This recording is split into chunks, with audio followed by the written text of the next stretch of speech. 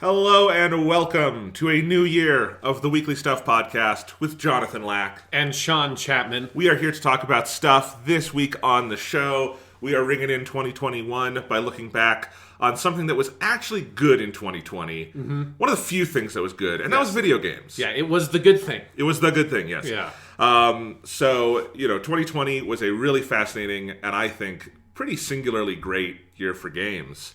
With very few peer years to me in recent memory. The close comparison I would make is 2017.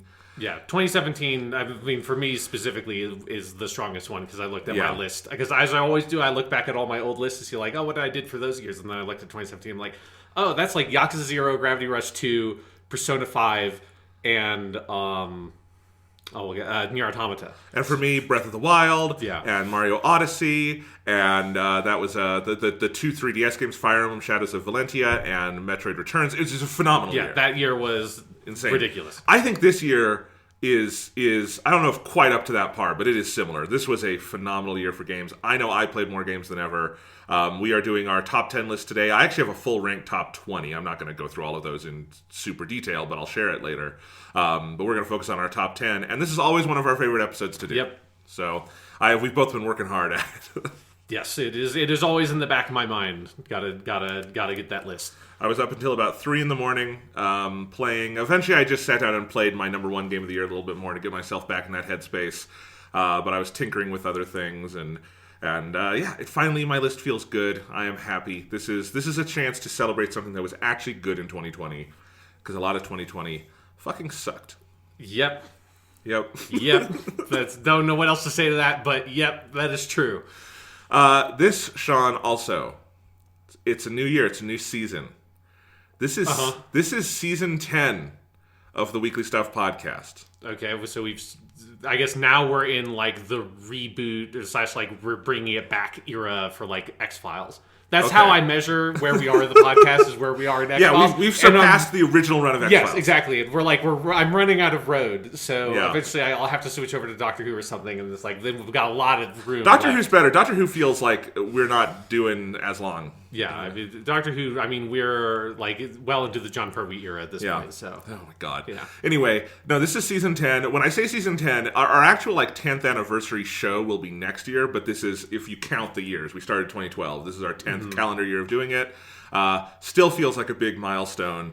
I have to create the folder on my laptop called Season 10, the 10th year of podcasts that go into the folder. We're old, Sean. Yeah, no, we're old motherfuckers. Yeah. Here's a little thing for longtime listeners. This show started as WGTC Radio over at We Got This Covered. Yes, that was only the first 2 seasons. This is our 8th year of the Weekly Stuff. Fuck, dude. Yeah. So even if you cut out that, it's still really long. It's still too long. Yeah. Still it's still almost as long as the X-Files. Yeah. We're catching up. I hope this is better than season 10 of the X-Files. I know it had some good ones. Season 10 was fine. It was probably better than season 9. Okay. Yeah. Because I guess I hear there was the really good one in the middle about the werewolf. Yeah. Well, it's the season opener and the season finale were god awful. Okay. Just absolute trash tier, throw it away, burn it. Yeah. Terrible television. Everything in the middle ranged from pretty good to really good. Okay, I'm okay with that. Although I would like this to be better than trash, because I like our top 10 episodes. So, without further ado, Sean, we don't have any news. We don't have, I think, any other real stuff. I can ask, how was your Christmas? You have a good holiday?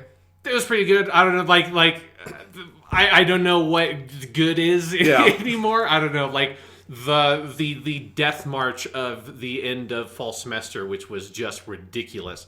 For the end of the semester is always really hard, but then you have all the remote stuff on top of it, and then you have a bunch of what I feel were really poor decisions made by district level people to try to make up for lots of students failing and stuff like that, and poor attendance rates, which is something that's true every school basically across the whole nation. And it's these are lots of things that sound good on paper, will have no efficacy, but it will get some parents off of some random dude at the district's back, and then that means that we all have to do a shit ton more work.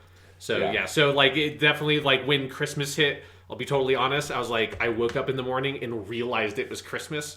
after I woke up. Oh, boy. I've never done that before in my life. Every year it's been like, it's Christmas. Like, you're looking forward to it. And I'm like, oh, I guess it's Christmas today, huh? Because that's what this year has been. I had a nice Christmas. I was excited. This was a year where I had spent an inordinate amount of time getting people gifts because it was a good way to just spend my mental energy and money, I guess. So yeah, it was a good one. I got some good gifts. I got the Lord of the Rings 4K set. Nice. The Best Buy Steelbook. Similar, you've got your Batman Steelbooks here, Sean. Yes. It's the same kind of thing where they're in like this nice steel set that has like felt inside so the Steelbooks stay nice. And those are the, by far, like coolest Steelbook packaging I've ever seen. Like the art on them is amazing. It kind of looks like some of the old like paperbacks Lord of the Rings used to have. Anyway, and I've sampled those. I have not watched the full movies. My brother and I are going to do that he has a 55-inch OLED TV, and I'm excited to watch them there. Nice. But I sampled them a little bit, and they're jaw-dropping.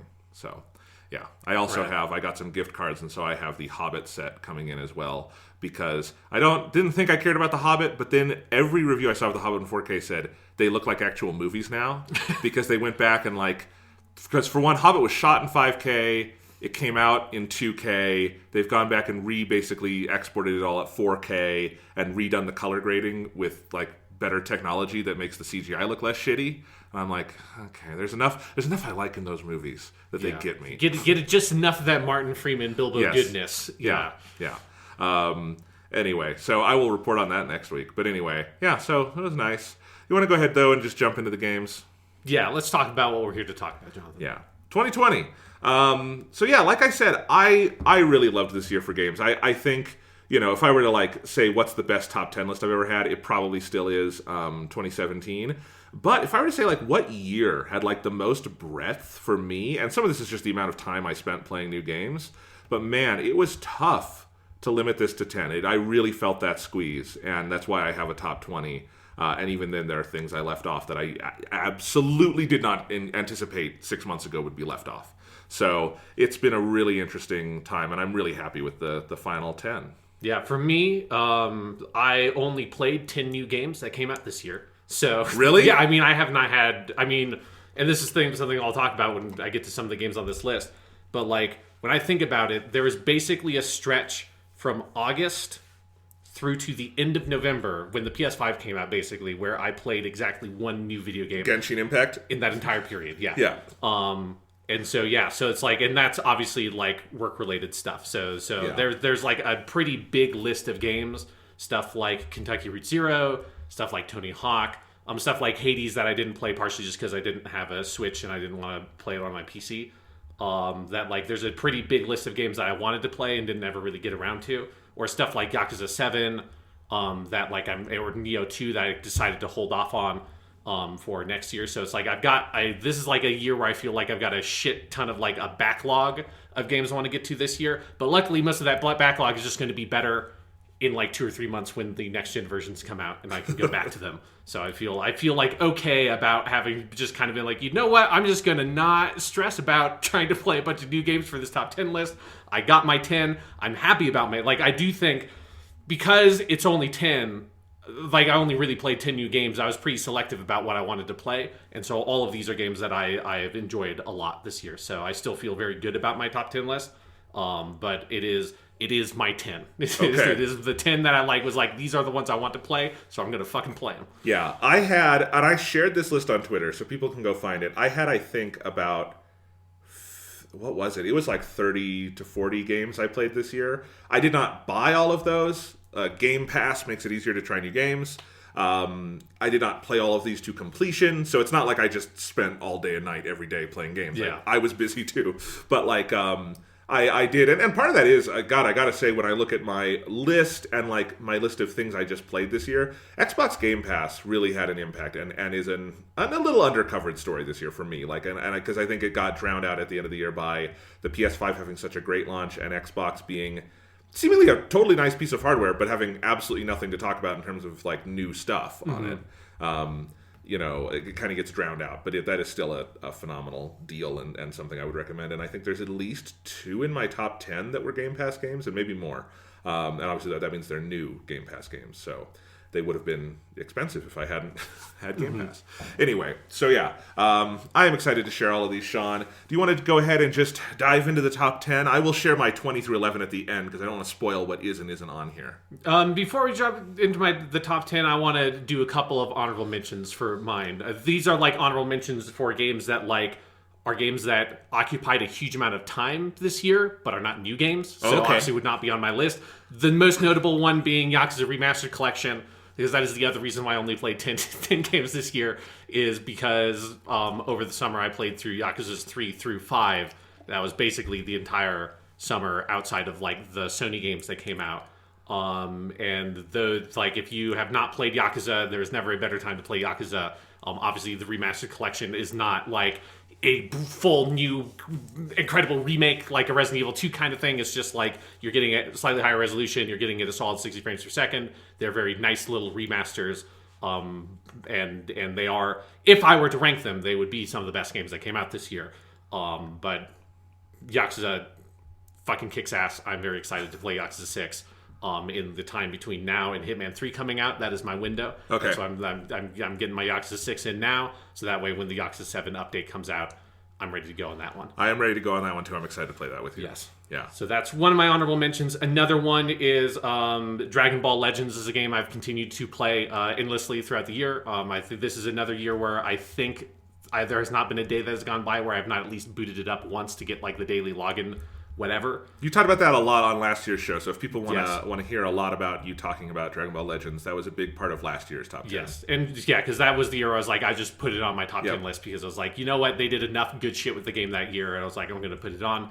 This year, they did some really good stuff. The story mode got to a really good place where they finally got to the point where the new main character, Shallot, who's the kind of original character they made for the game, achieved the Super Saiyan God form, which is something they had been building up to since the very beginning of the story, because the character has always clearly had a connection to that legend and that like part of the sort of mythos of Dragon Ball that is very underexplored because it's so new.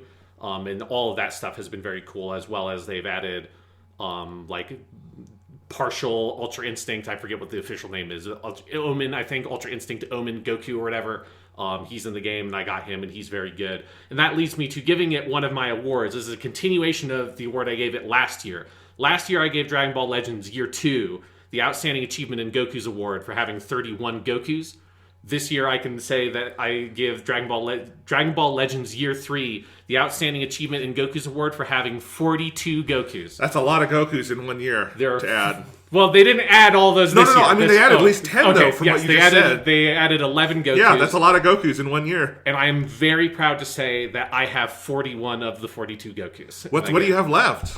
They just added, and it's not even a rare Goku. It's he's like a mid-rarity, just like kind of filler character. It's like, I think it's original Dragon Ball Kid Goku that's just like, hey, here's another one. Because there's already 2 other original Dragon Ball Kid Gokus. It's like, here's another one. We just have to eventually... We got to just throw some more in as like kind of fodder characters to fill out, because you can't have every character be super rare, obviously. So I'll get that character probably in like a month or whatever. But awesome. I've got 41 of the 42 Gokus. That is, and I do have to say that is including Goku Blacks, because it's just like too confusing to. And I'm like, I went into the character list, I typed Goku, and I just counted all the Gokus that came up. And so there are 42 Gokus. But Sean, Goku Black is technically omniscient. It's like his name is Goku. I think it would be 38. It's voiced by Masuko Nozawa. Yeah, I think there are 4 Goku Blacks in the game currently. And then the other game I've also been playing, similar to Dragon Ball Legends, another gacha game I played back when it came out in 2017 a little bit, and I've gotten back into this year because the only games I can play are gacha games, because I need like that, like give me 5 minutes and I can play a video game and let's go, is Fate Grand Order, which is the game based on the Fate franchise, which is a franchise I really love, like the Fate Stay Night, Fate Zero, all those. I rewatched those anime also this fall while I was playing the game. And Fate Grand Order is really good if you like gacha games and you're comfortable playing gacha games. It is like one of the most successful for a good reason, because it is very good. I've gotten through almost the entire like original story arc, which I think spanned like 2 years. Because I played the game, it came out in 2015 in Japan. 2 years later, in 2017, it came out over here. I played it for like 3 or 4 months, then it kind of fell off of it because other stuff was going on.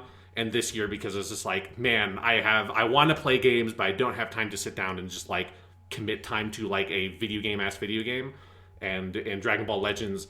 I've played so much of Dragon Ball Legends that like it's not super satisfying as like a game as much anymore because I have so many characters, and it's like the game is not necessarily balanced for people who have been playing it straight for 3 years, obviously. So like other than like special events where they like put out challenge missions, the game is like very mindless to me. So I got back into Fate Grand Order and have had a very fun time playing it.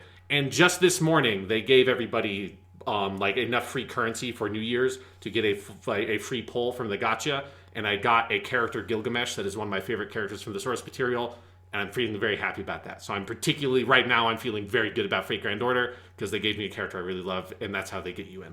There you go. Here you go. Here's you get your fucking Gilgamesh. He's voiced by Tomokazu Seki, voice of Domon from G Gundam, and it's very good, and I'm very happy about him. Fate Grand Order, very good game. I've been wondering how this podcast is eventually going to like end. Is it going to be one of us dies? What is going to happen? And I think it's you are going to go into financial destitution from gacha games eventually. I have spent a total of between Fate Grand Order, Dragon Ball Legends, and Genshin Impact. I can say I've spent $50 on gacha games this year. For now, I'm just saying, steadily, more and more of these every year. Yes. You know. I don't think I could fit in any more than this. Okay. I think 3 gacha games is like the limit. And again, Dragon Ball Legends is something that like I put like 3 minutes into, because it's just like, well, I have everything in the game, so it's like whenever they release, I finish in like a minute. I'm like, okay, and now I'm just like accruing more currency, so when they put out another Goku, I can get that Goku. Yes. I'll give one honorable mention to something I played this year that is also not new, although one of these games was new. In the spring, I spent a lot of time playing old games because there wasn't a ton of new stuff out while we were waiting. And I played all of the Resident Evil games 1, 2, 3, 4, and that was a hell of a time. That was so fun. The remakes of 1, 2, 3, and then the original 4. 4 is the best of those, but God, they're all great games. Yeah. And Resident Evil 2, the remake is phenomenal. Resident Evil 3, I will say, is in my top 20. It's not in my top 10, but I think that was a phenomenal remake as well. That series is so awesome. I played Bayonetta 1 and 2. That series is awesome. So Bayonetta gets a Holy Shit, This Game is Weird award. Actually, I think a different game on our respective top 10s might need the Holy Shit, This Game is Weird award. But Bayonetta is a lot of fun. So that was some stuff I played. But yeah, I will save my other honorable mentions because I have a top 20. And yes, you've got your whole list. I've got my whole list. I do, before we jump into the list, Sean, want to say because I've been asked about this before, and so I did put this out on Twitter, but I wanted to make sure it's on the podcast. I have 3 rules I use in making these lists of like what qualifies, and it's very simple.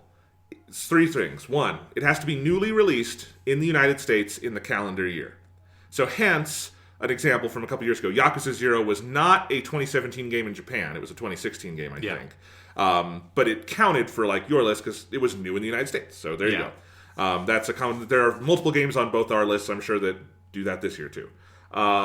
Remakes are good. And I have been back and forth on this for a while now, because it's been a weird category, but I now view, I think there are 3 things. There's remakes, there's remasters, and there's ports. Resident Evil 2 from a couple years ago, that's a remake. They took the original game and made a new game out of it. Totally new game. Totally new game. That's a remake.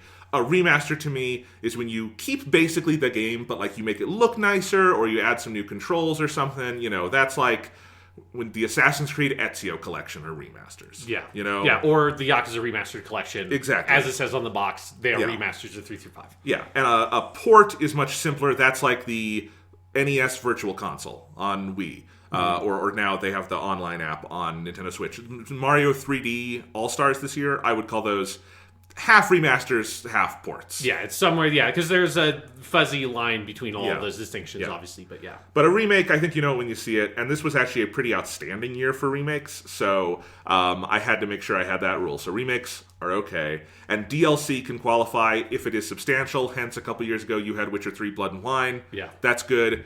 The Mass Effect 2 DLC where you were in the little car going around, no, that doesn't count. Yeah, I think like Left Behind, I'm pretty sure was the first game that like kind of had that distinction of like this DLC is unique enough and good enough that it deserves a place on a list. Yeah. And like obviously like a Call of Duty map pack would not qualify. Yeah. I mean, it wouldn't qualify because it's not good enough, but it's also like that's just more maps.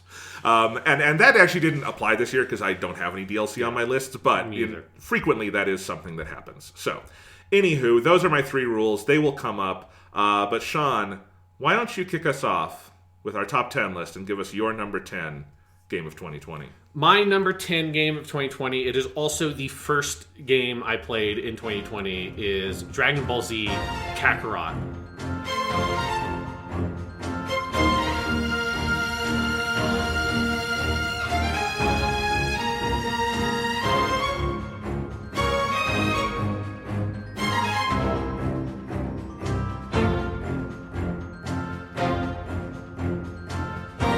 A game that is I think, like, in many ways, the main thing I just need to say about this game is one of the awards I gave it, because again, as is tradition on this podcast, I give all of these games dumb, meaningless awards, is I gave it the I Missed These award for that comfortable sort of license to be game that you just don't get of anymore, right? It's like, because Dragon Ball Z Kakarot is not like this, like, industry-shaking, just like mind-blowing, incredible artistic experience or something. It's not revolutionizing the genre of open-world third-person action RPGs. It's not like, really digging in and revealing hidden depths in the Dragon Ball story. It's not that kind of game, and it's not that kind of game on purpose.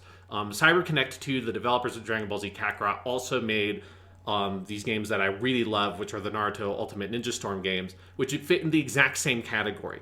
That it is a developer that has a lot of talent and, more importantly, a lot of love for the source material, and is approaching it obviously not with like the resources of a Naughty Dog making a Last of Us or Uncharted game. They're given like about a year, maybe a little bit more than a year, to make these games.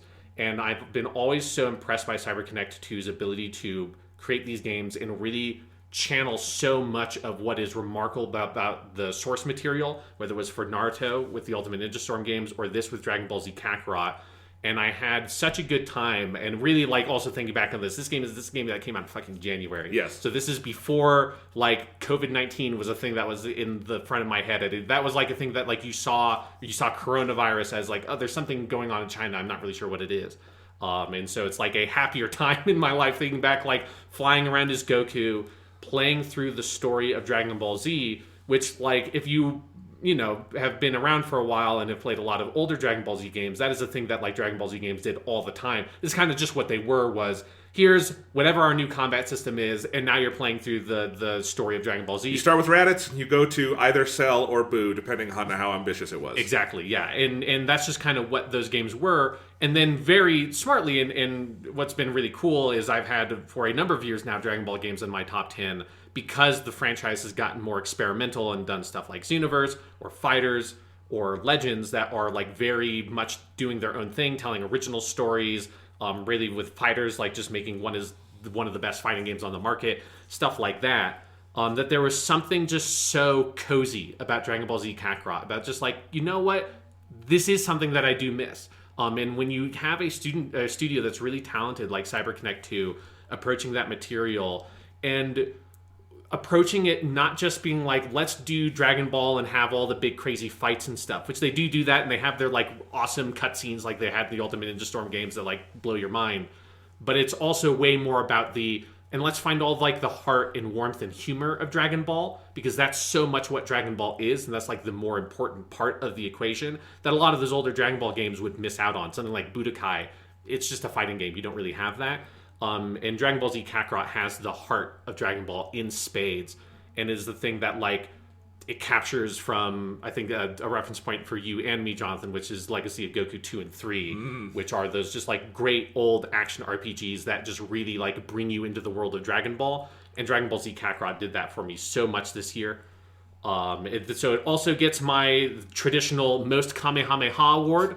This is the traveling trophy that goes from whatever Dragon Ball game gets in my top 10 for whatever that year is. It started with Xenoverse, I think 2016. Then it went to Dragon Ball Fighters. Then it went to Dragon Ball Legends last year, and now it has come all the way around to Dragon Ball Z Kakarot. I didn't realize you have had a Dragon Ball game on your top 10 4 years in a row. That's fucking hilarious. Yeah, it is, and they are all completely different games. Yeah. It's such a good, like, it has been such a ridiculous good time to be a Dragon Ball fan in the past, like, 5 or so years.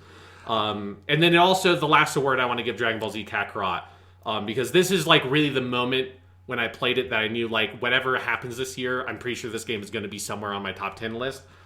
Is Vegeta presents the Your Number One award to Kakarot, Son Goku himself, because when the game gets to the end of the Boo saga, which I do think one of the flaws of the game is maybe slightly overly extends itself, because you can tell once you get out of the Frieza stuff, it's hard to sort of tell the full story of Dragon Ball Z in one game. But it goes all the way to the end of the Boo stuff. But when you get to the end of the Boo arc and you have that scene, which is a scene from the original source material of Vegeta watching Goku fighting Kid Buu at the end, and Vegeta has this whole moment of him reflecting on the story of Dragon Ball, which is as much the story of Vegeta as it is as Goku, or of Dragon Ball Z, right? As much the story of Vegeta as it is Goku, and it's the culmination of Vegeta's story arc where he lets go of that rivalry and he just says, "You're number one."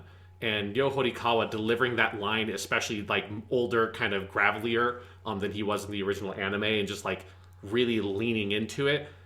I had like a really emotional reaction of like this, like that moment landed in a way. I feel like that scene, I've always liked it. It never landed the way it landed for me in this game. I think because like the focus of Dragon Ball Z Kakarot, like condensing the story down like that moment just punches so hard. And I was like, man, I really, really love Dragon Ball. And so that is why Dragon Ball Z Kakarot is my number 10 game. I really, really love Dragon Ball too. And now I'm happy to announce Weekly Suit Dragon Ball, which we're doing the anime one episode at a time. No, just kidding. Oh my god. One day, maybe. Not one episode at a time, but no. Maybe something. Anyway, no, I did not get to play. I have this game. I played a couple hours of it. I liked it. Other stuff came up and I didn't fully get into it. And I feel a little bad. This is one I wish I had played more of this year. And maybe at some point. I have it in my box of stuff I brought with me out to Colorado. So maybe at some point. It seems cool. It's just a really chill game and a really chill time. Well, and I want to say, this will transition us into my number 10. I almost, at my number 10, had One Piece Pirate Warriors 4 for kind of the same reason you have this. It is, I missed this. This is like, this year I got super into One Piece. I read all 1,000 chapters, which I can say because this podcast is going out when chapter 1,000 is out, and I don't have to pretend I didn't read the scans. Chapter 1,000 kicked fucking ass. But I was like, I wanted a good One Piece game. I finally bought this near the end of the year, and I've played like 30 hours of it now, and it is so good. It is so what I wanted, which is like, give me a bunch of One Piece characters, and I can just run around using their cool powers, and it's like, and it's just, there's something about that. And like, Kakarot is going for a different thing there, obviously, but it sounds like the same thing you're saying, of just like, it's the warm bath of this franchise I love, presented with love and care. Yeah. It's not the best game ever made, but it's a good game. It's well done. But I'll say, why didn't One Piece Pirate Warriors 4 get on my top 10? And it's, the core source of my love for that game is my love for One Piece, right? Mm-hmm. The game, I think, leverages that love really well. That's no small thing. And it gives me more than I would have hoped to ask for, I would say, frankly. And that's meaningful. But my number 10 is something that I didn't necessarily love that much, and was therefore more blown away by. And my number 10 is Gears Tactics.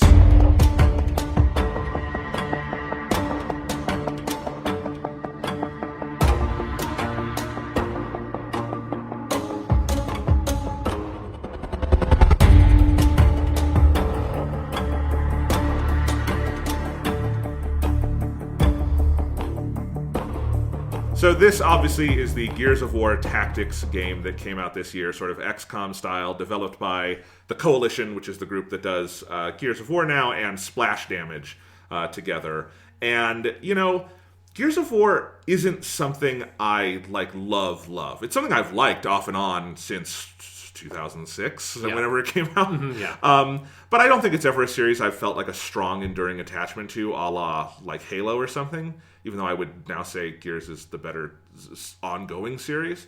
So Gears Tactics had a little bit of an uphill battle in a couple of ways. It is adapting, what is the great thing about Gears of War, which is the groundbreaking, still best-in-class, third-person cover-based shooting formula, into a well-trod genre it's coming in late to, which is tactics, right? And it also has an uphill battle in making me care enough about those basic pieces of Gears of War, the aesthetics and the style and the weapons and the characters and the world building, to really enjoy this, instead of just, spending my time going and paying $10 and playing XCOM, right? Mm-hmm. On PC, which I have bought XCOM on a Steam sale, and I will play it at some point. I've heard. Yep. I've heard. But Gears Tactics clears both of those hurdles with ease. It plays phenomenally well. It is so compelling to play at every turn, but it is also clear that, like, every choice made in creating the specific tactics system of this game was filtered through the lens of Gears, the lens of that cover-based shooting, of big, slow, lumbering movement, of big, meaty kills where people explode into chunks of fucking meat at a butcher shop, with chainsaws and lancers, of a bombed-out world without a lot of color, but with a whole lot of sort of gnarly alien enemies, and these characters who I think have there's one thing Gears has always done well, a good amount of, like, humor and self-awareness. And all of that is here. It's not Gears plus tactics, or tactics with a little bit of Gears on top, but it's Gears tactics. They actually, like, melded those things.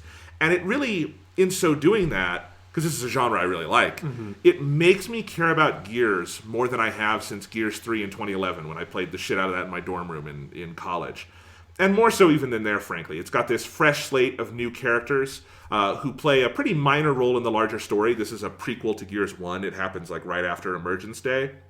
But it ties in really seamlessly with the events of the ongoing sequel series, Gears 4 and 5, that I think enriches both this game and that ongoing series. But you get this smaller scale, boots on the ground, daily life kind of missions of soldiers in this really fucked up world. And I came out of it remembering and taking joy in the silliness of the Lancer, the unbelievable satisfaction of the Gears frag grenade, which you just throw like a fucking brick and it blows things to smithereens.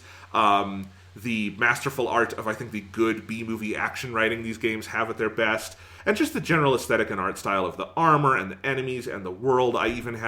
This game has customization where you can do all the color on your armor, and I had a stupid amount of fun with that, making my guys look like Power Rangers, basically. And in the end, it's the most fun I've ever had with a Gears of War game. Like, to the point where it made me go back and catch up on Gears 5, which I missed last year. And Gears 5 gets my... I'm going to do a couple of dumb awards, Sean. Okay. Yeah. Gears 5 gets my I'm sorry this wasn't on my top 10 list last year award, because I think Gears 5, looking back on it, would have been like my number 2 game of that year. Wow. Of what I played. Wow. Keeping in mind I missed some of the stuff like Control and whatnot, but my number 2 last year was Dragon Quest Builders 2. It would have either been above or slightly below that, but Gears 5 is probably the best Gears campaign. It's fucking phenomenal. And it's even made me want to, I've like reinstalled Gears 1, 2, 3 on like my Xbox so I can go back and play those and stuff. And it made me see more value in the series than I'd ever seen before. And that's a pretty neat trick for a spin-off that could have been a lot less, you know? It's really good. I played this over the summer. And I should also say, this is kind of fun. This is the first like non-indie PC game I've had on this list, I think, ever. Because I have a Windows PC that can play real games. And that's where I played this game. And this is a PC-ass game. This is one cool thing Microsoft started doing this year, is as part of like the overall Game Pass strategy, they're making real PC games. And this got ported to Xbox, but like you should play this with a mouse and keyboard if you can. Microsoft Flight Simulator, which I tried out, it's not quite my thing, but you can tell it's like super impressive.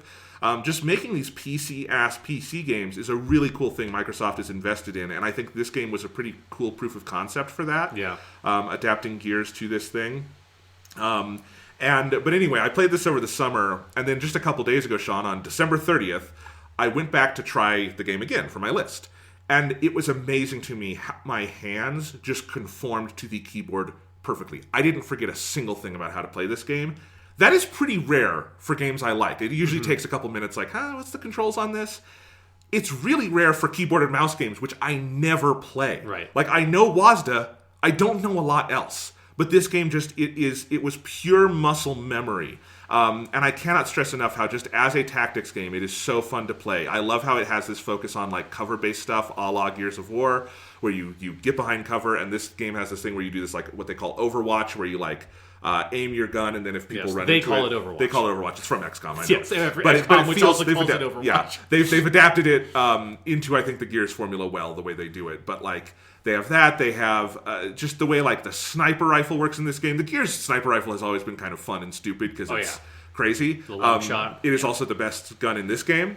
And just the way they use all the weapons, everything in here is, like I said, filtered through Gears of War. It is a super fun tactics game. I think the big difference between this or a Fire Emblem or an XCOM is it's not as much about like dying and losing units and retrying. Like there's no There is permadeath for like your non-main character units, but it's not as much of a focus in this game. It really is about like the creative ways through the level and like endurance, and I think it does that really, really well. I surprisingly liked the main cast. You've got, especially the one of the main characters is a guy named Sid Redburn, who is the big dude with badass white mustache and a bunch of secrets, who is like the Gears of War character here. Mm-hmm. But I like the other characters in this game. I like the main character is a guy named Sergeant Diaz, he was a war hero, and now he works in the motor pool because he doesn't want to fight anymore. And then they pull him out of that because the government in Gears is a fascist piece of shit, which this game really zeroes in on. And then they even do this cool thing where they bring in the final act. This is a little bit of a spoiler, but I think it's worth sharing. The character Reyna, who is really important to the story in Gears 4 and 5 because she is Kate's mom.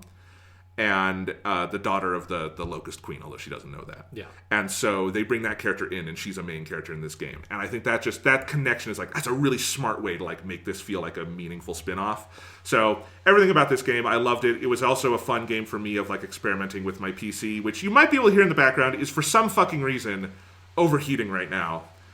And I don't know why. Yeah. We're not doing anything other than recording, and this has never happened before. But anyway... Gears Tactics, I loved it. It made me enjoy PC gaming a lot too because it's fun and anything you can get running at like 120 FPS is awesome. This is one of those things. So yeah. What a year it's been. Where early in the year, one of my favorite podcast moments ever is you're just like absolutely insane, nonsensical. I couldn't understand what the fuck you were going on about rant about Persona 4 The Golden being ported to Steam. You were just like, you were so upset about it. And I was like, what the fuck? I was upset that it wasn't coming anywhere else, which it still hasn't, and it's dumb. And I still think that's dumb. But now I have it on my PC, so who cares? Yes, now you don't give a shit, right? Yeah. And it's like, and the whole time I was just like, man, it's like, this is just like the only reason you're mad is because you had a fucking Mac. It's like if you had a PC, you would have given a shit. Because I switched to PC this year, and it was smooth as butter transition. PC is awesome. I like it. Why is the fan on? That's the one thing I don't get. You gotta get that thermal paste, bro. Yeah. Gotta get the thermal paste. Well, anyway, Sean, that's my number 10. What is your number 9? My number 9 is Final Fantasy VII Remake.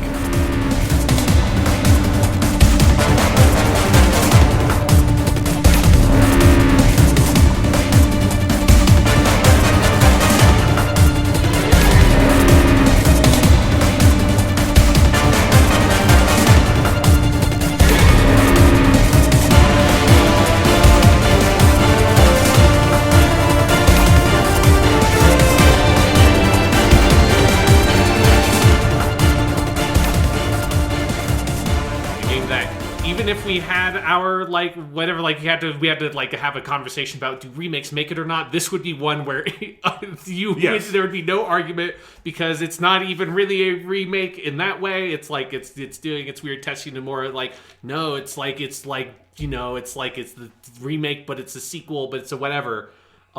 This year has been a year of many things, and one of those things for me has been Final Fantasy VII.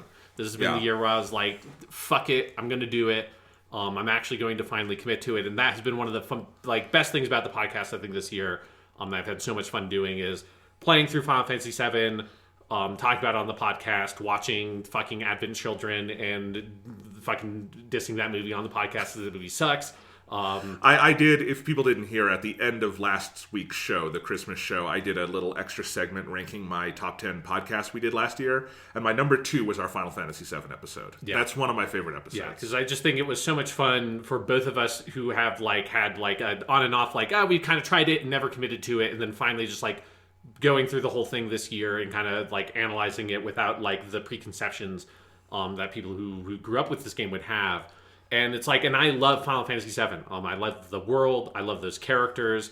And maybe the thing I love the most in some ways, I think, is Crisis Core. And playing that on the PSP I didn't play it on the PSP. Another impetus for me getting a PC was my jealousy of you being able to play that. And then I checked, how does the PSP emulator run on Mac? Oh, I can only run it in its original resolution. All right. Done. Yeah, PC exactly. time. It's the advantage of the PC, and playing that game and falling in love even deeper with the world of Final Fantasy VII and the characters and Zax and Cloud and all of that and Aerith, and that's where Final Fantasy VII Remake, I mean, we talked about that game a lot on our podcast, and it has a lot of problems. I think there are like ways in which it kind of misunderstands or misuses some of the elements from the original game. I think it like kind of sets itself up to fail in some regards by trying to be a remake of only the Midgar section of Final Fantasy VII, because that story is not designed to have the Midgar thing be a whole story unto itself in many ways, because it's like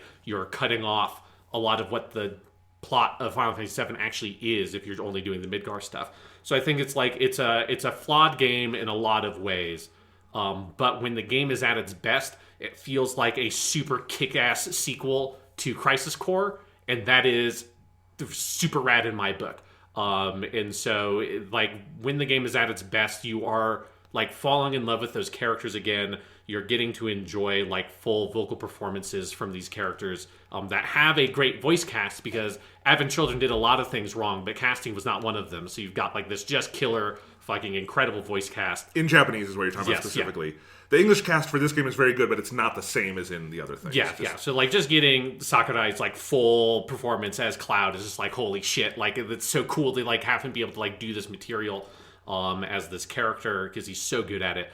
And just, like, living in that world and chilling with those characters. Final Fantasy VII Remake is so good when it's just able to be in that mode, and it is in that mode for so much of it. That's where it gets one of my awards I give it, is the We're His Living Legacy distinction for allowing players to effectively use the Buster Sword throughout the whole game. Because that's when I saw that was something that, like, watching videos and knowing that, like, oh, you can equip other swords in the game, I knew that would be a thing, and I was like, well, that's fucked up. Because I just played through Crisis Core. And there is no fucking way Cloud would ever use anything other than the Buster Sword. If you've played Crisis Core and gotten to the end of that game, you're like, it's not possible. The scene at the end of Crisis Core where Zax passes on the Buster Sword to Cloud is such a critical moment, and there's this really iconic line, so iconic that, like, they mine it, I think, like, fucking, like, a dozen times over the course of Advent Children. It's like half of the shit they added in the director's cut was just references to this line where Zax tells Cloud, "You are my living legacy," and he gives him the Buster Sword, and Cloud sort of half adopts Zax's identity and goes into Midgar. And that's where, when I actually played Final Fantasy VII Remake and realized, oh no, they designed the whole weapon system in this game is designed so that you can use any of the weapons, and all the weapons are basically equally good. And I was like, well, awesome, because that means I'm only ever going to use the Buster Sword, and then I'll switch to, like, the other sword when I unlock it to get the move or whatever you need, because you have to use it a little bit to, like, get the proficiency or whatever, and it's right back to the Buster Sword, because it's like, because that also, is... the Buster Sword looking super fucking cool in this game. Yeah, it looks fucking sick. It's the Buster Sword. It's Zax's sword. It's like, it was passed to Zax from his mentor, and it's like the legacy of what the Buster Sword represents. And that's like what I mean when this game is at its best. It feels like these are people who really liked Crisis Core made this game, and I really, really like Crisis Core, and allowing me to kind of live out that aspect of my love for Final Fantasy VII through Final Fantasy VII Remake is the best fun I had in that game. Another thing I really love about Final Fantasy VII Remake is its soundtrack is fucking incredible. It's so good. Just top to bottom, incredible work. And one element of the soundtrack people should not sleep on is the Stamp song. Especially the Japanese version is particularly good because it's so fucking funny. But that Stamp song, that's like the Shinra like propaganda song that they've made with their mascot Stamp, who's this little dog. If you have the soundtrack, you should listen to all those, like, the remixes and things that play on the vending machines are so good, and that Stamp song is probably the best because it is incredible. The other thing I love about the soundtrack is that there's, like, I think 5 or 6 different, like, literal direct remixes of the Final Fantasy VII battle music, but that's only the tip of the iceberg, because there's, like, over a dozen secret hidden Final Fantasy VII battle songs in the soundtrack. And so I am giving the song Ignition Flame the award for Best Hidden Final Fantasy VII battle theme, because that song is, I think it plays during, like, the motorcycle segment or whatever. And it basically sounds like a Hans Zimmer song. Like, it sounds like you're, like, watching Inception or something, and it's like, and that's, like, the first, like, 90 seconds of that song are just like, And it's the kind of song on a game soundtrack that I normally wouldn't even listen all the way through because I'm like, oh, this is a song that probably works well in the game, but it's not that fun to listen to because there's just kind of violence going ba-da-ba-da-ba-da-ba-da, and then eventually you get a wow. It's like, that's fine. But like a month or so ago, I was grading some like papers, and I, as I always do, I like to have music on the background. I was like playing Final Fantasy VII, like the soundtrack, and just put it on like mix or whatever. It's just like, I just play whatever. And that song came up. I wasn't really focusing on it.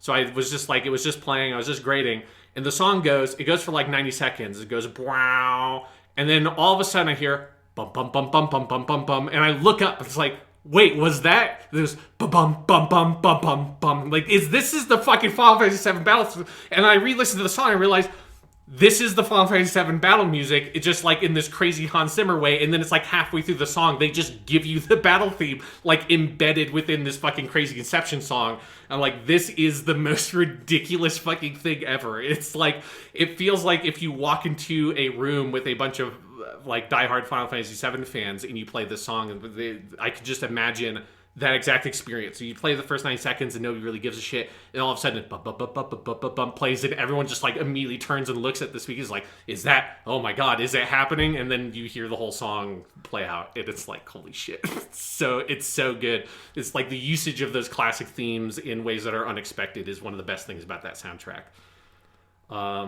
And then this leads me to giving, this is the stupidest award I have given so far. I'm not going to say I'm ever going to give, because I can't promise for the future how stupid that'd be a weird, but so far, this is the stupidest award, and you'll find out as soon as I start saying it, because this is something I had designed to be, I had been planning, Jonathan, for like 2 fucking months, ever since we did our Gundam Seed podcast. I came up with this joke, and I wrote this joke, and it's taken a while to get here, and so it now doesn't work, so I had to rework the joke. This is we've been working on the Gundam Seed Destiny podcast for longer than I thought award. For this joke was supposed to be after we talked about it on that podcast, but we're doing this podcast first. So I'm just awarding the best couple to real life married couple, Kenichi Suzumoto and Maya Sakamoto, for the roles of Zax and Aerith in Final Fantasy, etc., because they also play Sheen and Luna Maria in Gundam Seed Destiny. It is a long, like, meme in the anime, like, voice actor fan community that Kenichi Suzumoto and Maya Sakamoto are married. They got married in like 2011 or something, and they are connected by fate because they are always in shows together, always playing characters that are either a romantic couple or like closely connected to each other.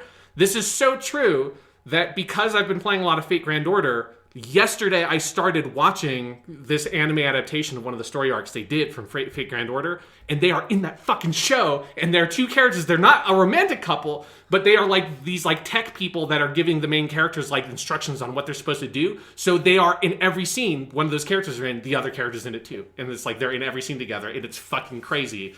And they are Zax and Aerith also in the Final Fantasy VII stuff. Zax is obviously not in Remake a lot, but he's in it enough that I've decided to give it this award.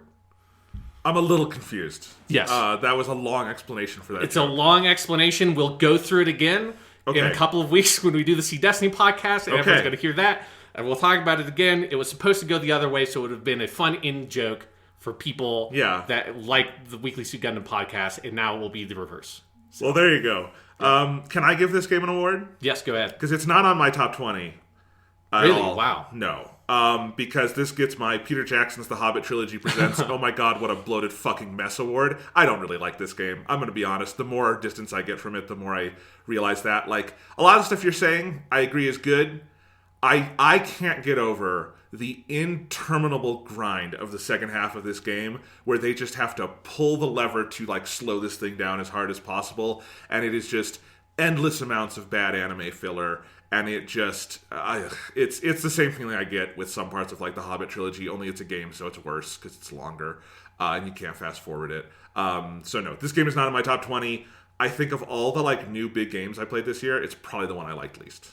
Interesting. I think there's one core difference between you and me, Jonathan. You've played Crisis Core? I've played Crisis Core. Okay, yeah. And I want to, and maybe I'll go back to it. I'll probably wind up playing this game again when Part 2 comes out, as like, you know, the same reason I watched An Unexpected Journey four or five times. And you're going to get it on 4K Blu-ray. Yeah. No, I've got the Steelbook Special Edition of this game. I was in for it.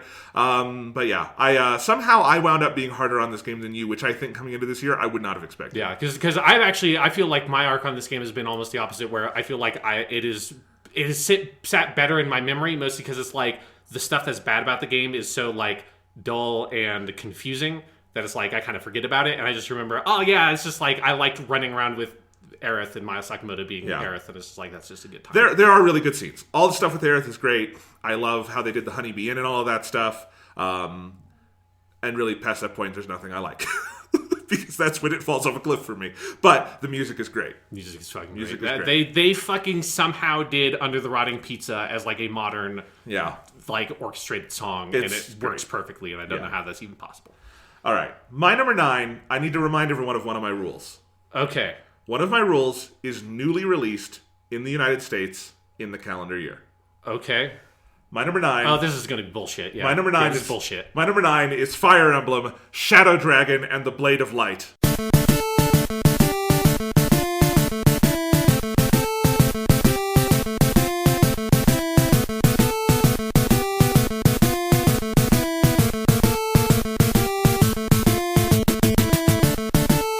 I feel like this is a stretch for that rule. This is like putting Star Fox 2 on the list like a year ago. I didn't put Star Fox 2 on the list. No, you didn't. No, I'm saying that's like, but it's conceptually a similar concept of like, I mean, yes, it was released originally for the You know what Star Fox 2 didn't have? It didn't have a box. There we go. It came on a console. It came with the Star Fox 2 came on its own little console. Thing. Yeah. So I've pulled out part of the special edition of Fire Emblem because this game does have to get the award for best video game special edition of 2020. Because I bought several video game special editions, and the special edition for Fire Emblem, Shadow Dragon, and the Blade of Light, which I should probably clarify now, is the original Famicom, not NES, because it never came out on the NES, Famicom Fire Emblem from 1990, released for the first time in the United States, officially with an official Nintendo translation in 2020 on the Nintendo Switch. It got a killer special edition that, honestly, in all honesty, Sean, is my favorite video game special edition I've bought since the Halo 3 Collector's Edition back in the day, because in addition to an amazing art book and everything, it came with an actual replication box of what it would have looked like if they put this out on the NES, complete with inside a translated instruction manual and a map and all sorts of cool stuff, including, I've just got to pull this out while we're talking about it because it makes me happy, because they did not actually put this out on a Nintendo cart, that'd be weird, but they did make a little glass cartridge sculpture for your desk that looks very cool, and it didn't come out of the box. Here you go. And even has the Nintendo Famicom little sleeve that would come on all of these. Not Famicom, NES.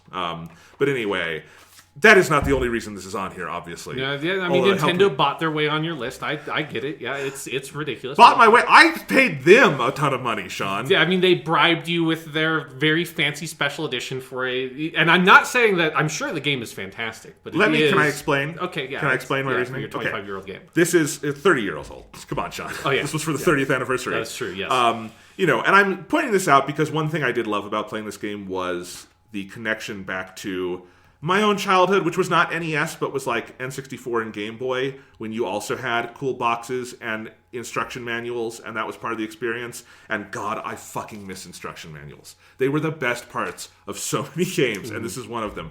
But Fire Emblem has been on my top 10 pretty regularly in years past. It wasn't on in 2018 because I don't think a game came out, but it was 2017, 2019, 2016 with Fates. So it's been very regular.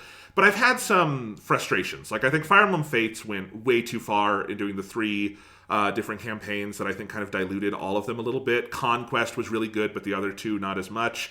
3 Houses I had a lot of problems with last year. And the only one in recent years that really has like completely 100% worked for me was Echoes, which was the... Remake is really... It's kind of like Final Fantasy VII is a remake. Yeah. It's that kind of remake of Fire Emblem Gaiden, the second Famicom game. So I honestly this year had been feeling pretty down on Fire Emblem because I had my issues with 3 Houses. It did make narrowly my top 10 list last year because I played like 100 hours of it, so how could it not?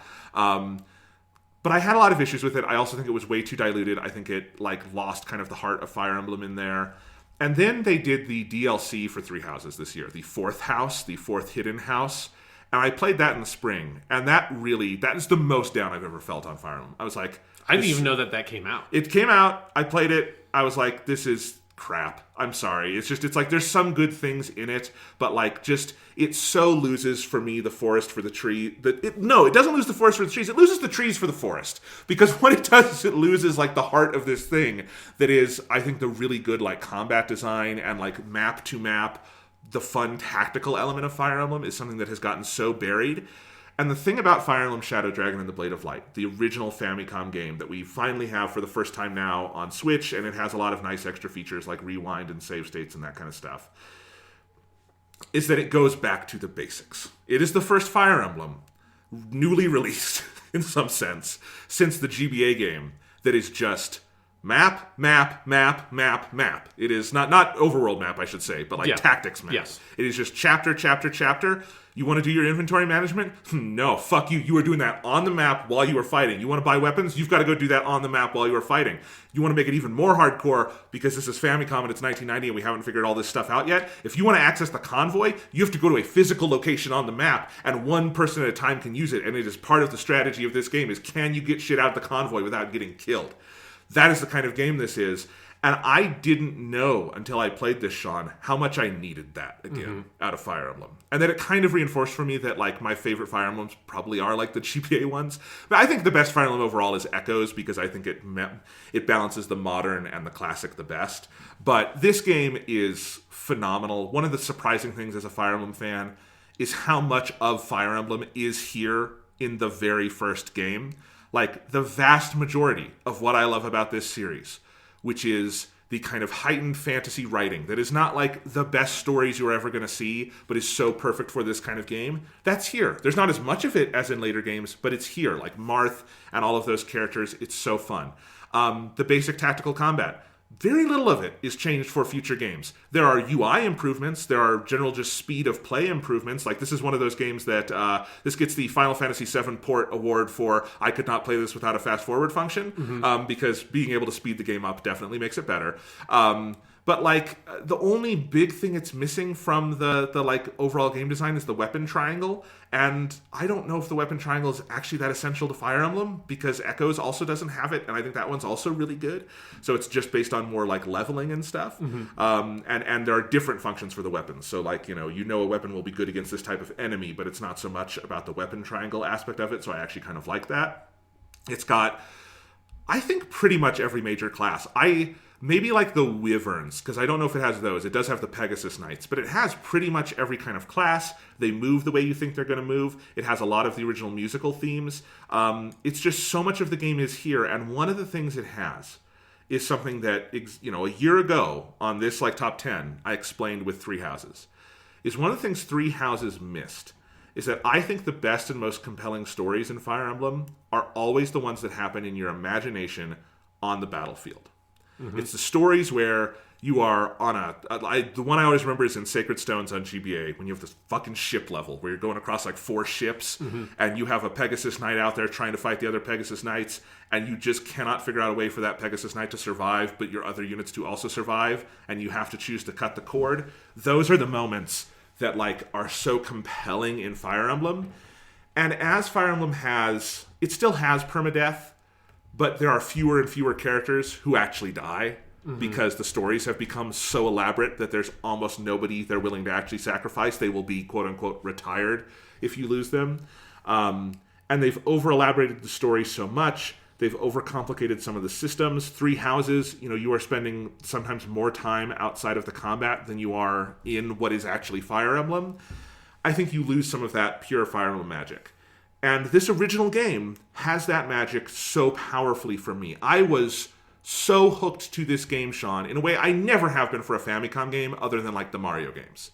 Because most Famicom games I find historically interesting, but not super fun personally for me. Right.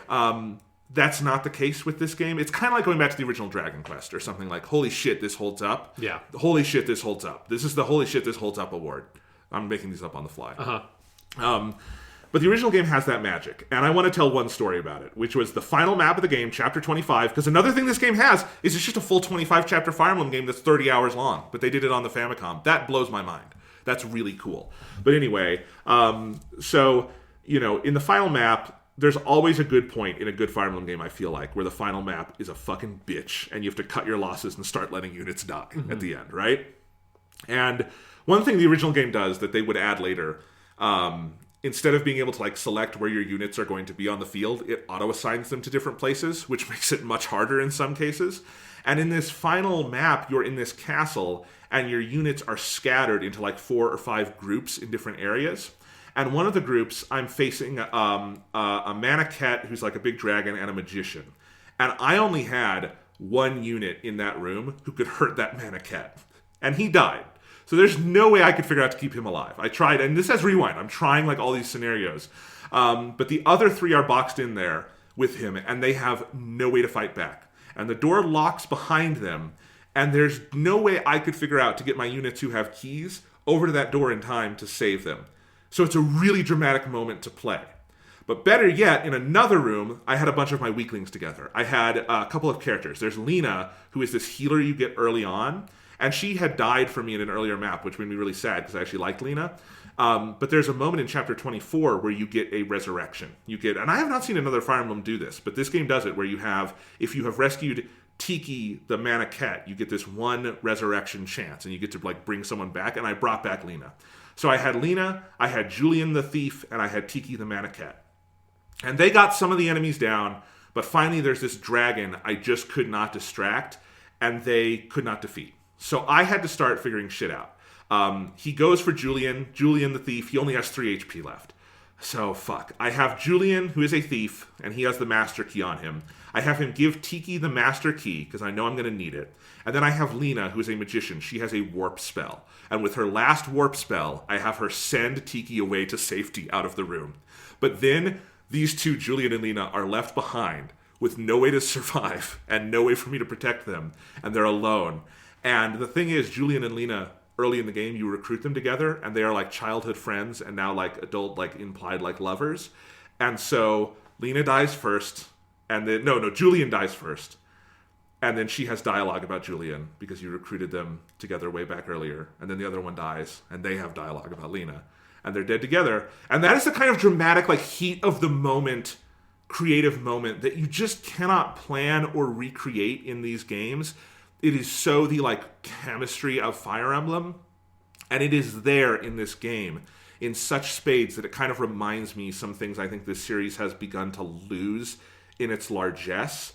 And this is just some of the most fun I've ever had with Fire Emblem. I fucking inhaled this game in like a week, maybe 10 days, the full 30 hours of it. I just could not stop playing. It was so fun. I think like the general map design is incredibly good. It's not like, balance is relative when you talk about a Famicom game, but it's relatively well balanced. The challenge, obviously the quality of life improvements they've added to this port make it better, but I'm so glad I got to play this game. I am so glad Nintendo did this, because it's super rare for Nintendo to go do an untranslated game.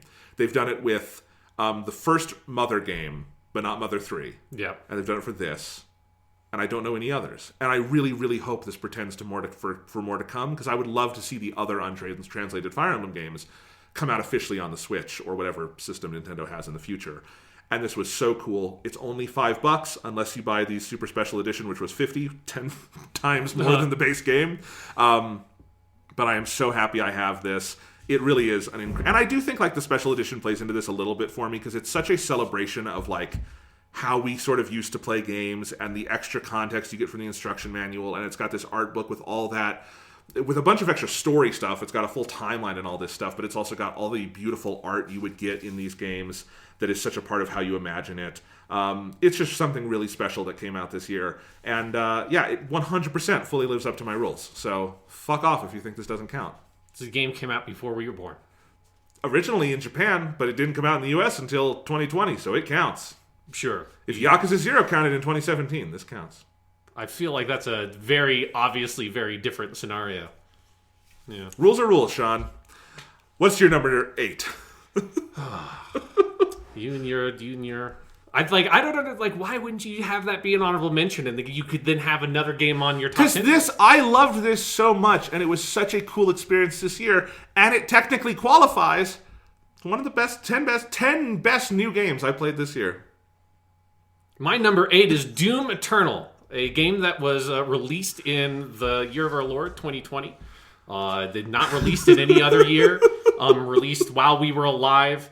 Not before. Like, I like to think, Jonathan, with that Fire Emblem, I wonder if there's a developer at Nintendo who thought that there is, in a few years, there will be someone born that when they are 27 years old, they will eventually give this game that we are now releasing on the Famicom Game of the Year in 2020. Yeah, I think they probably the prophecy. I mean, what's the actual thing to think about, Sean, is some of the people who worked on this are probably dead. Yes, some of the people who worked on it are dead. I'm looking forward to the other Fire Emblem games eventually getting translated, and that just being a thing. This is the second year in a row I've done this, by the way, because last year I did Metal Wolf Chaos. So this is a new... Was that actually on your real top 10 and not honorable mentions? Yeah, your top 10 is worthless. It just, like, doesn't... No, it just doesn't, like... It's just meaningless, man. It's still not as bad as people putting Among Us on their top 10 this year, which just fully came out in 2018 and had no kind of re-release or anything. I disagree. I feel like Among Us makes more sense to me that it would be on It didn't come out this year in any form. But it's the only people only gave a shit about it this year. That doesn't count. That doesn't count. My number 8 is Among Us because I have watched a lot of video game streamers play Among Us. It was a game that I didn't even know existed. Nobody knew existed until they started playing it. And now it's like, all my students were playing Among Us when we were in person. I could actually talk to them. Yeah, it's like it was a real cultural moment. All right, well, why don't you tell us about this all together? Why don't you tell us about Doom Eternal?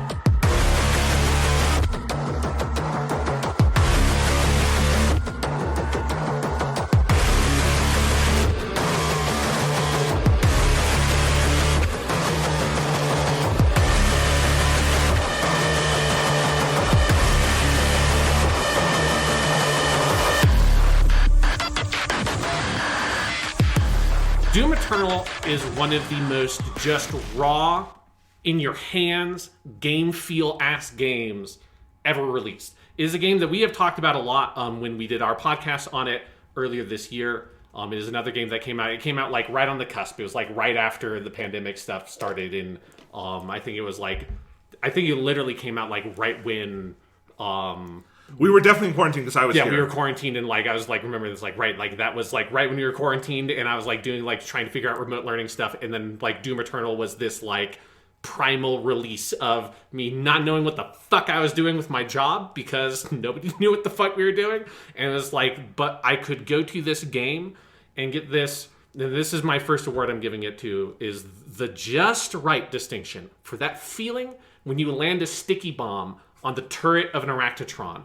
It is like the most dialed in, perfect, just like you feel it in every cell of your body that you have just like nailed this shot of this sticky bomb from your shotgun, the alt fire, and it sticks onto the turret of that fucking spider robot, and it blows up and it destroys the turret with it, and you get that just like ting noise that plays. Like, it is a game that just feels like it is tuned to like this razor's edge of exactly this very fine combat design that is designed to just... And this was like, I think it was a fairly divisive game when it came out, and I know that I liked it more than you did, Jonathan, for like some of the stuff of it is very different than Doom 2016. Doom 2016 is a game that like is happy for you to approach the combat any way you want, and you can be successful approaching that combat from basically any direction, which is great. And I do think Doom 2016 overall is like the tighter overall experience compared to Doom Eternal, which is like very big. It's got a lot of stuff in it. And it doesn't have that sort of like cohesive sort of element that Doom 2016 had. But one of the issues with that design with Doom 2016 was that, and like replaying the game again before Doom Eternal, I discovered was the game, once you are like good at playing the game just becomes very easy because the solution to every problem is the super shotgun, because the super shotgun is so good. And Doom Eternal is like, we're going to go a like completely different direction with the whole philosophy behind the combat design, which is less you can take whatever weapon you want into any combat encounter and use that weapon and basically just be able to win it without having to sort of strategize around specific weaknesses or whatever.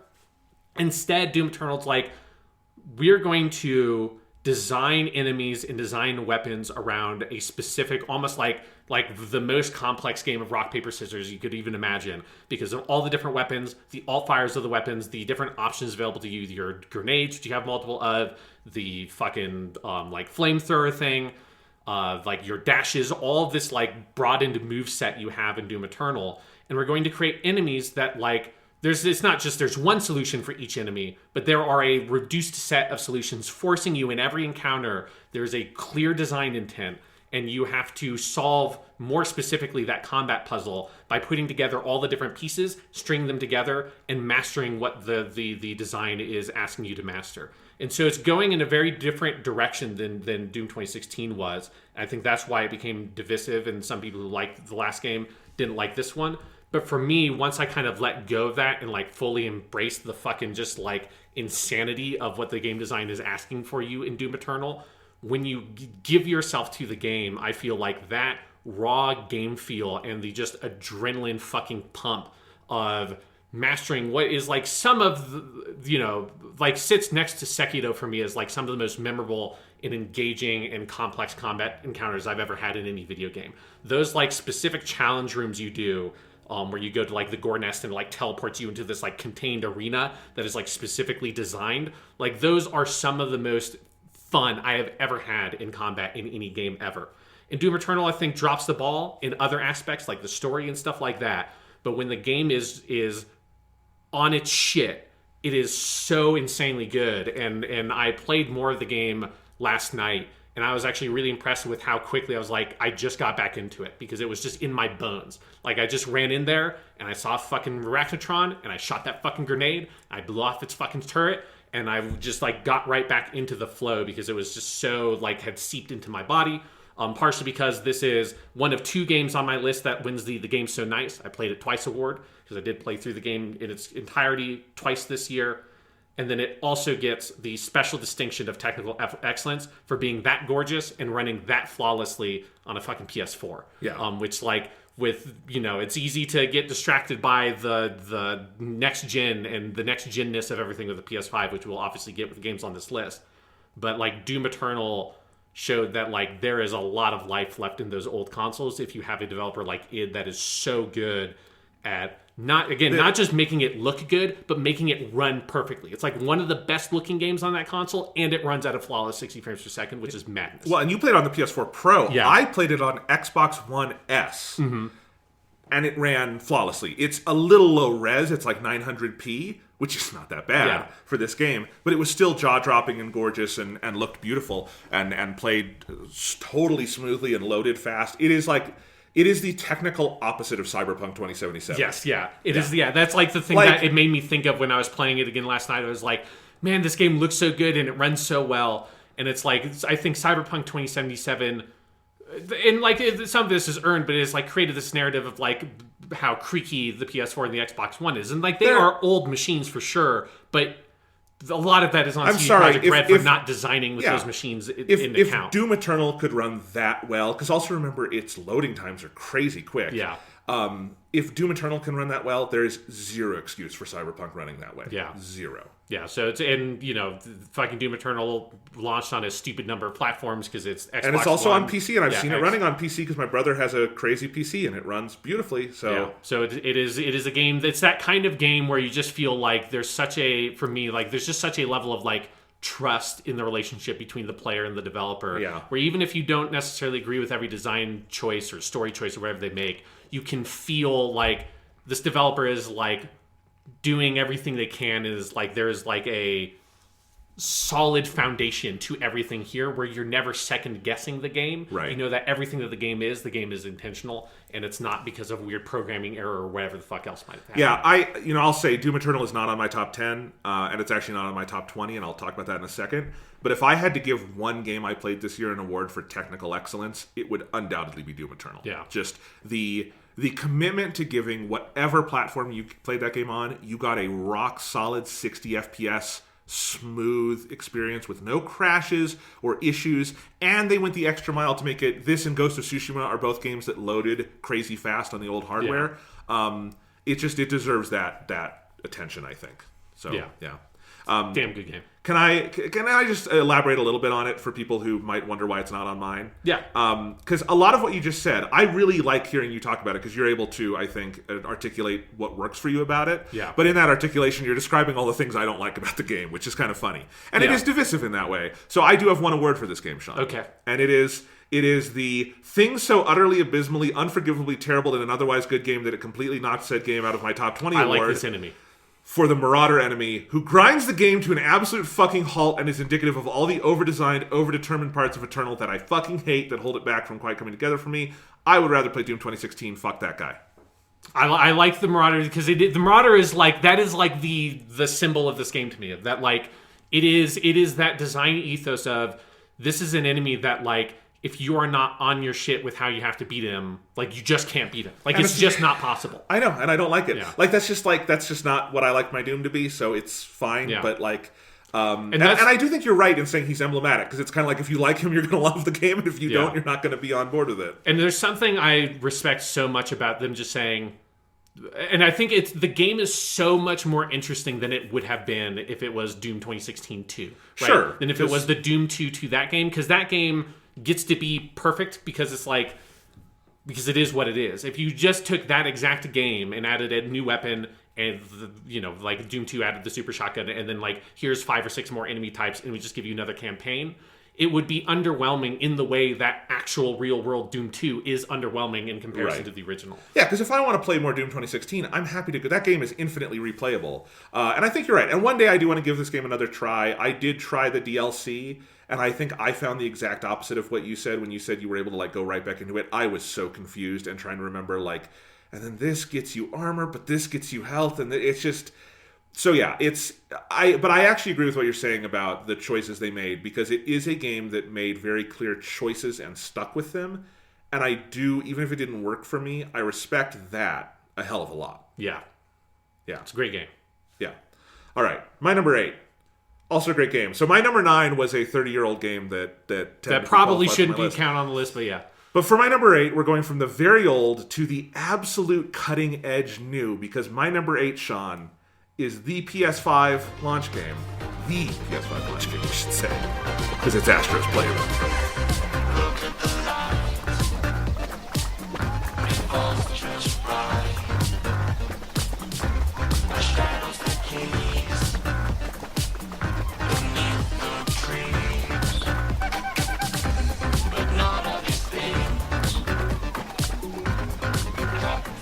And this game it feels cutting edge in ways games almost never do to me. Mm-hmm. Like, we talk about a lot of games that have impressive graphics, and Doom Eternal felt cutting edge for like using old hardware that well, but it wasn't a game that was like using new hardware to its fullest. Yeah. And Astro's Playroom is a game that it's pre-installed, you plug in your PS5 and you can play it immediately, and it is absolutely cutting edge, graphically and in sound design, and in especially how it uses the possibilities and the power of the PlayStation 5's new controller, the DualSense. And it is the best advertisement for a piece of game hardware you will ever get, because you start playing Astro's Playroom, and even if you don't beat the whole thing, which you and I both did, and we both platinumed it, in fact, which, at least for me, required playing the levels several times over, and that's fun. That was a good time. Yeah. Even if you don't go that far with it, I think if you spend 30 minutes with Astro's Playroom, you will be convinced that this console is worth owning and that this controller is probably the best that has ever been packed in with a console. And that is a hell of a thing for a game to do, while also being more, I think, than just a tech test. Oh, yeah. And it's a short platformer. It's, maybe 3 to 7 hours to platinum it, something like that. You're not going to spend a ton of time with it in terms of doing new stuff. But everything you do feels so new compared to anything else you've played. It is mixing a lot of influences. Astro has been in other games, and this is very clearly influenced by like Mario Galaxy and stuff. But it is, a platformer made by someone who's not Nintendo, which is cool. I always like that. Big 3D platformer. We get 2D platformers plenty from the indie space, but we don't get big 3D platformers too much. And we've got Ratchet and Clank coming out. I like this new mode we're in. I didn't like Sackboy: A New Adventure, but I'm glad it was made. I'm glad people are doing this. And this, even in it's bite-sized, but it's like, a bite-sized candy. If the candy bar is great, the bite-sized version is going to be great too. And this is that. And in that bite there is so much depth to the gameplay, and there is so much fun to be had. And it is this amazing aesthetic celebration of the PlayStation brand, but not in a way that feels crass and commercial, in a way that feels like a genuine piece of community building of like, look, if you are buying a PS5 on day one, you're probably a little ride or die. Like, you're someone who's been in the PlayStation family. You're probably not someone coming to PlayStation for the first time. Or even if you are, it doesn't matter because PlayStation is so a part of like our culture. Like unless this is the first time you've ever seen a video game before, you have some connection to PlayStation. Yeah, and it doesn't feel to me like it's a game that's like saying, go buy all this PlayStation stuff. It's like, remember all this PlayStation stuff and the memories you had with it. And so when you're jumping on the old, like, the PS1, and I mean the slim one that they called the PS1, and you see the disc inside and you see the boot up and you remember, I remember playing that at my cousin's house, or the PS2, and you're like, that's the version of the PS2 I had, and oh my god, it's so cool to see this again, because it's all rendered in such exacting, loving detail, and with the PS5's graphics and 4K and HDR, it just looks real. Doesn't look like graphics. You have all of that, and then all of the environments are so fun and creative. I don't think I'm going to go on too long because I'm pretty sure you have this on your list. It might be somewhere. Okay, so I'll wait to maybe say more on it until you get to it, just so we can move on. But man, if you have a PS5, you've probably played Astro's Playroom. But if somehow you have a PS5 and you haven't, you are doing yourself a disservice, because this game is some of the most concentrated burst of fun you will ever have. And I don't have like a fun name for this award, Sean, but this would definitely get the award of, please, good God, make a sequel to this fucking game. Yeah. Because if this got a like full like 20-hour like Mario Galaxy length, that'd be more than 20 hours, but like a big like Mario length game using the DualSense like this game used it, I would pay at least the $70 they are now asking for this game. And if they did like a special collector's edition with like a special like Astro plush, I'd probably pay for that too, because this game fucking rocks. This game is so good, it's made me price out a PlayStation VR just so I can maybe one day play the other Astro game. I haven't pulled the trigger on that yet, because who knows what's going on with VR. But goddamn, this game was maybe the most pleasant surprise of 2020. I don't know if any other game like surprised me as much in terms of like expectations versus what we got. Right. Because it's a pack-in game. Those are not. Yeah, it's like you've expected like a 30-minute tech demo tops. Yeah. Not a whole little 3D platformer adventure you got. So good. So good. That's my number 8. Well, we're going from PS5 game to PS5 game, because the other PS5 launch game, Jonathan, is my number 7, which is Demon's Souls.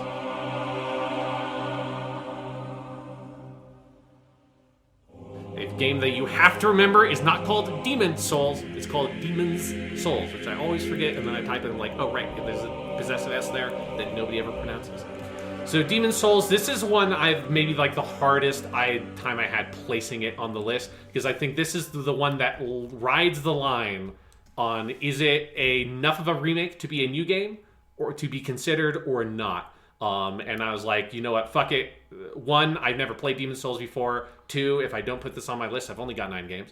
And 3, like the work that Bluepoint did with this remake is so phenomenal and feels transformative, even if, or in many ways because, the underlying game is the game. If people have not watched the hour-long kind of interview that Digital Foundry did with 3 of the people at Bluepoint, or 2 people from Bluepoint and 1 person from that's like their connection to Sony. Japan studio, I think. It is a phenomenal interview, and they talk about their process in kind of putting the game together, and that's where it's like they say firmly, like underneath everything else, like they've done a tremendous amount of work to it, obviously, but at its core, when you strip it all away, like the underlying mathematic foundation of the game is the math of Demon's Souls. It is that, like, it's that AI. It's that, like, the frame data on the animations and the hitboxes, like, all of that stuff is Demon's Souls underneath the core. But it is transformed in so many ways by what has been done to it with the technology and the power of the PlayStation 5 and the technical expertise of Bluepoint, because I love to death the From Software games. Obviously, Sekiro is one of my favorite games of all time. It was my number 1 game of last year. I don't know the last year you didn't have a From Software exactly. in your top 10. It's always in my top 10 somewhere. It's like Bloodborne used to be in my top 10 of all time games. Now it's probably Sekiro kind of takes the place that it had. But I love to death the From Software games. One thing I will never accuse those games of, though, is technical excellence. They usually don't have a lot in way of bugs and stuff like that, which is good. But Miyazaki is a man who doesn't give a fuck about frame rate. He doesn't fucking care. He like draw that view distance all the way out. Like render the whole cave, damn it. It's like but it runs at 2 frames per second, sir. It's like we want the whole cave. They need to see every single fucking plank of Blighttown at any point in Blighttown. It's like I don't give a shit. And those games always it has been a struggle with those games forever. Is they are about this sort of knuckle fucking tight incredible action that you feel like these games are hard, and particularly against some of those bosses, you are talking about going down to specific frames of invincibility in your roll and stuff like that, trying to dodge attacks. And it's not always the most fun thing in the world when then the frame rate goes to complete shit. And it's one of the aspect of those games that has always been a chink in their armor. They are still some of the best games ever made, but it has always been a frustrating part about playing them on console. And if you try to play them on load PC, times and some of those things too. Yeah. And load times and all that stuff, particularly at launch, the Bloodborne load times were fucking atrocious. They patched them to make them acceptable, but not necessarily good. And so that technical experience, and then even if you played them on PC, that was all up to PC modders making those games an acceptable performing thing on the PC space as well. And so that's one of those things that Blue Point really brings to Demon's Souls, is that kind of thing I talked about with Doom Eternal, where it feels like you are on the same page as the game developer every step of the way, because there is no perceivable technical flaw. It gets my Next Gen's Purdy Award for being for best graphics, because god fucking damn it, this game looks so good all the time. Both for just the technical quality of the level of detail you get in the textures and stuff like that, the color palette through HDR, the high resolution, and then obviously if you're playing it God intended, the 60 frames per second mode, this rock solid 60 frames per second frame rate. But also the art design that Blue Point brought to the game, which I know some people have mixed feelings on, some of the individual changes and stuff like that. And I think maybe some of the monster redesigns are not as good as what the original were. But the overall aesthetic change to the game, I think, was resoundingly for the better. Partially because, since I did not play Demon's Souls all the way through when it first came out, I don't have that level of deep reverence for this game specifically. So coming to it with this remake as my main reference point for it, areas like the Tower of Latria just to me come to life in such a way because of what they've done with the lighting, because they have decided to have that fucking lightning bolt streak across the sky and illuminate everything in this incredibly dark tower, and you get to see all the fucking wrinkles on the tentacles of that fucking mind flare that's barreling down on you with its bell and its little lantern. The sense of the horror of this world is so brought to life by the work that Blue Point did in sort of revolutionizing a lot of ways the game's aesthetic comes across. And then underneath all of that is just, while I think it is, and this is why this game is probably not higher on my list, is that From Software, I think, did, particularly with stuff like the boss fights, they just got a lot better at some of that stuff and really refined that formula to where this game, I don't think, is on the same level to me quite as Bloodborne or Sekiro, which are the two best games that studio has made. But it is so fascinating to be able to see where these ideas came from, and then also some of the things that Demon's Souls does, like its hub world and stuff like that. This is all stuff we talked about in that podcast that other games didn't take up, that allows Demon's Souls to retain an identity with this franchise, that it gets to sort of be its own thing on top of all of that. Yeah. Let me just throw in my discussion of the two. It's also on my list. I'll say it's at number 6 for me. Okay. So we'll get back around to it in a second, but to keep it short, why don't we do it together here? Yeah. I agree with everything you said so far. For me, it was also difficult to place. I placed it you'll see kind of the logic of where it is. But, I think if this were a purely new game and was not a remake, it would probably be at or near the top of the list, because I think it is just a masterpiece and one of the best games ever made, and spawned one of the best series ever made and all this stuff. I fucking love and adore this game. And I think I was mostly trying to consider it sort of on the level of how it works as a remake. Mm-hmm. And I think it rose plenty high for that, because it is graphically the most impressive game ever made. I think that's pretty easy to say. Yes. For a game this beautiful, running at a solid 60, with non-existent load times, and all of that other stuff. There's just never really been anything like it. And I can't think of another launch game that is this ludicrously impressive on that technical scale, you know? Because there are other phenomenal launch games. There's Halo Combat Evolved, and there's Super Mario Bros., and there's Zelda Breath of the Wild, and, you know, maybe Halo or something, because bringing that to, like, a console was wild for the time, but it's hard to put myself in that historical standpoint. But this is one of those, like, and all the PS5 games I played felt like this, but this one more than any of them, just like, this is next gen, but with this basis in a game from 2009 that still holds up. Because I agree, FromSoft got better at some things, obviously, but it's still a phenomenal game, and you've got places like the Tower of Latria that are as good as anything they've ever done. And it's like, seeing that rendered with this kind of loving, lavish detail. And I think one way you can separate the sort of... Because you're right, this does kind of straddle the line between remake and remaster because that underlying mathematical code base is the same. But I think there are things about Dark Souls and Demon Souls that are obviously irreducible to math. And Bloodborne and Sekiro and all those. And one of those all is... games. All games, yes. But one thing that's very obvious with those is how much atmosphere and environmental storytelling is crucial to those games. And what Bluepoint has done so lovingly is enhanced all of that beyond what it could ever have been in the hands of FromSoft, because they just don't have like the time and budget, and like, if you're making a new game, you can't do something this nice. You know, Bluepoint had the luxury of like, they don't have to worry about the mathematical code base and figuring that out. That's done. Let's focus on the atmosphere. And so the Tower of Latria, or the Storm Coast, and the battle... Shrine of Storms, sorry. It's on a coast. Yes. The Shrine of Storms, which is the other probably best area of the game. Or even the Boletaria Castle, which is so amazing. Or the swamp in this game, which is hella swampy. Yep. This game gets the Swampy Award for hell of a swamp. Yeah, the hell of a swamp. It's very swampy. It gets the Shrek Award for most swamp. The first on Shrek Memorial Award for most swamp goes to Demon Souls PS5. I'm going to write that down on my list now so I can remember if there is ever another... This is like what I do. I always check, is there an award I can bring back? This is what I will always look for. Just make sure it's the Shrek Memorial Award, because Shrek is dead.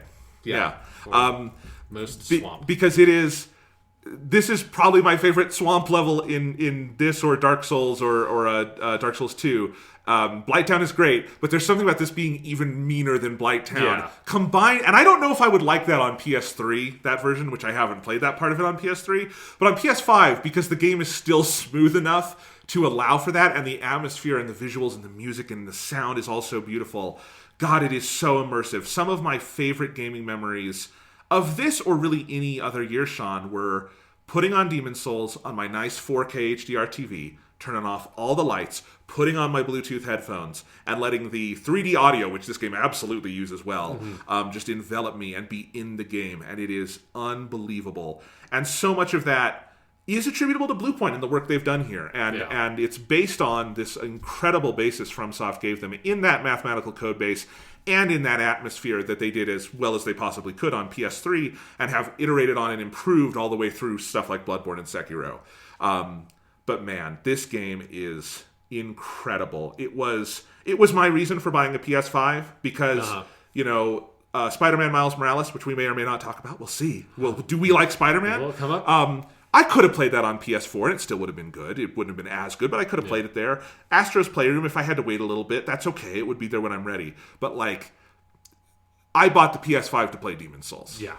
And it was so fucking worth it. Because also, if any game is going to make the $70 price move easy to digest, I will pay $70 for a Souls game. Thank you very much. And it was easy to digest. This game is amazing. Easy number 6 for me. And like I said, I think could have been higher, but you do have to balance this a little bit, because this is not as much of a remake as like Resident Evil 2 or Final Fantasy VII Remake. But it is the exact right remake Demon Souls deserved. Absolutely. And it gets, the final word I'm giving to it is the goddamn award for the Storm King boss fight. Yes! Oh my god! Shit. We held back on talking about that for spoilers. Yeah. The Storm King boss fight is one of the coolest things ever. Yeah, that to me is, because I think generally speaking, I don't love the boss fights overall in Demon Souls. I think it's like one of the weakest sets of boss fights that From Game has, which makes sense because it's them sort of figuring out the formula. Yeah. And they lean really hard on gimmicky style boss fights, which the Storm King boss fight is one of those. But if your gimmick is like cool enough and the fucking just presentation is sick enough, like I don't care if it's like not a good boss fight in like a like game like me like fighting against the like boss and like learning the patterns and all of that. Like I beat the Storm King boss fight in one go because it's like incredibly easy if you know what the trick is, which I knew because I've seen it on the PS3 version. But you know what, Sean? I had no idea this was coming. And so the Shrine of Storms, that entire area, you go through all these areas and there are these weird flying manatee things in the sky that shoot electricity. They're manta rays, not manatees. Sorry. Flying manatees would be a very different aesthetic for a level. Miyazaki, you're still working on Elden Ring. Can we please get flying manatees? Yeah. No, manta rays. And they are mostly just a massive annoyance in the early areas because they really can't kill you with the lightning unless they knock you off the side of the cliff, but they're a little hard to hit with the bow sometimes because they'll go too high. So you're seeing these guys, you see them over and over again, and then you get to the end, and it is just a sea of these things in the air, like, holy crap, and then there's a really big one, and it's like, holy crap, and if you're me and you don't know what's coming, you're just running around, and then you find this area, and there's a sword in a corpse, and you pull it out like fucking Excalibur, and you now have the power of lightning over the sky, which makes for A, an amazing boss fight, and B, the best farming run in a game ever, because it is just cool to farm in this location. Yeah, you're just like rending the fucking sky apart with this fucking sword that's just like uses like wind just ripping through everything. It is incredible. And just the size and the scale of the Storm King, that is like just the size of the entire sky. Like you just look up and it's just like the sky is just this giant manta ray creature.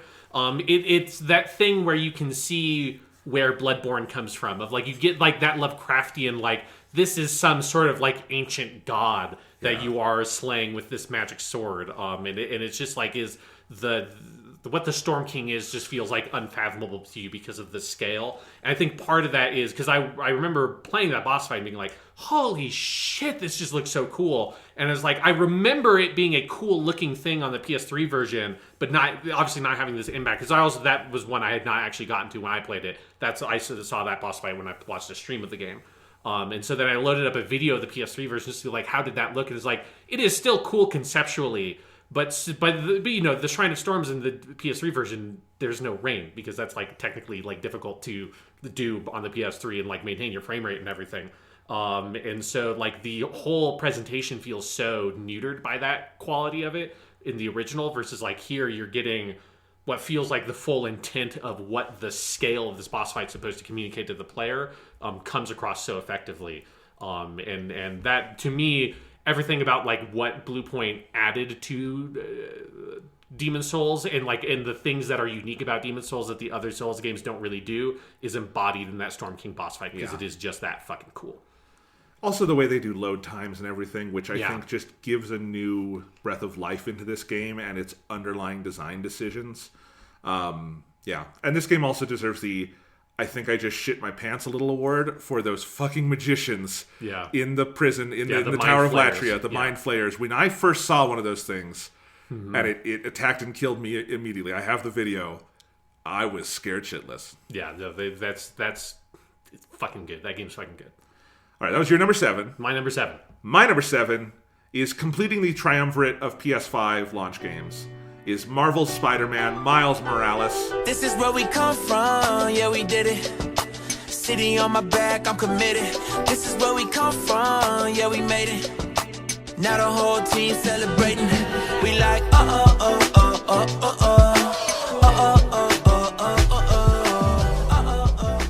Developed by the great people at Insomniac Games, which I will give this an award, Sean. Okay. This is the Spider-Man Among Spider-Men Award. For convincing me that Miles Morales is the superior Spider-Man. Not that superior Spider-Man. because that's Otto Octavius, but in Peter Parker's body because Otto Octavius was dying, and so he did a texting and mind swap. That's capital S superior Spider-Man. This is lowercase S superior Spider-Man. You could get around this by just saying that he is the ultimate Spider-Man, which is true. Yes, there's another ultimate Spider-Man, but he is the most recent ultimate Spider-Man. Yes. So it's convinced me Miles is the best Spider-Man. It is the better Spider-Man game, and it is one of the best Spider-Man stories ever told, and it is wrapped in the single best superhero game ever made. And so that is why it gets the Spider-Man Among Spider-Men award. You know, I think the only thing holding this game back at all from being higher is just there is a little familiarity, obviously, from it. It's kind of the Uncharted Lost Legacy effect of, I also fucking love that game to death, but it's built on Uncharted 4. This is built on the original Spider-Man, but that doesn't matter. This is such a great game. I think what it does with Miles Morales and what Miles Morales does to the game in giving them something a little more intimate to center the game around, in giving it a sense of community and neighborhood that Peter does not really have with New York in quite the same way in his game and his story, in part because he's not moving in somewhere new the way Miles is here. And I think the way it handles... one of the great things about this game is that they were able to do the Miles origin story in the other game. Yeah. And so this game just gets to start with the fun stuff. Kind of like the way Spider-Man Homecoming didn't have to do the spider bite or anything. Yeah. They just got to go into it. But it is still an origin story in the sense of someone kind of finding their legs, and it is done so well. It is such a beautiful story. It says so much, I think, about the heart of what people love of Spider-Man as a character in any form, but particularly what Miles Morales means as a character. And I think, this is a great companion piece to Into the Spider-Verse, which I think both come to similar themes about identity and acceptance, but come at them from really different angles that complement each other really beautifully. Like, I think, frankly, this makes me like Into the Spider-Verse more, and Spider-Verse makes me like this more. They're very complementary in that way. And then, of course, it just plays like an absolute dream. I think the way it... Because I jumped into Spider-Man Remastered, and I haven't done a full playthrough of it yet, and I do love that game. But one thing I realized, oh my god, there's so many gadgets and shit in this game. And I do think Miles Morales is a little better for paring that down and focusing and making every tool in your arsenal feel really essential. And Miles is so fun to play with. The electricity, the venom powers, which I always think is funny because it makes... If I say that to someone who doesn't know who Miles is, they'll be like... I thought Venom was Eddie Brock. He's like the black suit dude with like the big white spider, right? No. This is Venom in the sense that it stings because it's electricity. It's a little bit of a stretch to get there, but we can do it. Those are so fun to play with. And of course, you cannot discount that as a PS5 launch game, man, this Astro's Playroom and Demon's Souls on day one, I cannot conceive of there being a better possible launch in terms of telling you what a system is capable of, because this... taking the, it is not as technically impressive as like Demon's Souls because it is based on this PS4 game, but because you have the PS4 game to compare it to, it's almost even more mind-blowing because I could not play that PS4 game in 60 FPS, and I could not play that PS4 game with ray tracing, and I could not play that PS4 game with literally non-existent load times where it just, as you have said many times, elegantly fades to black, fades back in, and you're there. Yeah. And it's great. And just like as someone who did replay through all of Spider-Man Remastered and played through Spider-Man Miles Morales again, I think it is impressive how much, even outside of the frame rate and ray tracing and that kind of stuff, they did a lot of work to the overall visual presentation of that game that does really elevate it. Even when Spider-Man Remastered looks nicer, obviously, than the original, and they did a lot of work to that, it's still not to the level of what Miles Morales looks. Right. It is a truly incredible looking game. And now that you have the 60 FPS ray tracing option, I mean, really tying it all together, it is this is close to the other technical achievement award I would give it. Yeah. I think I would still lean towards Doom Eternal there because it had less to work with in terms of raw power. That was my reasoning as well, because Miles Morales is it is incredibly impressive, but it is also on a new console that has so much overhead comparatively. Right. And based on the fundamentals of a game that give you that extra overhead because it was built for such a weaker machine. Yeah. But it is so impressive. The story it tells really, as much as I liked it in the early going, I think the way this game's final act ties everything together elevates it even more than it would have been early on. And that's true of in the first game too, as well. Insomniac is nothing if not good at endings. Yeah. And this game has a phenomenal ending. And by the end, Miles is the Spider-Man among Spider-Men. And I am so excited for the future of this new nascent Insomniac Spider-Verse and what more we're going to get out of this when we get, hopefully, a game just called Spider-Man. This is as good as this kind of thing gets, and it not being higher is only a testament to how many games I loved this year, because this in another year, this could be a number one easily. It's a phenomenal game, and I do think, something like Arkham Knight comes close, but I think this is better than that. This is the best superhero game ever made. Awesome. Well, let's keep the PS5 train rolling, Jonathan, because my number 6 game is Astro's Playroom.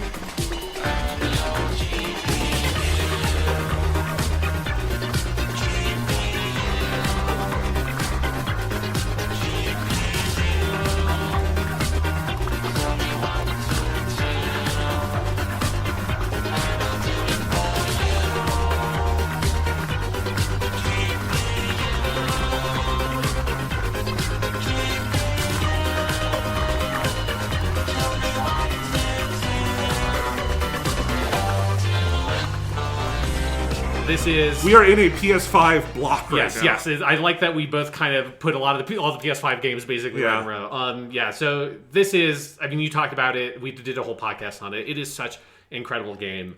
And you know it's an incredible game because it's, as getting an award, I'm calling it's got to be good if it's on my list, special distinction, for being a platformer on my top 10 list. Has this ever happened? The only other time this has happened, depending on whether or not you count The Last Guardian as a platformer, which I wouldn't really, the only other time it's happened is Sonic Mania. That's the only other platformer ever. Yeah. And that's a Sonic game. So, like, for me, Sonic games are almost like their own... special kind They're a really different kind of platformer, because it's like, 3D platformer is not like my main genre. I like Super Mario 64 and have never really kind of gotten absorbed by another one of those kinds of games. And there's something about Astro's Playroom. I think part of it is just like the intense focus of it. It's because every other time I've tried to play a platformer, like something like a Rayman Origins, I remember like trying to get into and stuff like that. Super Mario Sunshine is an obvious example as well. Like, it's something where like I usually enjoy the first 2 or 3 hours. And I'm like, well, like, there's usually not much of a story hook. It's just like, okay, well, like, you're kind of doing similar things. They're like, you're like doing maybe the same like gimmick one too many times. I just always lose steam. It's like the reason why I'm not like big into the platformer genre, broadly speaking, is like, it's not that I don't like playing them. It's that I don't like playing them for hours and hours and hours. I like it for like a couple of hours, and then I kind of run out of steam. And like, they never have like a hook that brings me back once I walk away from it. Has always been my problem with these kinds of games.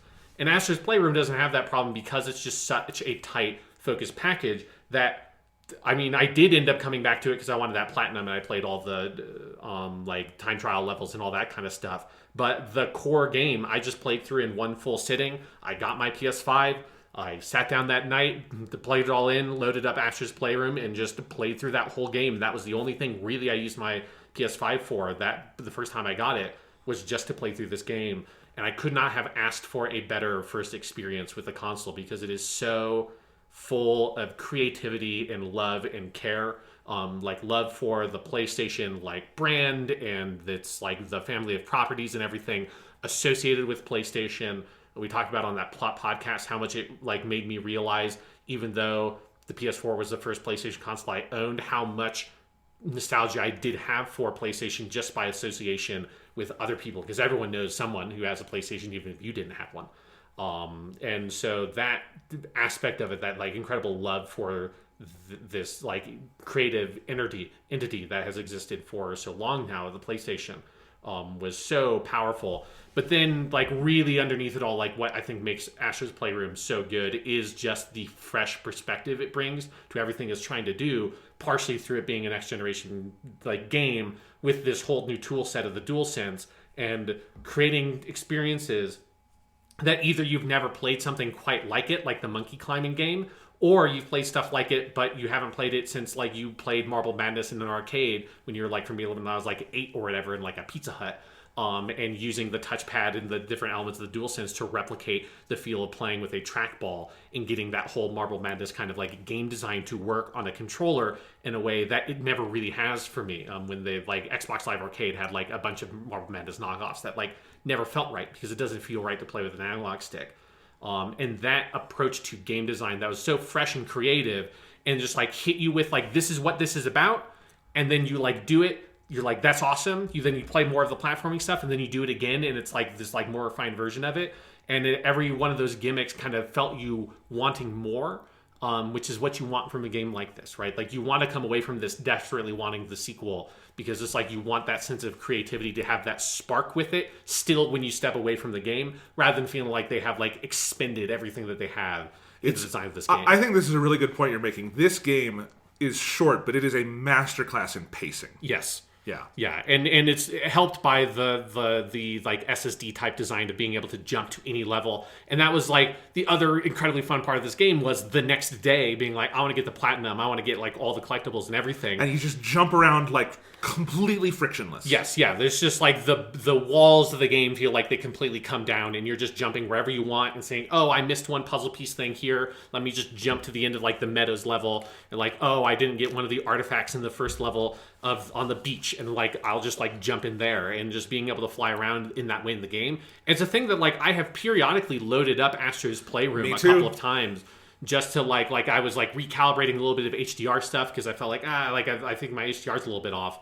I want to like get it like really fine tuned. It's like, what game do I want to load up to do that? It's like Astro's Playroom, because then I can just jump to an area that's dark, an area that's bright, and I can just go wherever I want. I was just like, I just want to like feel, especially now that we've had the PS5 for over a month now, for like almost 2 months at this point. But like, there's obviously we're in this period where there's not a lot of new games coming out, and certainly not really anything designed for the PS5 yet. That's like, I just want something that uses the fucking triggers. Like, it's like I just need that because it's so cool. And so I would just load up Astro's Playroom. It's like, I just want to climb around as the Monkey Man because it's so fun. I've been doing the same thing because I've been playing my PS5 every day, but I've been playing PS4 games on it. And I've had the same feeling where, because I can jump into Astro's Playroom in less than like 5 seconds, I'll just like go down to the cards, because now when you've beat it, it's got all the like locations, and just say, bring me to the beach, and run around and be like, oh yeah, this is what this fucking thing can do. Yeah, just like dipping in and out of Astro's Playroom is so good. And so it gets like, I was trying to come up with a lot of different awards for this, and they all kind of got summed up in this one award. So I give it the It's Here at Last award for ushering in the next generation of game consoles with style. Because that's really what this thing is. I think anyone who owned a Wii, or even played a Wii, has really fond memories of their first time with the Wii because of Wii Sports. Exactly, yeah. And that is not true of all, or even most consoles, that feeling of like, what is the first thing you did on it? I think I can technically tell you the first game I played on PS4 was Resogun, but I'm not sure, and I don't have those kind of like memories of it. But the Wii you had Wii Sports, and you have an immediate nostalgic connection.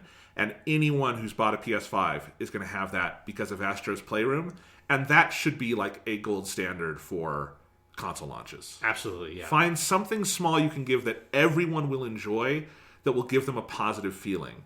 Yeah, the positive feeling that it's like, and shows this is like the potential of this thing you've just bought, like in the palm of your hands. And maybe, who knows, like if like the potential of a lot of that DualSense stuff, if that will actually be taken up in the way that like Wii Sports, some of like what that game did well was carried on by some further Wii games. Some of that like feels like still untapped potential that games have never really gotten back to.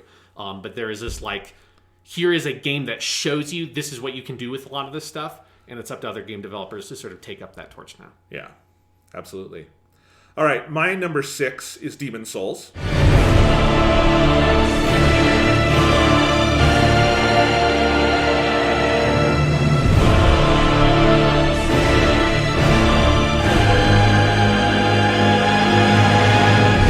Talked about it.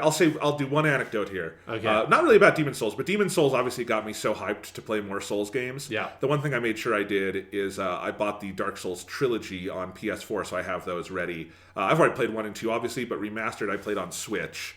And I already had 2, but it was cheaper just to get the trilogy, because 3 you can play at a solid 60 on PS5, because they gave an uncapped frame rate patch for PS4 Pro, which I don't think quite got it to 60, but on PS5 does. Yeah. So you can play all 3 of those games in 60 on PS5. So I got that. When I bought it from GameStop. I had a coupon and I had them ship it to me. But they shipped it.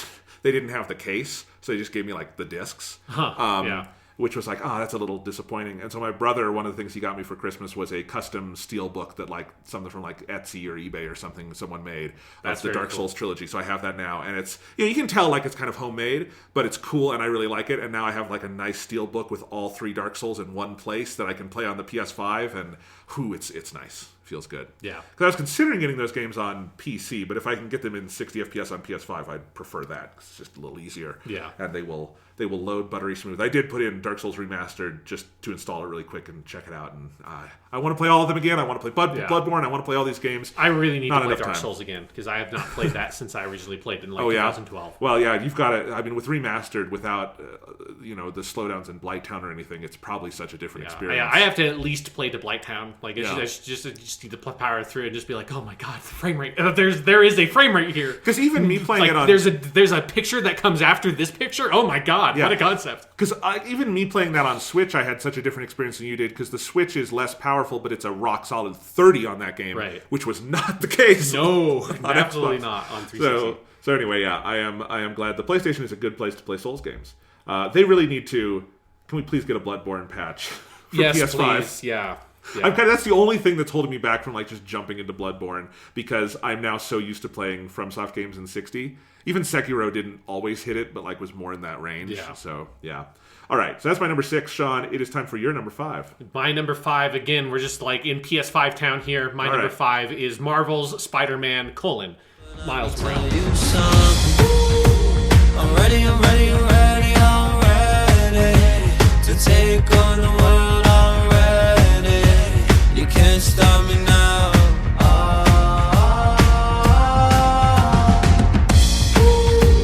I'm ready to take on the world already. You can't stop me now. This is, I agree with basically everything you had to say about it. We obviously did our podcast on this one very recently, but the main perspective I want to say about it here, talking about it now, is that I have, since the last time I talked about it on the podcast, I played through the whole game again. I platinumed it. I got the ultimate difficulty, achievement and all that kind of stuff. And it is that is what caused these games to be ordered in the way they are on my list versus yours. Because originally, in like a proto version of the list, I had Demon's Souls above where Miles Morales was, and then I played through the game again, and that has kind of pushed it up because partially I think that game is kind of designed to be played through 2 times. That's like it is shorter than Marvel Spider-Man, and it kind of has a little bit of that kind of like Devil May Cry or character action game feel to it. Of it sort of like intends you to go back through again, especially because there is on all the like sort of like progression mechanics of the game, there's one thing that is locked behind New Game Plus, and some of those are like really cool like additional abilities and stuff like that change the way you play the game. And so playing through, especially doing what I did, where I played through Marvel Spider-Man Miles Morales once, then I played through Spider-Man Remastered, and then I played through Miles Morales again through New Game Plus. And getting that direct contrast of what the original game was like, even like a gussied up version of the original game, it puts like the work they did into Miles Morales on like the margins of that game that like really make a big difference. The feel of the combat and the swinging really is like tremendously enhanced. And especially when you're playing it on the ultimate difficulty and going from the beginning, having the full suite of powers with Miles Morales, because that's a game that, because it's shorter, you kind of finish the game right around the time you get access to like all of your abilities and the full 3 like Venom like charges and all that kind of stuff. And so playing from the beginning with all of that, it really highlights just how fucking good the combat design is, because it is. I love the combat in the original Marvel Spider-Man, but this is such a big improvement where they have made it so much more. You are rewarded for being so much more aggressive. And I feel like I was almost playing the combat wrong the first time because I hadn't gotten my head all the way around the Venom powers. But going through especially how hard the difficulty is on the DLC for Spider-Man Remastered, then going into Miles Morales and getting access to all those Venom powers like the dash, which I didn't use that much in the original because you get it near the end. Like that is like one of the only Venom powers in some ways I used because in my replay, because I like probably like 95% of the fights I like never touched the ground in that fucking replay through, because it's just like I'm just zapping around and popping people up in the air and flying around and kicking them and swinging them and throwing them into buildings, and like webbing them up and throwing them down and them exploding, webbing everyone else up. And it's just, you are so fast and agile and like aggressive compared to the very like gadget focused thing that Peter Parker has in the first game, which is awesome. And like the contrast is so cool. I'm so excited for Spider-Man because I think evolving both of those combat styles in a game where you can switch between them would be fucking cool. But man, it just feels so good. The combat, like it really is at that level where I feel like that's one of the things that makes it the best superhero game, because I completely agree with what you said earlier, Jonathan. And part of it is just like every element of it feels like it is like upgraded from everything that came before. Because obviously it pulls some influence from those old Batman games, although it is not the Arkham combat as much as people would call it that within the... People who know nothing about anything. Yeah. There's like that one complaint. It's like, oh, it's just Arkham combat. It's like it's obviously it's part of an influence, but it's like way more Devil May Cry than it is Arkham, which I didn't know when I played Spider-Man originally because I didn't play all the Devil May Cry games in 2018. But now I can say this is way more Devil May Cry than it is Arkham. But like it's pulling in those influences and really making a combat system that is like truly accessible, where I can imagine like anybody can play this game and have a fun time with the combat. But particularly with Miles Morales, I think there is like a real depth to what you can do with the combat. And on that New Game Plus playthrough, I was doing shit and combining powers and gadgets together that like I would not have ever conceived of in my first playthrough. And it's just such a fun game to play. On top of all the story stuff that you said and we talked about on our podcast, where I do think it's just Miles is such an incredible character. It's such a like full performance and like execution of that character. Such a fresh perspective on the Spider-Man mythos that makes all of these stuff from the PS4 game even more interesting, especially playing through them again back to back. I think it shows Insomniac being like reflective on like some of the mistakes they made in the story of the first game in a way that I think in a sequel they can kind of bring all that together to this like really like interesting kind of like synthesis, which is where I hope they go with the next game. It's just so phenomenally well done. So this game, some of the awards I give it is, this is the other recipient of the Game So Nice I Played It Twice award. Like very well deserved. This is a game that I think everyone should play through twice because it rewards our replay so much. It also gets the Thanks for Doing Another One of These award, where this is the reflection of an award I've given twice before. The first time I gave it to Virginia in 2016, which was that short story-focused indie game that did like the cuts, like a movie cuts. It was very experimental in that way. And I gave it a Please Give Us More of These award. And we never really got more games in that style. But then I gave that award back to Uncharted The Lost Legacy to please do more of these. Please take these incredibly talented teams that have done so much work building out this foundation, and that oftentimes just gets thrown out when you do a sequel. And it's led to some of like the incredibly expensive and long development times that feel like so unhealthy in the game industry.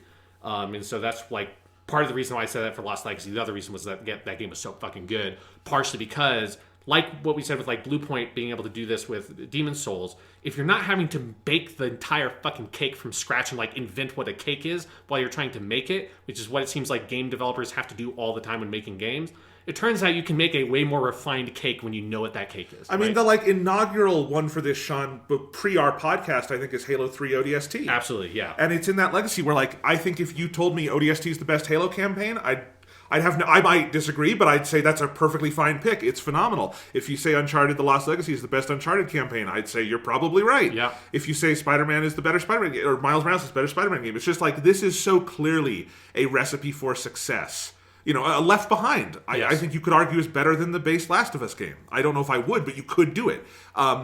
This is such a cool thing, and yes, it should be a more regular thing when it is warranted. Not every case. Like, I can't imagine, like, God of War doing something like this. Yeah, it's a little harder to fit there, but like, wherever you can fit it, it's something to do. And it's a win-win, because they get to make a game a little cheaper and experiment and like stretch their legs as developers without as much stress, and we get to buy a game a little bit cheaper and have a bunch of fun with it. There's like no downside to this. Yeah, it's just so refreshing to get this, and like hopefully this continues to set a precedent. If for nobody else, then at least for Sony, it's now kind of become a tradition. Yeah. So maybe if like Sony can kind of keep this ball rolling with its studios, that would be awesome. And then the last award I give it, and this is for what I did with my replay, I give the sickest costume award to Miles Morales 2020, which is the one that he has like the jacket and the like whole helmet that has like the LED lights that like light his really eyes. Good. That costume is so cool. And that's the one where, because I played Miles Morales through in the second time in the 60 frames per second ray tracing mode. That's the one, like the web suit in the base game, the Raimi suit, that you get all the reflections in the eyepieces.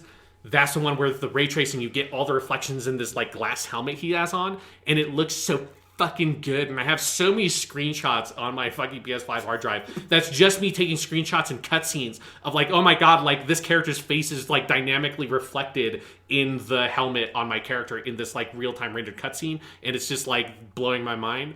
That costume, I think, just top to bottom is so good. He's got like a fucking like, he's got like earbud thing that go into the side. He's got like the middle school cool S is like stitched on this like arm of his jacket. It is like such an incredible costume.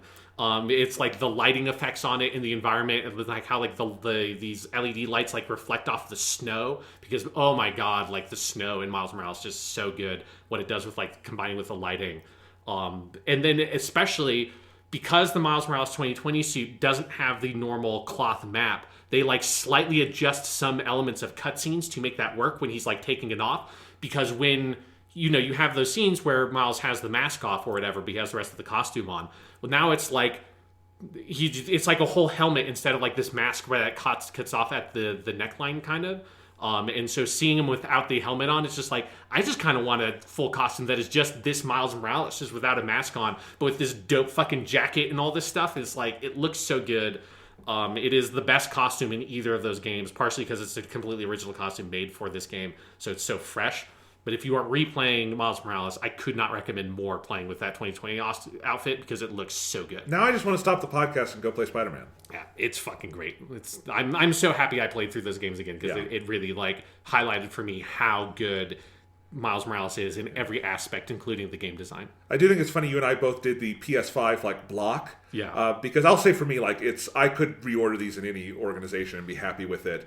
And the more we talk about it now, maybe Miles above, but Demon Souls has the fucking manta rays. Anyway, PS5 had a good launch day. Yeah, How crazy is it? Both of us have a 3-pack of just day one PS5 games. Yeah. What other console has done that? Yeah, it's crazy. Yeah, it what a like incredible launch that they had. Yeah, and 2 of those genuine exclusives nowhere else. Yeah. So, all right, my number 5 is a game I had no earthly idea even existed until a couple of weeks ago, sitting here and you told me about it. And my number 5 is the craziest game of the year, 13 Sentinels, Aegis Rim.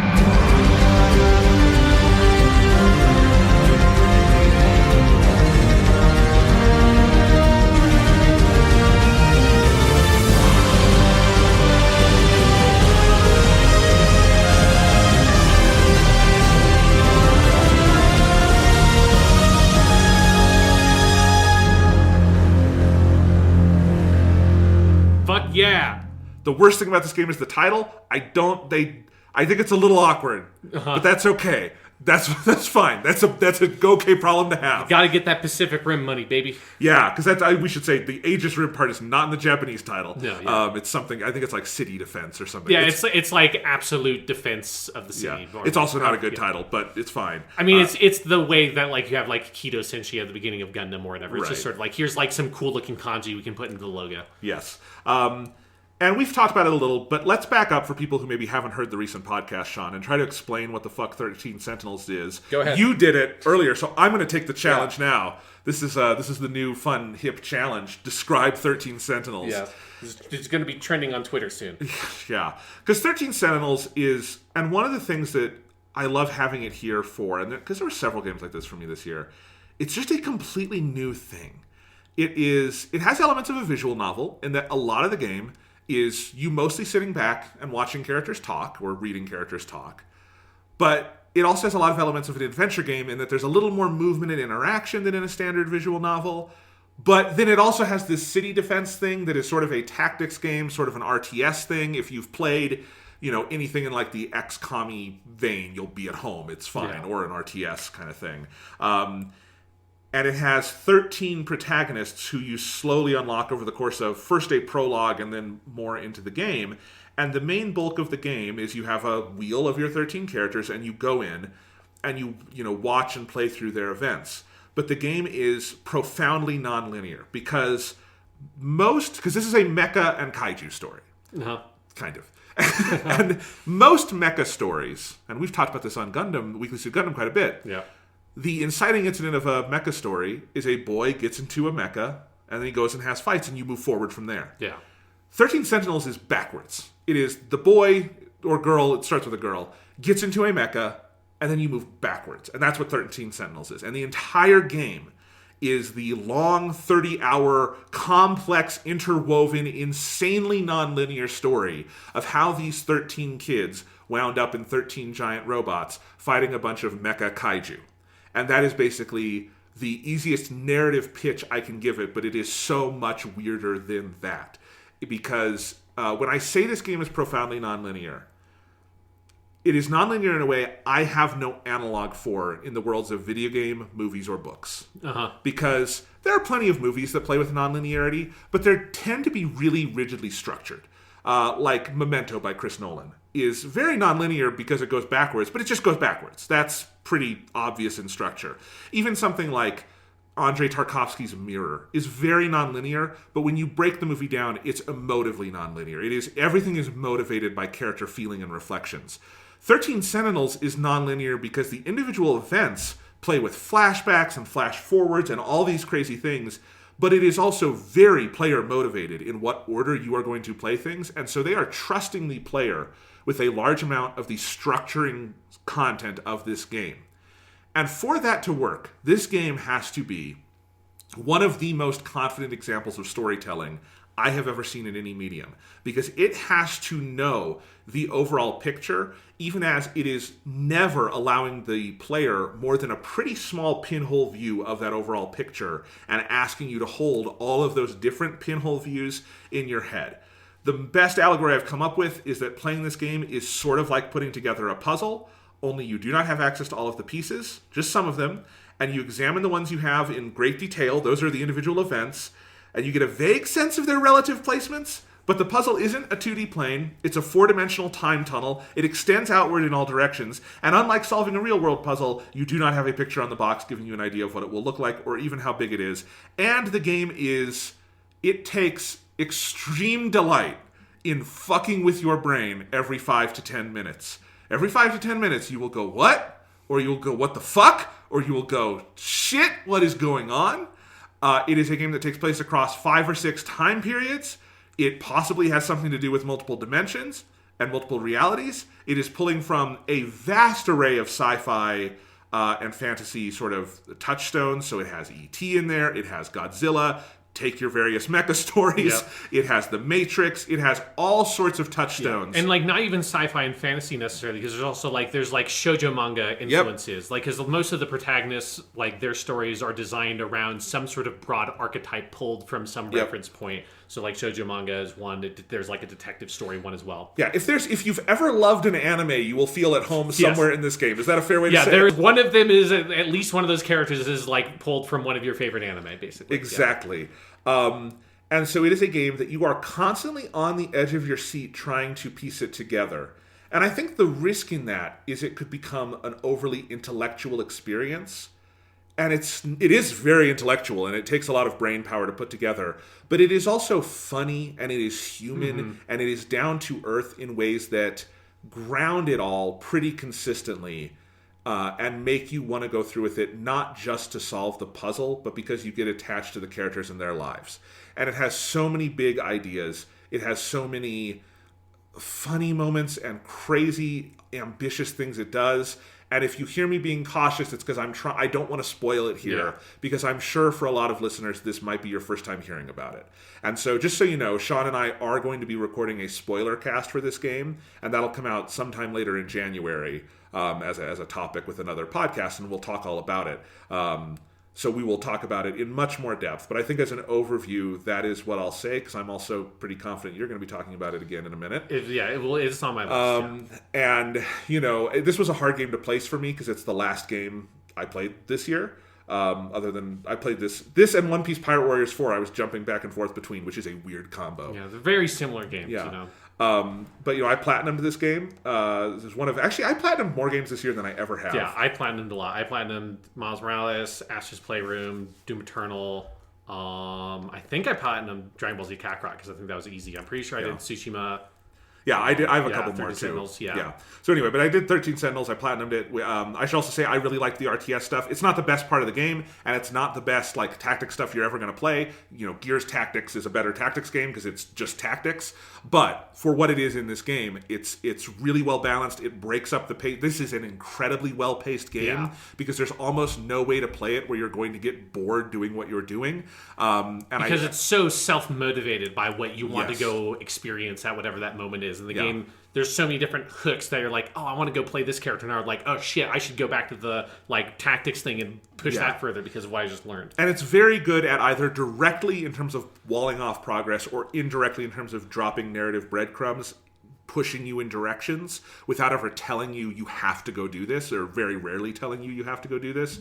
So it is a complete package. It's at number 5 in part because, like I said, it's the last game I played. I'm trying to fight recency bias a little bit, and I will admit, I found the ending a little disappointing. Not in the sense that I found it bad. I think it's perfectly good.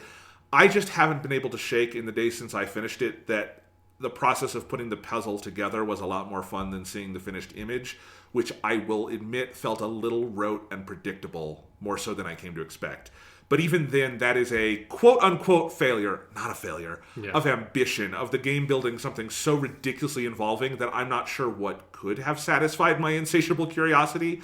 It is still a satisfying conclusion. It's not gonna like pull the rug out from under you and not tell you what's going on.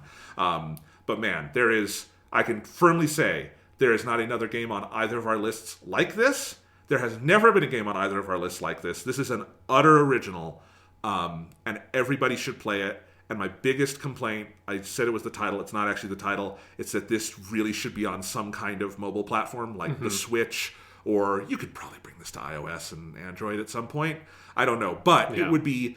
This game definitely... Because this game was originally in development. It's by Vanillaware. Their other games have been on Vita. This was originally a Vita game that dropped and became a PS4. The game's been in development for like 6 years. 6 years, yeah. And I do think there's some of it I felt like I really wish I could have like taken my Switch and like curled up in a chair in a different part of the house, because it's so intimate in that way that feels very portable.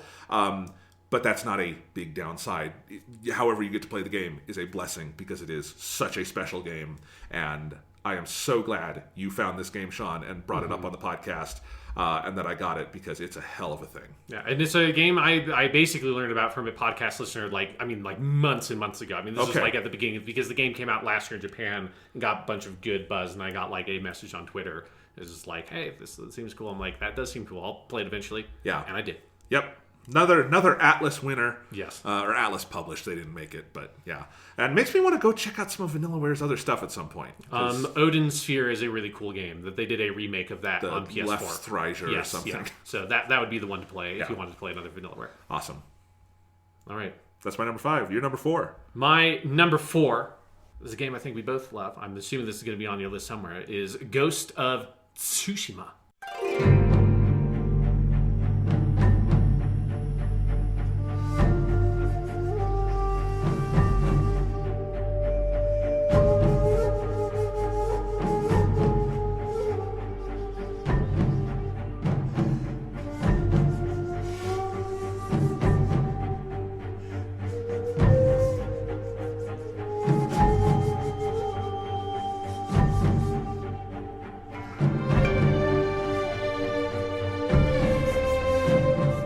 This is a game that, like, so this and, like, the next game on my list that we're fighting for contention, because I think, like, really this could be my number 3 or my number 4, because it is such a fucking phenomenal game.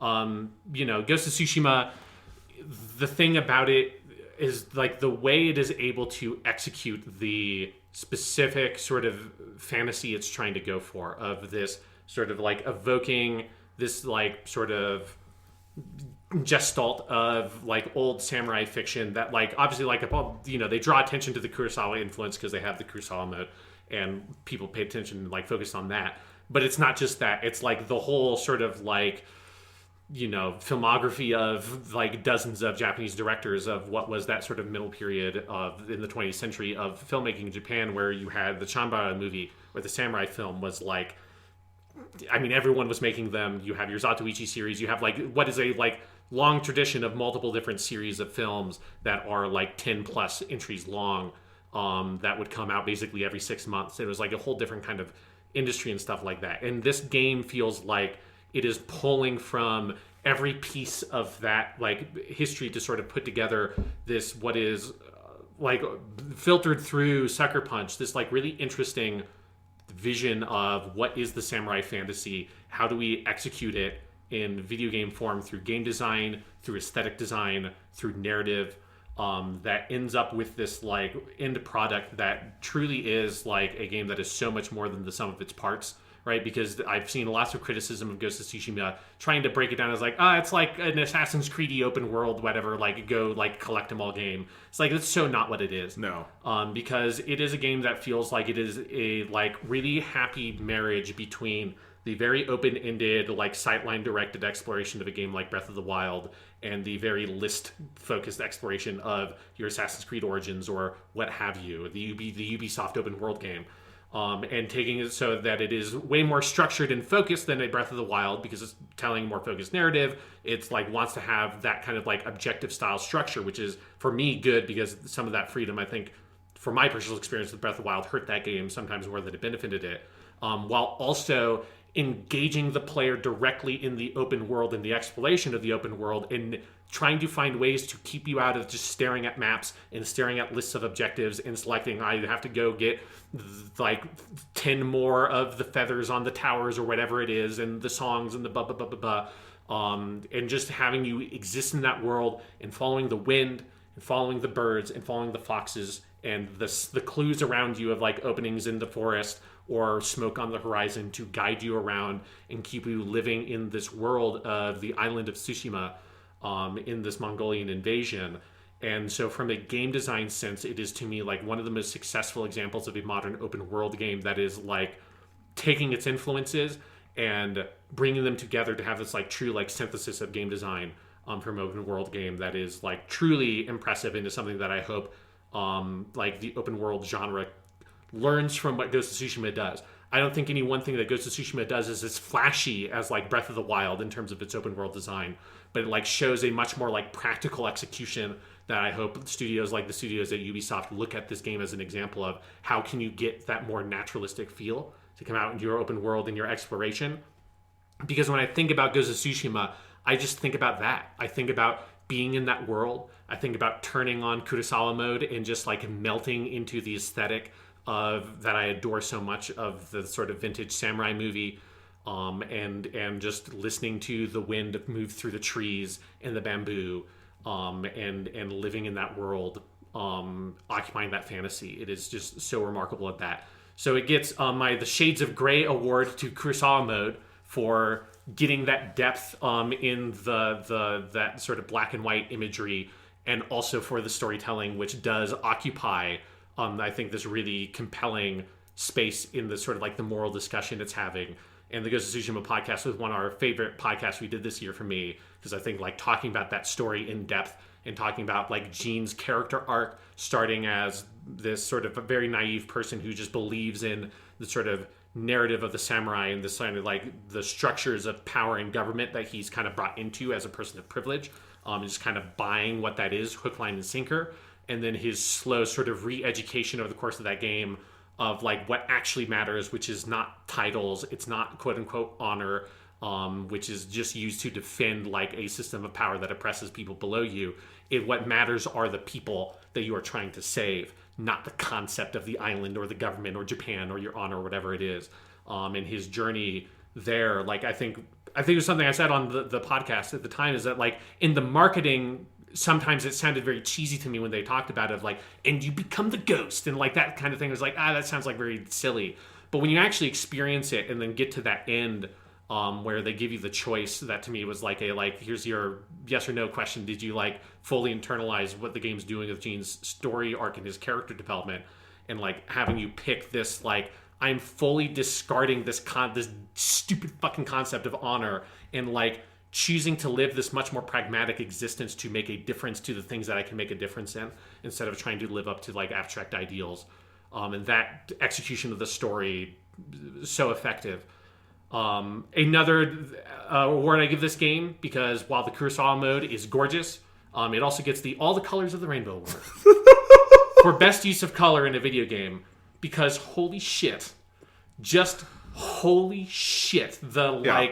use of color of the grass, the trees, like of fall, that like the field of red flowers, which was on the PS4, was that's the like home screen theme that sung my PS4 out. Was I took a picture of the sunset reflecting off of a placid lake in a field of red flowers, and a like big torii gate in the background along a road that was like going around to the front. And I was like, I've got this screenshot. I mean, this is the most I've ever used the photo mode in a game, because it's just the most gorgeous fucking looking game in terms of its art design. And both in Kurosawa mode, that it looks that good in black and white, and it looks that good in color. It shouldn't be possible. It shouldn't be possible. And it's like, and they make each other better, because you spend a lot of time in Kurosawa mode and you're like, this looks really cool. And you switch to color and you're like, but the color looks so fucking good. And then you play for hours in color and you're like, I'm going to switch back to Kurosawa mode and see what that's like. And you're like, oh my God, this looks so fucking cool. Here, I'll give it an award on the spot for that. I'll call that the George Miller's Mad Max Fury Road Award for Yeah. black and chrome excellence, because Fury Road, if you don't know, has both the color and the black and white version, and they are like it's hard to pick because they're both so fucking great. Yeah, and it's like you don't have to pick because you just get both of them. It's Yes. like when you watch one, you get that new experience, but then it makes like the other experience richer. Yeah. Because like, the absence makes the heart fonder kind of concept. Yeah. So can I jump in here and just say, Yeah. Ghost of Tsushima is my number 3. So Okay. I want to kind of share the discussion with you here. And my top 3 have been my top 3 for a couple months now, I will say. My top 3 were very firm, and this one was, for me, utterly in the top 3. I adore this game to death. I was surprised at how much I liked it. You probably hear that a little bit on the podcast because this is a game that starts strong and then gets better and better and better and better and better. It is a fucking rolling steam train. And frankly, I think you see one of the big problems in games journalism is how much people write about games without finishing them. Yeah. And so much of the coverage of this game was so clearly inflected by people who just didn't play it. Who played through some like of the it. firit island and then Yeah. stopped there was what a lot of the coverage felt like to me. Which is, I think, just grossly and insanely irresponsible because I know movies are shorter, but if you did that for some reason with a movie, that would be, you'd be drummed out of the industry. I don't think people should be necessarily drummed out of that, but I think they should maybe reflect on the irresponsibility of that. Like, is that coverage useful if you're it's just not. giving like the full perspective of the game? And I think it's just unbelievable how much Sucker Punch nailed every single inch of this. The aesthetic, the writing, the storytelling, and the visual design, the themes they specifically choose to engage with, which are so drawn from the like Kurosawa, Kobayashi canon of like that 50s, 60s Japanese, post-war golden age of cinema. It's unbelievable. It's frankly underrated. The authenticity and verisimilitude, but also just the sheer fun and amount of deeply engaging content on display. Everything you said about the open world, I totally agree with. And like, I like Breath of the Wild quite a bit more than you, but whether it's your favorite game or not, I think you could say Breath of the Wild is not necessarily a formula you can replicate over and over and over again. Yeah. And I think one thing Ghost of Tsushima does really well is show you how you can take a lot of those lessons into something that is more replicable. And I think it does that really well. This definitely feels like this is a game made in a world where Witcher 3 and Breath of the Wild and some of the latter Assassin's Creed games have all kind of been out there, and this game learned from all of those, what succeeded and what didn't. And it is so amazingly good at that. It's so good. And when I talk about the verisimilitude and authenticity, that's where it gets the award I've given the game, Sean, which is the Akio Otsuka Award for Excellence in Voice Acting, because this was the best voice-acted game of this year. If you played the Japanese version. If you played the Japanese version, it is the best voice-acted game of the year. Some people will go, well, what about Last of Us 2? I'm sorry, it has nothing on this. Last of Us 2 is very well acted. I'm not going to deny that. It has nothing on Akio Otsuka and Kazuya Nakai having these like amazing deep conversations that are written so well in Japanese and localized so well for the Japanese market, which we also got the benefit of having in this version. Yeah. I mean, they assembled an insanely deep cast for the Japanese version. They are all phenomenal. This gets to be your Kazuya Nakai samurai simulator, which we all want. Yes. This is the One Piece game we all wanted, goddammit. And if only Gene could put a sword in his mouth. That's all we need. That's what DLC. That's what DLC is for. Ghost of Tsushima 2. Yeah. Roronoa Zoro edition. Yeah. No, but it's so good. And I do think Akio Otsuka is my favorite performance in this game as your uncle, who it's just such a great role for him. And one of the best things he's ever done. I mean, and that's saying a lot for Mr. Akio fucking Otsuka, that an American game gave him one of his best roles ever. Would you have ever predicted that, Sean? In your wildest dreams for what this game could have been, would you have predicted Akio Otsuka would get some of his best material ever in it? I mean, absolutely not. And like, I think one of the things to hit on something you said earlier about the game feeling underrated, because I agree. This feels like one of those games that like, it has been hugely successful in like the broader player base, but did not get that kind of like critical reception and that level of like coverage and analysis. And one thing that has been like really heartening to see is like this game has been a huge hit in Japan.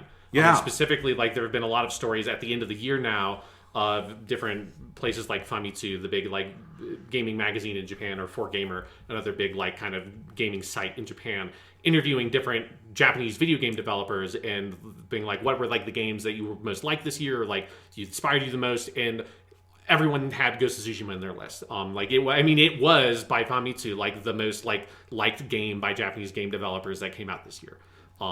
Which I think last year it was basically 13 Sentinels, because that was how that game caught on was the Japanese game development community being like, oh shit, dude, this thing is fucking cool. People should play this. And Ghost of Tsushima, I think it's like it speaks to what it's able to do. And I think a lot of that is like obviously like Sucker Punch making the game, but then a lot of it is also like I think something that if you're an American player you don't realize is one of the reasons why Sony is so successful is that the Sony Worldwide Studios thing is not just like the name of that fucking studio. Like that is what Sony's strategy is to be successful globally. And so like Sony has, as far as I know, the best and most comprehensive localization like team of any development like or like large publishing house in the video game business, because they get full localized voiced dub like localizations in a ridiculous number of territories for any of their first party games. And so that includes for the Japanese market, like the Japanese dubs of, because I like to watch Japanese game streamers. So I've like seen streamers play stuff like Last of Us, and it has like an amazing Japanese dub. But particularly Ghost of Tsushima, what that localization calls for in taking an American script and like making it feel like an authentic Japanese script for a Japanese set video game, where they took large liberties with the what they did with the localization, like and doing things like taking the haiku, which is like the Japanese poetic form that Americans know, so it was just called haiku in the original like Sucker Punch version of the game, and they turned them into waka, which is a more appropriate and kind of like broader form of Japanese poem, which is what it is in the actual Japanese localization.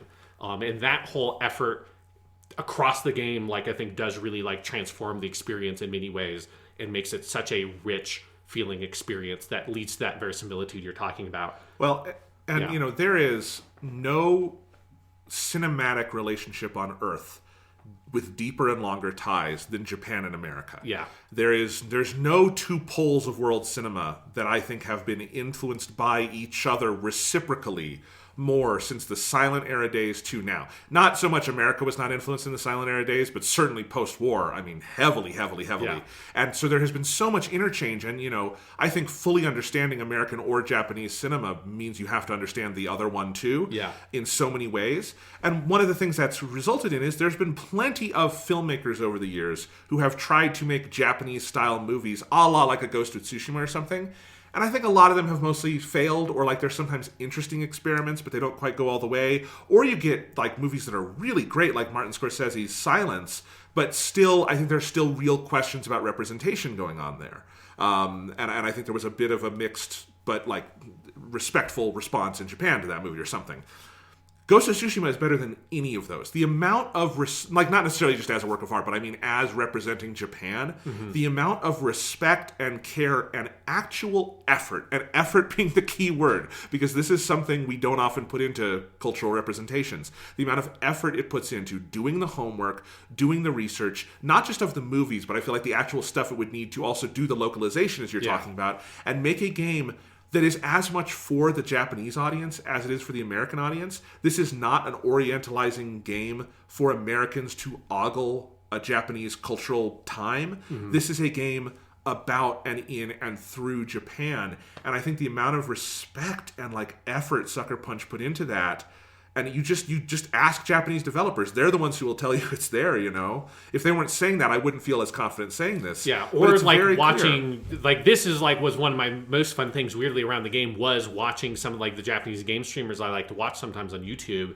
play Ghost of Tsushima and like reading the chat and stuff. Because it's one of the ways I practice reading Japanese is like doing that and trying to read the like live chat and stuff like that. And seeing like the response to the game and how much like people liked it and how much like, especially because like for in many ways I think for the modern Japanese audience I think Kurosawa is like less of a touchstone than it is for a modern American audience, right? And so for them it's like less like the Kurosawa stuff. It is just like it is you know it's like when you meet I forget the name of the character but the archery instructor and everyone's like, it's fucking Shigeru Chiba. Yep. Oh my fucking god, it's fucking Shigeru Chiba. And just seeing like the chat, like where you get like a couple of messages every like 15 seconds and it's just like flying by with everyone's like, oh my fucking god. I mean, I had that. It was like, it's Shigeru Chiba, it's Kabe Yamaguchi, they're all here. Yeah, it's like seeing that like response from that community and like how much like it feels like, again, like the combination of the Worldwide Studios localization effort and Sucker Punch and making the game. Like it really like paid dividends in the end product, especially if you can engage with it in that level with any like level of familiarity with Japanese and playing with the Japanese dub on and stuff like that. And you don't, because the subtitles are there, they're not exactly obviously what they say in Japanese, but if you haven't played it with the Japanese voices, you should, because performance quality is universal. I very heavily believe that. Yeah. You don't have to know the language to see a good performance. And you should absolutely play it that way. And it's just, it is such a special thing. This game is one of the most special, like, transnational works of art I've ever seen, in terms of actually, like, genuinely kind of straddling cultures and, like, doing it not just respectfully, but holistically in so many ways. And because, as you say, the infrastructure Sony and Worldwide Studios have, but also, you've got to give credit to Sucker Punch for working clearly as hard as they did to put that foundation in there. Yeah, absolutely. That it could be localized that well, because you can't make something out of nothing. And it is. I love this game. To me, this generation has been so good for PlayStation, and it has had. And I've played most of the Sony first-party PS4 exclusives. The big two I haven't yet are Horizon and Bloodborne. So take that with a grain of salt. I think this is the best Sony first-party exclusive of the generation, and that is no small feat. And I cannot wait to see where Sucker Punch goes next. Yeah. No matter how long it takes. Because this also, we should say, is one of the technical achievements of the year. Because this basically felt like the next gen come early. Yeah, so this is like, I have a couple of awards. One of them being, how the fuck they even do that award for the ridiculously short load times on the PS4. It's like, I still don't understand it. It is crazy. I don't know how the fuck they did it. Like, having an open world game have the level of load times. Like, it's one of the things that, like, and it really enhances the game, because playing it on the harder difficulty, particularly like early on, the game is quite hard, which is one of the great design pieces. And again, we talked about all that in depth in that podcast, but it like really forcing you in the early games, if you're playing on hard, you have to use stealth, because you just are not, you don't have the tool set, and you don't have like the skill built up to face like large groups of enemies early on in that game. So you do, or at least I certainly did, like died quite frequently in the early parts of the game playing on the hardest difficulty. And that would, I think, I don't know if I would have done that and been willing to do that for this game if it was not for the short load times, like making it very easy to get back in and be like, okay, like obviously if that tactic was not working, let me try again and like really learn what this game is doing with its game design. And also in a world where, here's an anecdote I haven't told people. I rented Call of Duty Black Ops Cold War, intending to try it on PS5 because I wanted to try the adaptive triggers. Mm-hmm. I put it in, it wouldn't install, said I didn't have enough space. I got rid of Demon's Souls because I could just put the disc back in. Yeah. I got rid of like 2 or 3 games. I had 250 gigs free on my hard drive, still wouldn't install. In a world where that is a fairly standard thing, I mean, that's more than usual, but like a lot of games just do not respect your hard drive space. Yeah. Ghost of Tsushima being a big open world game that's I think like 40 gigs is very appreciated and is something everyone should pay attention to. Yeah, and it's like, Call of Duty just like has no excuse. Like, it makes sense to me why Hitman 2 is like ridiculously big on my hard drive, because it's also Hitman 1. Yes. So it's like I look at that in just all sizes. I'm like, well, yeah, it's 2 whole video games that are also like have these big ridiculous levels and all this shit. Yeah, like seeing like what has felt like the bloat in that technical way with that a lot of games have kind of gotten away with. It's one of the things that like it feels a little bit weird with Destiny 2 that they took out a bunch of that old content, but it's also like it feels so liberating. It feels like it's that thing where it's like before they do it, you're like, this feels weird, but then it's like that spring cleaning, and you're like, you know what? I didn't need any of this shit. Like, just get rid of it. Like, it makes everything else I have, like, better. Also, Destiny 2 is a game that has to stay on your hard drive consistently. Yeah. And it can't be eating up a sixth of it. Yeah, so it's like, can't. that, like, technical quality here with Ghost of Tsushima is phenomenal. A couple of other awards to hit back on that Akio Otsuka thing. I do also have an Akio Otsuka award. I have Akio Otsuka presents Best Akio Otsuka Award to Akio Otsuka for his role in this game, and an honorable mention for his role in Yakuza 7, which we have not played. But I have listened to, because I just couldn't resist myself when I realized this was a distinct possibility that they would have Akio Otsuka sing one of the karaoke songs. And I was like, I have to see. And he does, and he sings fucking Machine Gun Kiss, which is a song that has been in the franchise since Yakuza 3. Is a great, like, rock song. And Akio Otsuka nails it so hard. It's so fucking good. Who does he play in Yakuza 7? Is he the boss? He's one of your party members. Oh, he's shit. one of the main characters who is in your party. which is why I knew it was like, oh, if he's in your party, that means he might sing a fucking karaoke song. This is the thing I'm most excited for in 2021, Sean. Yeah. So it's like, like I think Akio Otsuka always wins the best Akio Otsuka award because he's Akio Otsuka. But the main thing I played this year that he was in was as Lord Shimura in Ghost of Tsushima. But also, I freaked the fuck out when I listened to his performance of Machine Gun Kiss because it is so good.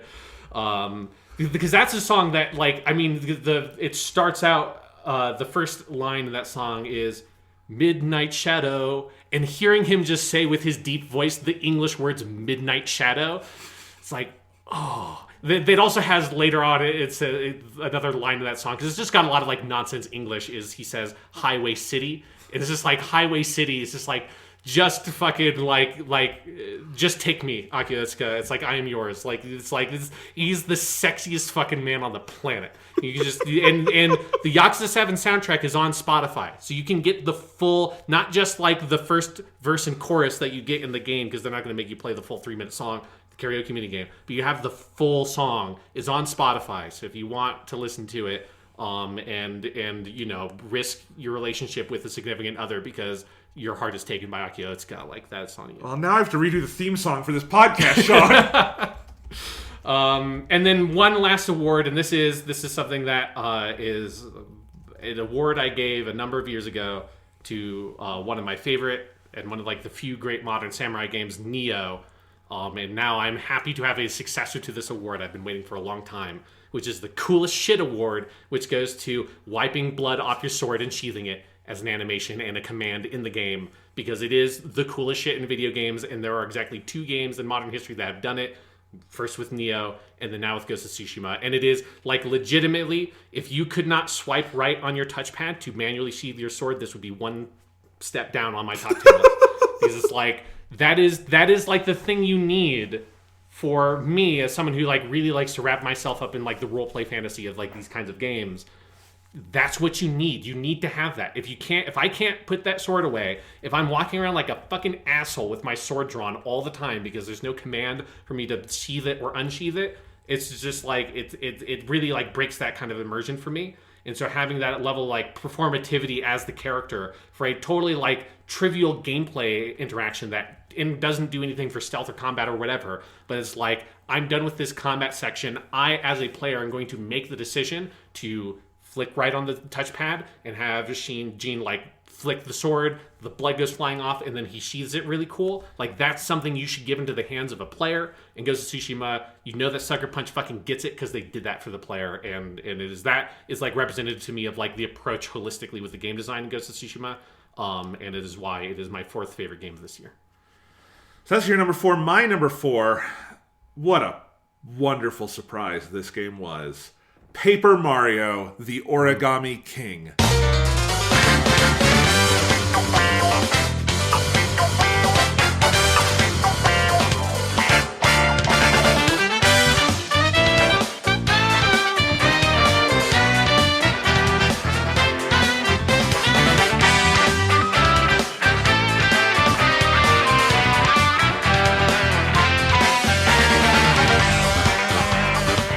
Game in which Paper Mario became the king once again, because Paper Mario has wonderful origins in its original games, obviously, and it has had a, I think, overly hated history, but a really fascinating one. Mm-hmm. Of it made this switch in the Wii era with Super Paper Mario of, okay, we're not doing JRPGs anymore, what else can we do with Paper Mario?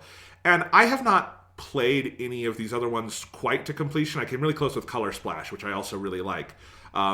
But they are all, like, Super Paper Mario kind of tried to bring it into a platforming sort of zone-ish, and then you had Sticker Star on 3DS that no one likes because it had a really weird battle system, and then Color Splash had phenomenal world design and writing and all this stuff, but it had this weird card battle system that didn't quite work.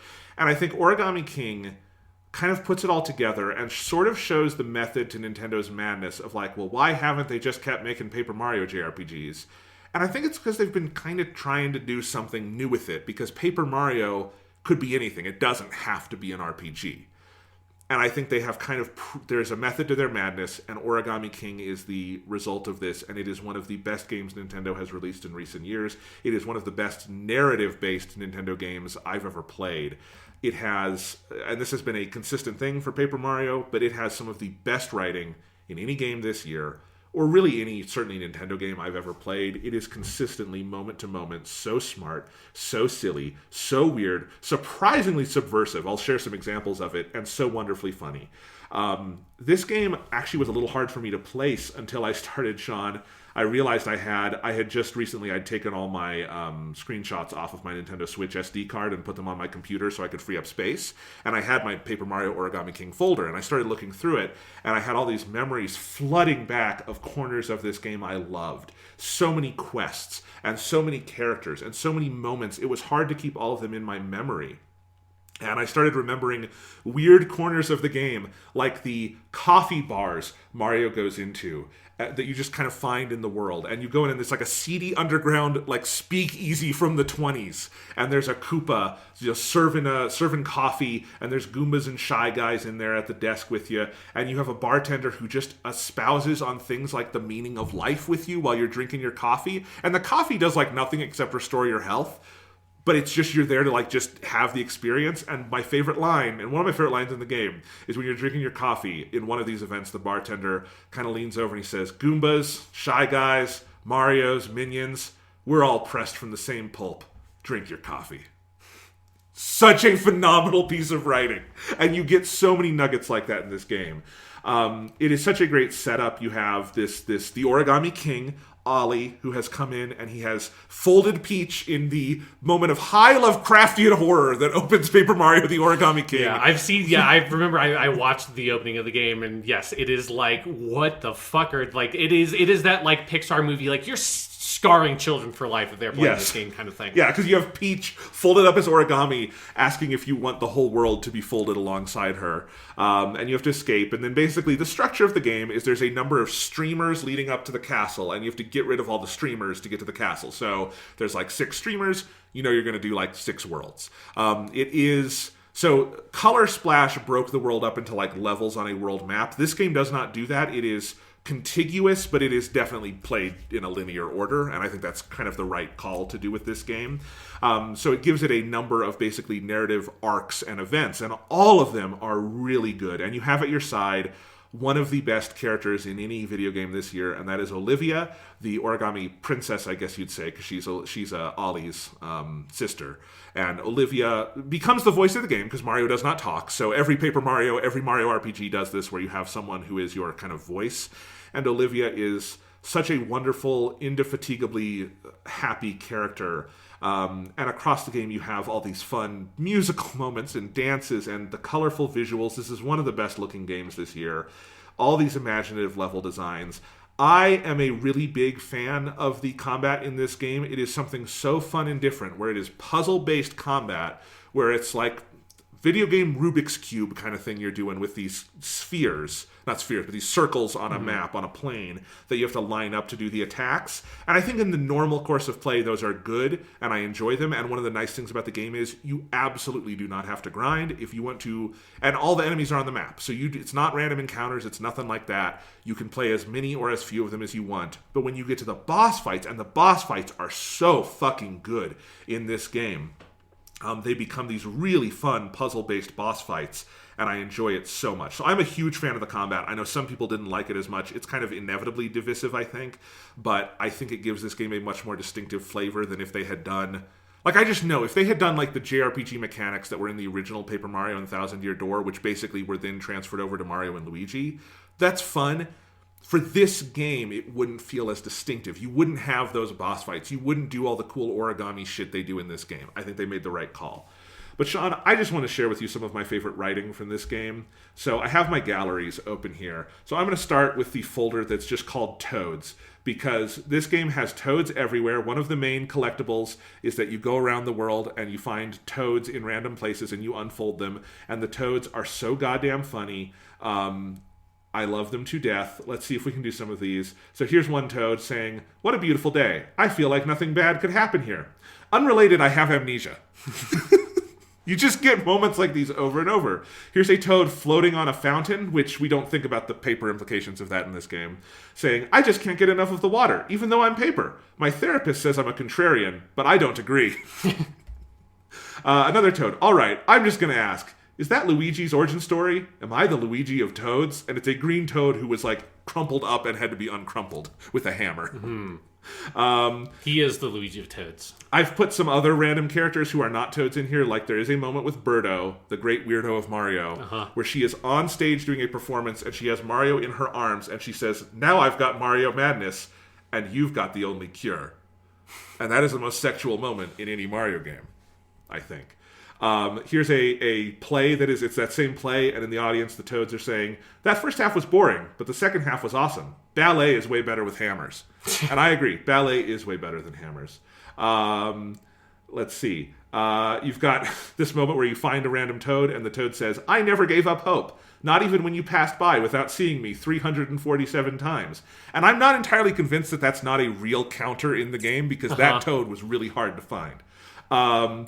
You've got toads hiding another toad who has lost its pants, and it says, we will not let our friend be humiliated. Dignity huddle activate. This is a line from Olivia, but it is the line of 2020 for me, where Olivia says, yay, I've been looking forward to something. And I think that pretty much sums up 2020 for us. Here's a toad trying to charge you money, and it says, how will you be paying today? Blue-robed wizard, coins, credit, or the blood, sweat, and tears of Bowser's mini-minions? And finally, I have two more. I have a toad you find, and the toad says, wow, you found me just before I resigned myself to an eternity of loneliness. Close one. But the best one might be you go up to this door and try to open it, and the person that's with you, this time might actually be a Bowser line now that I look at it, but it's fine. Bowser is also very funny. Bowser says, won't open, huh? I bet they didn't even put anything on the other side. Bah, patch in the rest of the castle, you cowards. And that feels like a weirdly subversive moment for a Mario game. But Bowser is a hoot in this game. I love Bowser. There is a moment, let me see if I can find it here, where Bowser is complaining about Bowser Jr. Because most Mario RPGs have a rich history of Bowser like becoming your buddy somewhere in the game, and it's very fun. And they do that here. And there's this line where Bowser says, I mean, I'm raising Junior. You think that's easy? Try parenting a high-energy kid with access to a flying car and his own army. So that's the kind of, like, comic strip writing you get. Like really good, like Calvin and Hobbes or something, like daily comics writing you get from this game. There is an entire absurd, absolutely bonkers questline in this game where you are in the desert and you are doing archaeological digging with a toad who is looking for something called Captain Toad, but it is spelled, Sean, if you can see it here, Captain, K-H-A-P apostrophe T-A-A-N T-E-E-O-W-E-D. So it's Captain Toad. Yeah, and it's like Captain Toad if it was an alien in Star Trek. Yes, exactly. And the Captain Toad questline is so bizarre, and you are going around with someone who sort of looks like the actual Captain Toad doing archaeology, and he just makes a bunch of graduate student puns, which I really liked. Like, when you're... this one moment he says, sweet senior thesis, the rest must be on the other side of this door. Mother of graduate students, there's someone in there. They keep doing these lines. It's very funny. There's an entire dungeon in this area where all the toads' faces have been cut off. Can you see that here, Sean? Yes, this is the other Lovecraftian nightmare. Yes. This is your, if you want to write your Freudian psychoanalysis thesis, this is like the scene you pull up, right? There's this dungeon where there are like 50 toads who have all lost their faces, and you have to collect their faces and give them back to them. It is more horrifying than you can possibly imagine. But you finally find Captain Toad, and he is in a refrigerator underground, frozen in a block of ice. And he is some, like, Doctor Strange motherfucking ass looking guy where he's got, like, this weird, like, cape kind of thing on. And he speaks in rhymes. He says, I am indeed the toad known as Ode, Captain T. Ode, to be precise. You find that's his actual name, and it was misspelled all along. And then you find out that the reason the archaeologist was looking for him for so long was to ask the grand question, how did you take your coffee? Cream and 3 sugars. And that is the resolution to that plot line. And then at the end, you go back into town and you do all this stuff. And this guy from the museum says, I must say, this whole situation with Captain Toad being real is what we in the museum business call completely bananas. So that is the kind of game this is. It is so funny. It is so weird. But there's one quest I have to explain, which is the only way I can summarize this is like the Paper Mario the Origami Queen equivalent, or Origami King equivalent of the Bloody Baron quest in Witcher 3. Let me explain. There is a part in this game where you meet a Bob-omb named Bobby. And Bobby the Bob-omb, who's just a normal Bob-omb. There's nothing weird about him in visual design. He's just a Bob-omb. And he is a carefree amnesiac who does not have any memories. He gradually transforms into the heart and soul of the game. And you adventure around with him for a while, just in the normal course of things. And then there's a moment where Olivia gets stuck under a big rock. And there's only one way to save her from this big rock. And if you're thinking, oh my God, what are they going to do to Bobby? Well, this is a game that has the courage of its convictions to follow through on what she knows has to happen. And not only that, it has the courage of its convictions to make it hurt. Because Bobby doesn't have his fuse. So you have to travel with Bobby to a yacht out in the ocean, where you learn that he had been with several Bob-omb friends. And you travel the yacht with Bobby and you piece together the backstory, and you find out Bobby and his friends came here, and Bobby had brought the fuse of a fallen friend as a memento. There's this moment where he goes sort of like, see, I knew we'd get here. But then a giant blooper attacked the ship, and it ruins the cruise, and the rest of the Bob-ombs all go like basically on a kamikaze mission, but Bobby doesn't have a fuse. He's unable to do anything. So in addition to this quest serving to go get that memento fuse from his old friend, it also ties up Bobby's loose ends from life and has Mario assist him in a quest for revenge, which they successfully pull off in fighting the blooper. And then you go back to that canyon where Olivia is stuck, and Bobby takes his fuse, and he tells us, this is what every Bob-omb hopes for, a chance to change something for the better, to make an impact, which is also a pun. And he does, and he blows up with that fuse to clear the rubble and save Olivia. And all along the way, from the moment he gets his memory back, Bobby never has a second of hesitation about any of this. He's just the hero. And the game never reverses course to bring him back to life. Even when, after he's blown up, Olivia is really sad, and the next step in the game is Olivia is going and like crying in a corner. There's this utterly heart-wrenching, let me bring up the pictures for you, Sean, because the dialogue alone does not do this justice, of like Olivia sad, where like you are in this sad room with Olivia sitting on a log with her, and there's like a little spotlight on her, and she says, I don't know how I can go on. He's just gone. I'm too sad to move. And Olivia will not move until you go out and you're wandering around this cave you're in, and you find the ghost of Bobby. And for one scene, they do not bring him back to life, but he's a ghost for one scene. And he tells Mario it's his job to cheer Olivia up. And he says, you're Big M. If anyone can cheer her up, it's you. And you go back in, and I think you do some kind of dance, and you get Olivia to come back and work with you. And it is one of the most amazing things that I think the Mario franchise writ large has ever pulled off. Overall, this game is nothing less than a paean to creativity, which I think Mario kind of always is at its best, but this is a game that puts that textually front and center through the theme of origami.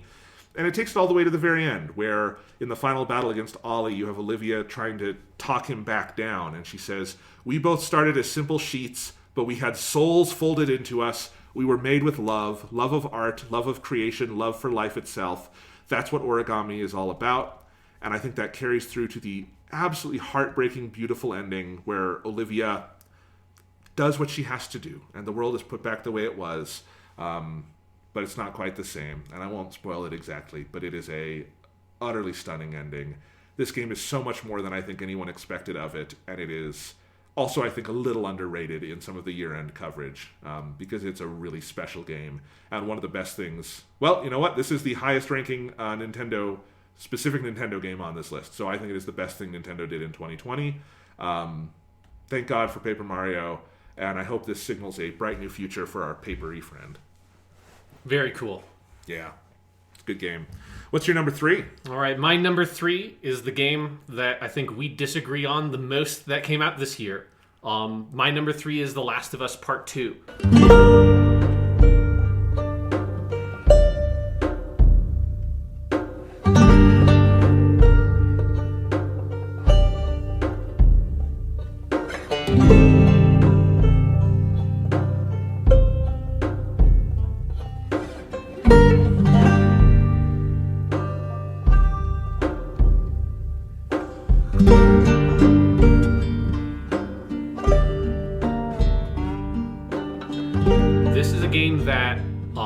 like I think would have been lower on my list if it had not been for the last like 3 months of my life. So I'm going to go through like the lighter kind of stuff to talk about the game before I talk about like the reason why it's so high on my list now, when I think it originally was it definitely was below Ghost of Tsushima before I kind of reapproached the list and kind of rethought through some stuff. But The Last of Us Part 2, like one thing I love about it is kind of similar to Doom Eternal in some ways, of like it is a sequel that is fucking going for it, right? Oh, 100%. Yeah, it is like not trying to be the like, here's Joel and Ellie going on another adventure with more zombies or whatever. It is really trying to be very much its own thing, expanding on ideas from, and obviously Ellie is the main character, her character arc from the first game, but it is so going for it and so going for being its own thing, that it has ended up being like an extremely polarizing game, even while it is winning lots of Game of the Year awards. Like the overall, like this is one of those games that like I don't like reading any of the discussion about it online because it just gets so toxic like immediately. Part of that is because this game has lesbians and trans people in it, and so like you get that side of it. And then part of it is that like this... To specify, you mean the people who don't like lesbians and trans people. Yes, you get motherfuckers who hate this game because they're bigoted pieces of shit. Yes, right. So you I wanted to give you the chance to be specific there. Okay, yes, yeah. You just be very specific, like motherfucking pieces of shit, like scum of the earth, scumbags. Hate this game because it has lesbians. It has 2 playable characters, and both of them are women. It has a prominent trans character in the game, and so it gets like you get harassment and bullshit from that side. And then also, like, the big swings the game takes, some of them don't land. Like, some of them, even if they do land, it's not what the person, like, their taste or what they're, like, looking for. And so it just has ended. And then all of that is, like, then wrapped up in just, like, the intensity of, like, the expectations around a sequel to The Last of Us. And it is just one of those where it's, like, I just do not like generally, like, seeing, like, broad conversation about the game. But I have really enjoyed reading a lot of, like, the criticism from different people who really enjoyed the game and saw different elements of it. It is a game that I think is Naughty Dog in terms of their like game design and game mechanics is like the playable part of it outside of like specifically like narrative stuff. I think it is like handily the best game they have ever designed. Like some of those encounters have this like it's just such meticulous handcrafted feel to it, with an openness to the overall like approach to it that feels like this thing that The Last of Us 1 was like stepping into this much more open sort of perspective on designing encounters, that the Uncharted was very like scripted and focused and linear, and it's like you get little tiny box areas to fight enemies in. The Last of Us, you open that up a little bit. Uncharted 4 opened that up even more. And Last of Us Part 2 feels like they have like really nailed that. They have found like the best encounters from Uncharted 4, Lost Legacy, and The Last of Us, which were those more open areas, and found ways to like fully integrate that into their overall game design.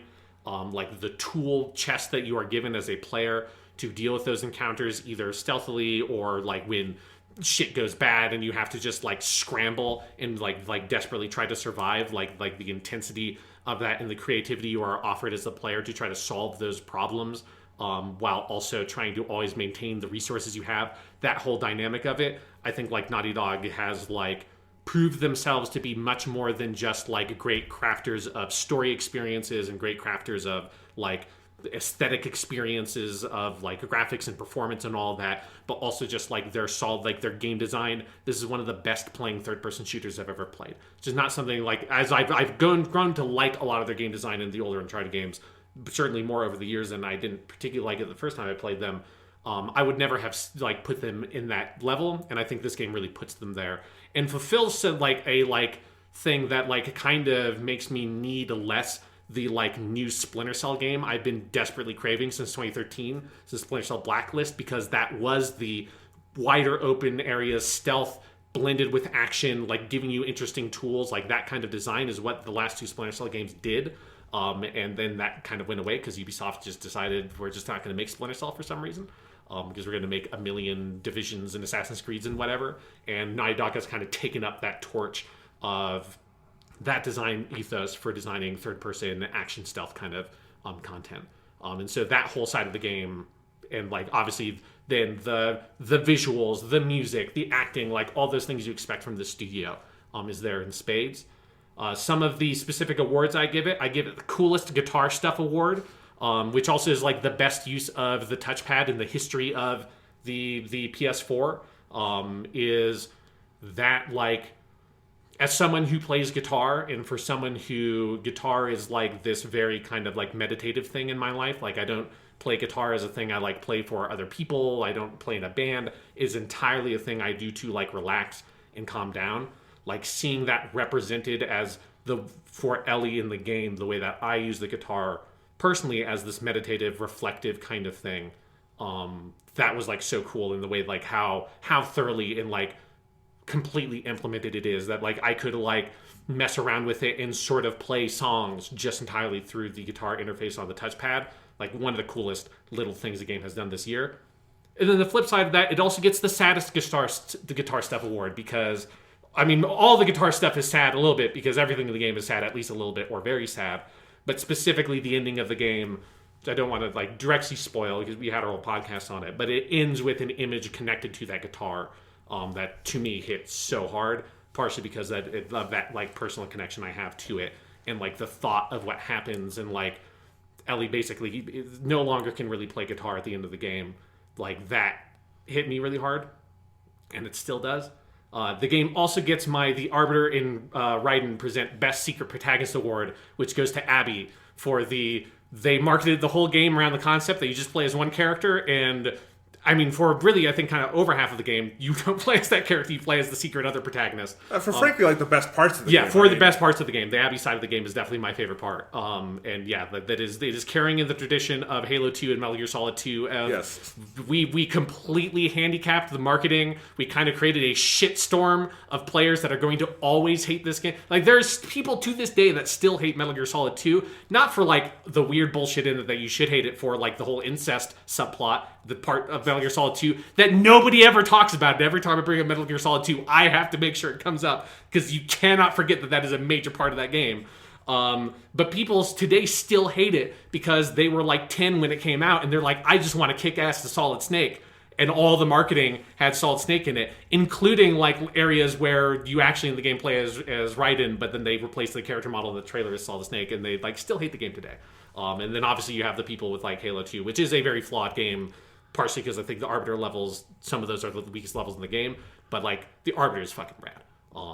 And yes. So, yeah, and Abby, like her side of the game, and that's really like, I mean, that is what the game is exploring this like fraught, intense, emotional landscape from these two different perspectives, these two different characters that are in different kind of phases of their life, who are dealing with trauma in different ways, but have experienced similar trauma, and are inflicting trauma on each other, right? And that's like really the core of that story. Again, we have our whole podcast, so I don't want to go through all that. The reason why specifically I think this game has what I think is the opposite of the experience you've had, Jonathan, where I imagine the game has gotten in your memory worse. Like it is like lowered in your regard. Well, can I just say something about that for a second? Yeah. Because like this game is in my top 20. Really? It's not in my top 10. It is in the top 20. So like in some sense, I think we disagree about it less than like a Doom Eternal or FF7 Remake. Yeah, FF7 Remake. I definitely like it more than either of those games, or at least in the sense that I find more artistic value in it. It did not land for me. There's a ton of respect. I agree with everything you said about the gameplay. I think it's the best stealth game ever made. It's got, or at least the best stealth gameplay in a game. Yeah. I think it's phenomenal about that, because it is the rare stealth game that like either way you play it is sort of equally engaging, and I think that's just a very rare thing. So I love that about it. I think it is extremely tightly designed. It is an absolute technical marvel. That goes without saying. It is beautifully written and performed. All of that stuff. And like, honestly, the Abby side of the game, if I could kind of like cut that out, it is one of my favorite like 10 hours of gaming this year. I really do love that. I think it is some stuff on the Ellie side and where they go for some choices near the end that have curdled for me. But I highly recommend people listen to that podcast we did. I said on my list it's one of my favorites we did this year, because we're working through it in real time. And I think it was a very clear. I think it sounds like for you too, it was a clarifying conversation. Oh yeah. And I think hopefully we had the kind of respectful conversation about the game that is not being had a lot, because I think its divisiveness is part of what makes it interesting and dynamic. Yeah. So this is not a case of me. I don't think it's a bad game. It's not necessarily for me.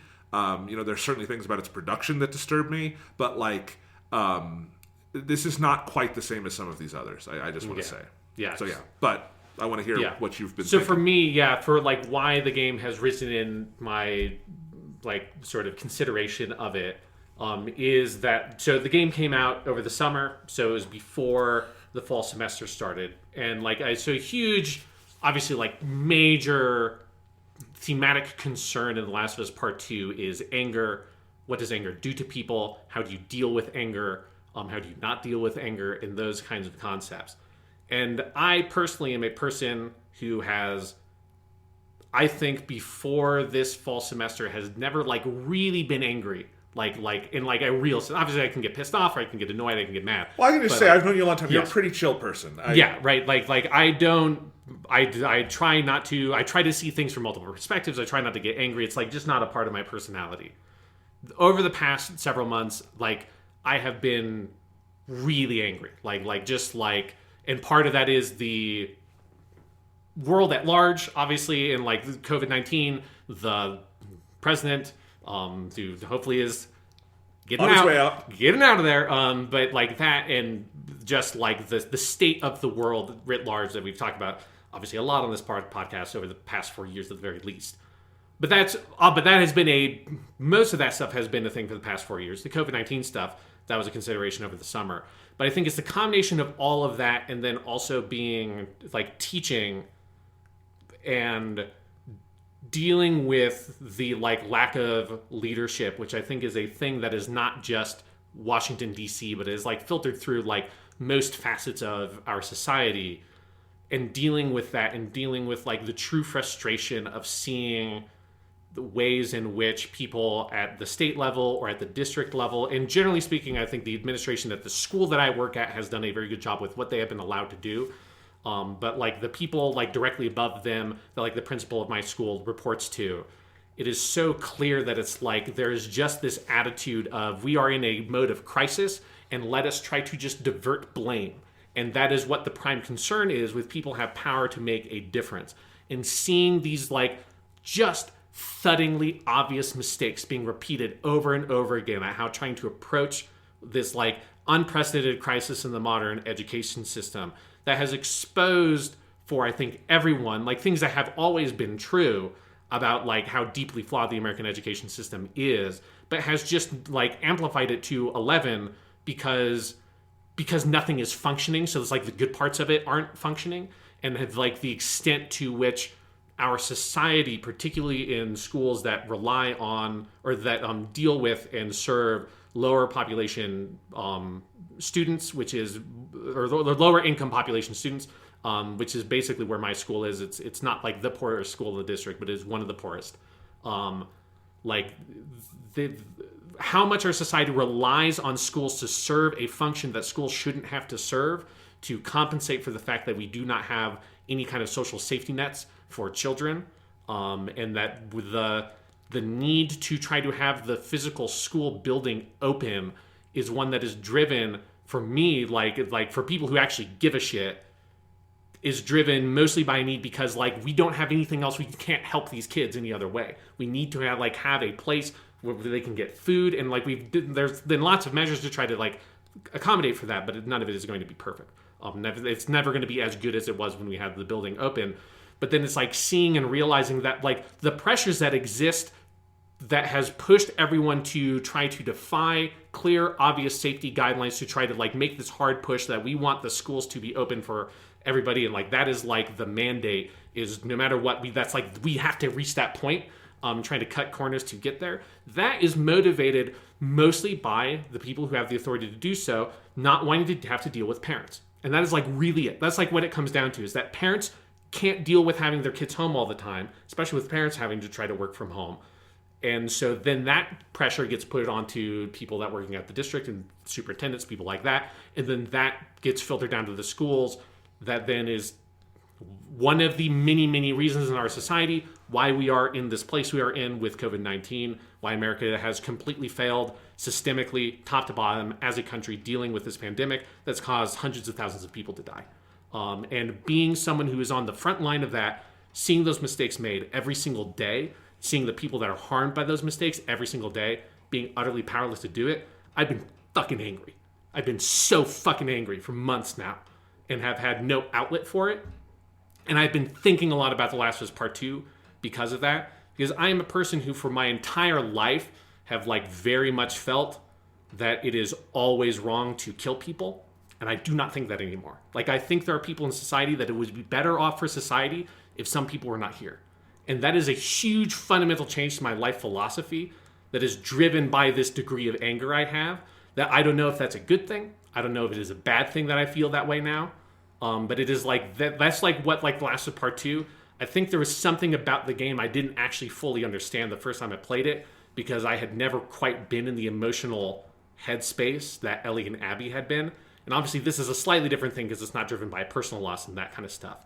But this like level of just like intense feeling of powerlessness and anger, there is something about like just the complete like red haze miasma feeling of it, of just like you are just like existing in this fucked up environment and it's like there's nothing you can do to get out of it. I think there is something like really thoroughly like true about the way that The Last of Us Part 2 expresses it in a way that before I had this experience for the past few months, I don't think I had like fully kind of seen that game. I think it is like hitting on an emotional experience that I had never had before, that I didn't see the first time I played through the game, and it has like really helped me think through my anger. So I'm giving it, my last award is the 2020 award for helping me think through my anger in the most fucked up time we've ever lived through.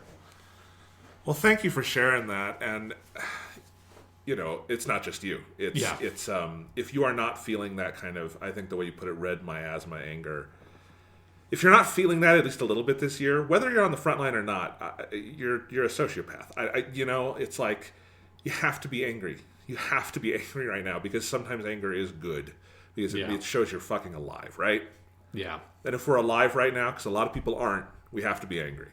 And I do think you're right. I do think Last of Us 2, in theme, if not in execution, inarguably has its finger on the pulse of something. Yeah. That's very clear. Because, you know, obviously they made this game in a pre-COVID-19 world, but they didn't make it in a pre-global anger world. Yeah.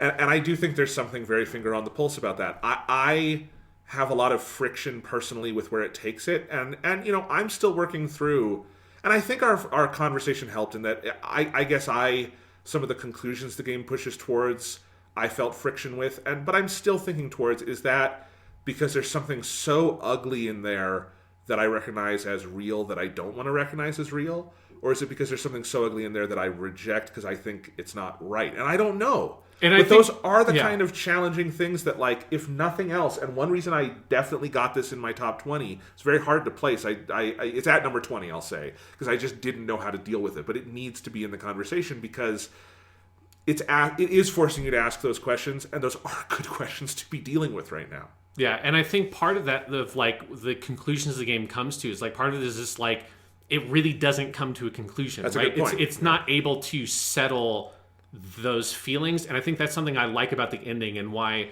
that image of Ellie not being able to play the guitar anymore has like really stuck with me, is because like there is something that is still unsettled, because it's like that anger, that feeling is not actually resolved yet, like, because who knows if it's ever resolved, because it's like that part of like feels like the kind of like the poison or the toxin of that emotion, is that it's like, and of trauma in general, is that it's like it just doesn't go away. There is no conclusion to it. There is no, like, there's nothing you can do.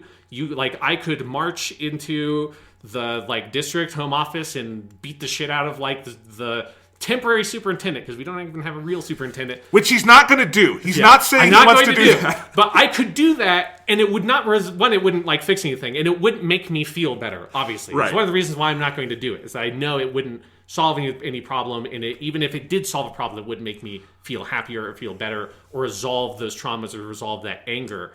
And so it is just this uncomfortableness that you have to sit with and learn how to manage. And try not to have that emotion let you make a mistake so bad that you can't ever take it back. Yeah. Right? Well, and you know, one true thing I think this game gets at is, no matter what your role in it, you lose something feeling anger. Yeah. It's just inevitable, right? Now, we've all lost a lot this year. I think the 2020 award is appropriate for this game. Yeah. Oh, boy. All right. Well, anything else to say about The Last of Us Part 2? It's a fascinating game. Like, I think it's going to be just one of those that I'm going to continue to think about for a long time, because it is like, it feels challenging in a way that like lots of stories are not. It is, yeah. And I really have no idea where Naughty Dog goes from here. I don't know if is there a DLC for this game? Is there ever a Last of Us 3? What do they start a new IP now? What tonal direction does it go in? Do they move in terms of game design? Their future feels very unsettled right now, so I'm very curious. Yeah. All right, that was your number 3. So my number 3. Oh yeah, my number 3 is Ghost of Tsushima. We already talked about it. My number 3, Ghost of Tsushima.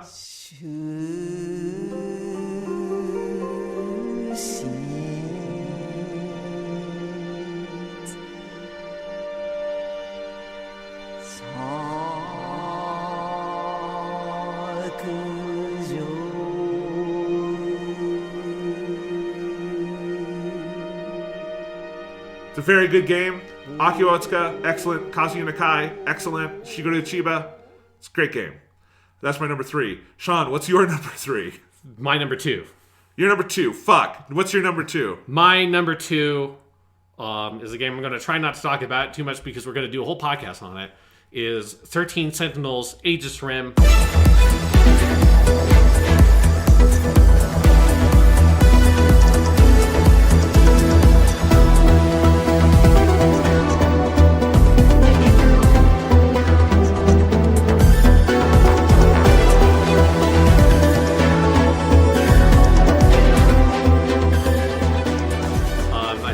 Unequivocally the best title of any video game that came out this year. This is one, like, I'm so happy that you played it. I kind of wish that we had recorded the spoiler cast before we made this list. Yeah. Because this is a one that, like, I feel like maybe would move. It probably wouldn't be my number 1, but there's a chance that based on that podcast could move up, or it might move lower, because it is like a game that like has been sitting with me for a while, because I finished it like a month ago or so. And it, it is. Yeah, I thought about that too. We did this now because I need time to edit it. But yeah, but it is, man, like it is. And I think you did a really good job of sort of explaining generally what it is. Thank you. That was hard. Yeah, it's hard because the game is a, like, the way I think about it is that it is a narrative mosaic, right? It is this thing where, like, if you walk up close to it and you're like playing the individual chapters of the characters, those are like, and it's the kind of mosaic that, like, each piece of it is its own image unto itself. And so you get these, like, chapters and these things that build their own little story. And one thing I love about 13 Sentinels is that the nature of, like, what is reality in that game is so, like, arbitrary in many ways. Yeah, it is dreamlike, particularly in that middle stretch where you really have no context for what is, like, actually happening. There are so many different potential explanations for what is, like, literally occurring that you are offered throughout the game, because every character has their own perspective, and every character's perspective is limited and flawed until, like, right up until the very end of the game. Like, you do not ever have one character who, like, actually gets it until everyone kind of gets it at the same time. And so you're getting all these different visions of the world and reality in this very dreamlike, kind of almost hazy sense as you're trying to put those pieces together. And all of those stories are little stories unto themselves that mean things and say things and have their own themes. They are working off of different archetypes and genres and tropes to sort of build their own meaning. But then as you're building those pieces and you step back, you're seeing this larger whole that the game is forming.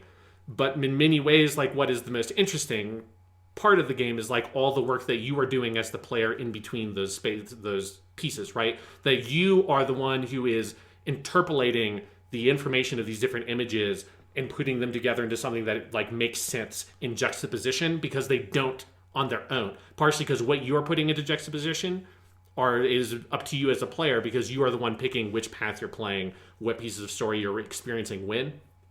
There are major pieces of information in this game that can completely radicalize how you would interpret certain events that you might experience in hour 5, or you might not experience that piece of information until, like, hour 15.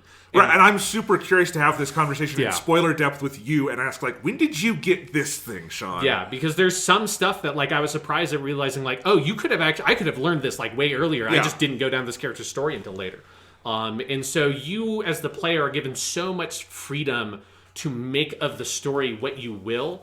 And I think that's a little bit of where, like, once everything inevitably has to collapse into one ending, it can feel a little bit disappointing. And I kind of agree with you. Although there's something, I think the game makes the right choice at going for a simple, earnest ending and just letting it be that. It's not that I think the ending is bad or they made the wrong calls. It's just an inevitable deflation that I'm not sure how you avoid. Yeah, it has to collapse to a single meaning, and I actually really like the note it ends on, because I think it minimizes the damage of trying to like bring everything together, and like leaves you with like a very like kind of nice feeling in ending. And so but that work that you are doing as the player of building the meaning of these different themes, and there's just like a million just utterly intoxicating ideas that this game throws out there that you are picking up on and sort of doing work with. And it's so engaging as a reader / player to just like build that text with the game. It is, as you said, it is like one of the most phenomenal, like jaw-dropping, amazing examples of like the craft of writing I've ever seen. Like the level of confidence that George Kamatani and his team at Vanillaware had to have in what they were building to be able to make this game, and have not only to have it like make any sense, but like for it to make sense. Like I feel like I understand what the game is. Like I feel like I can like put everything and like contain, generally speaking, like what the story is in my head.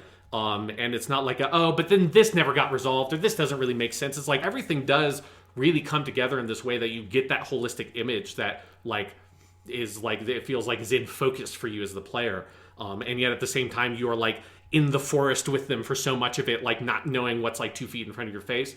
And you just have this sense of that there is a confident narrative perspective overall of everything that is like leading you by the hand. And some of that is that the game, I think, does such a good job of giving these little like assists to the player in the form of a timeline, in the form of like a glossary of different terms and things you encounter in the game, that like, especially in that middle section when like you are given so much information, some of which is like contradictory, because again, it's like different characters interpreting things in different ways, and you don't know whether or not one character's right or not. Like you spend a lot of time in that timeline, like looking through and being like, okay, so this means that happened before this character's story happened before this character's story. So that means they know this, or like, and you're kind of like piecing everything together, and the game is giving the tools to the player to do that. You don't have to sit there with a fucking like notebook and like make notes of everything. And it really does feel like it has all those functions that you would normally have the notebook on your lap to do, but it's built into the game. That's great. Yeah. And it's the thing, I think I said this when I talked about the game originally, that because I played this right after I played the trio of PS5 launch games. And there's something about it, partially because the game's so simple, it's able to fit so nicely in there because the like speed of loading and moving between the different components of the game is so fast that it really is just like if you have a question of what is that thing, or like if you want to like refer to the different resources of the game, you can just do it immediately from anywhere, and it's so accessible. And it just really allows the character to approach the game the way the player wants. Some of the awards I give the game are, holy shit, so that means, but then, what the fuck? Award for everything in the game. Because that is the most fun I had with the game, was just that middle stretch of weird, because as you described yourself, it's every 5 or 10 minutes, you're just like, what the fuck? Is it like, how could this person possibly be here? It's like, but does that mean this person has this relationship with this character? How could that even be true? It's like all of that, and the way it's playing with that material is so fascinating and so much fun. And it is, it is that like what the fuck sense in the most exhilarating way possible as like an experiencer of the story. It's so great. And we haven't even talked about the talking cat. Yes, there's a talking cat in the game. I mean, there's a whole like Sailor Moon Madoka Magica like side of it, because that's one of the other reference points I use that's very good. Some of my other words, because this is another thing you hit on that I like that you did, Jonathan, is that the game is not just like crazy sci-fi bullshit. It is like, all of it is grounded in really likable, interesting characters. And the game, I think, has moments that are just like resoundingly funny to me. Yes. So one of my awards is Best Pompadour, which goes to Ogata Nenji, voiced by the great Tomokazu Seki, also the voice actor of Domon from G Gundam, or Gilgamesh in the Fate series.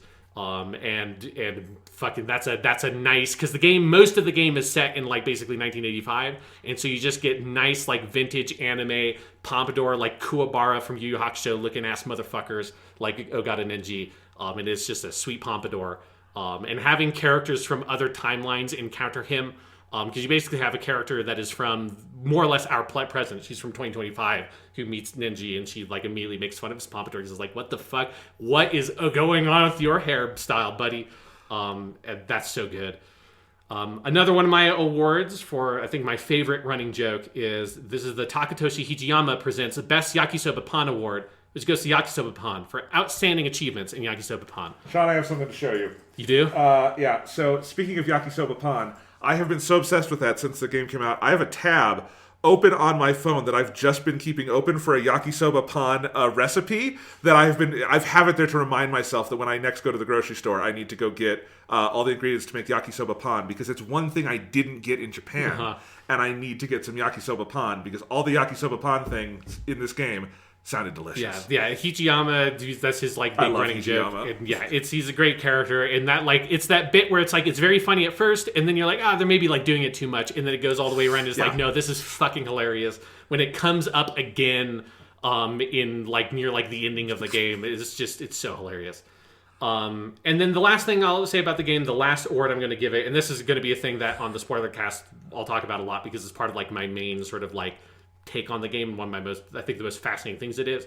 I mean, I give it the On a Pale Horse Award for being the best apocalyptic fiction during the apocalypse. Because to me, the most fascinating thing about the story of the game is that it is an apocalyptic story, and the way it deals with the concept of the apocalypse is utterly fascinating to me. Yeah. And like, again and again, because it's a game that has so many different perspectives, like the way the different characters understand what that is or what that means, what it actually is, what it might be, like all of those, like the possibilities of what the apocalypse is and what it could be for this game set in 1985. I just think this game is like, it is fucking just like, I don't know, the game is never, to me, like fully putting all of the pieces together in the story directly.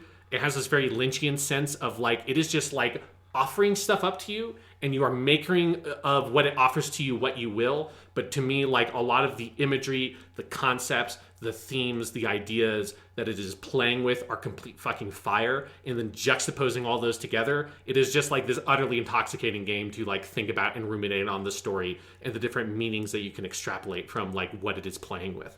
Yes, absolutely. Two things we haven't mentioned with it yet that we should for this podcast. The art in this game is phenomenal, because it is a completely 2D, like drawn, it is like literally physical illustrations you are looking at for the entire game, and they are gorgeous. And I don't think the game literally has HDR, but on an HDR TV, the way the color works is just phenomenal. I mean, it's just because like I don't think it obviously would benefit from HDR, but it doesn't need it as much because it has that very stylized anime aesthetic that it is doing exactly what it needs to do with colors, because it's not trying to replicate reality in any way. No, but it's so good. And I also think I have never seen a mecha, giant robot-based story that does such a good job giving me a sense of scale of those robots versus people.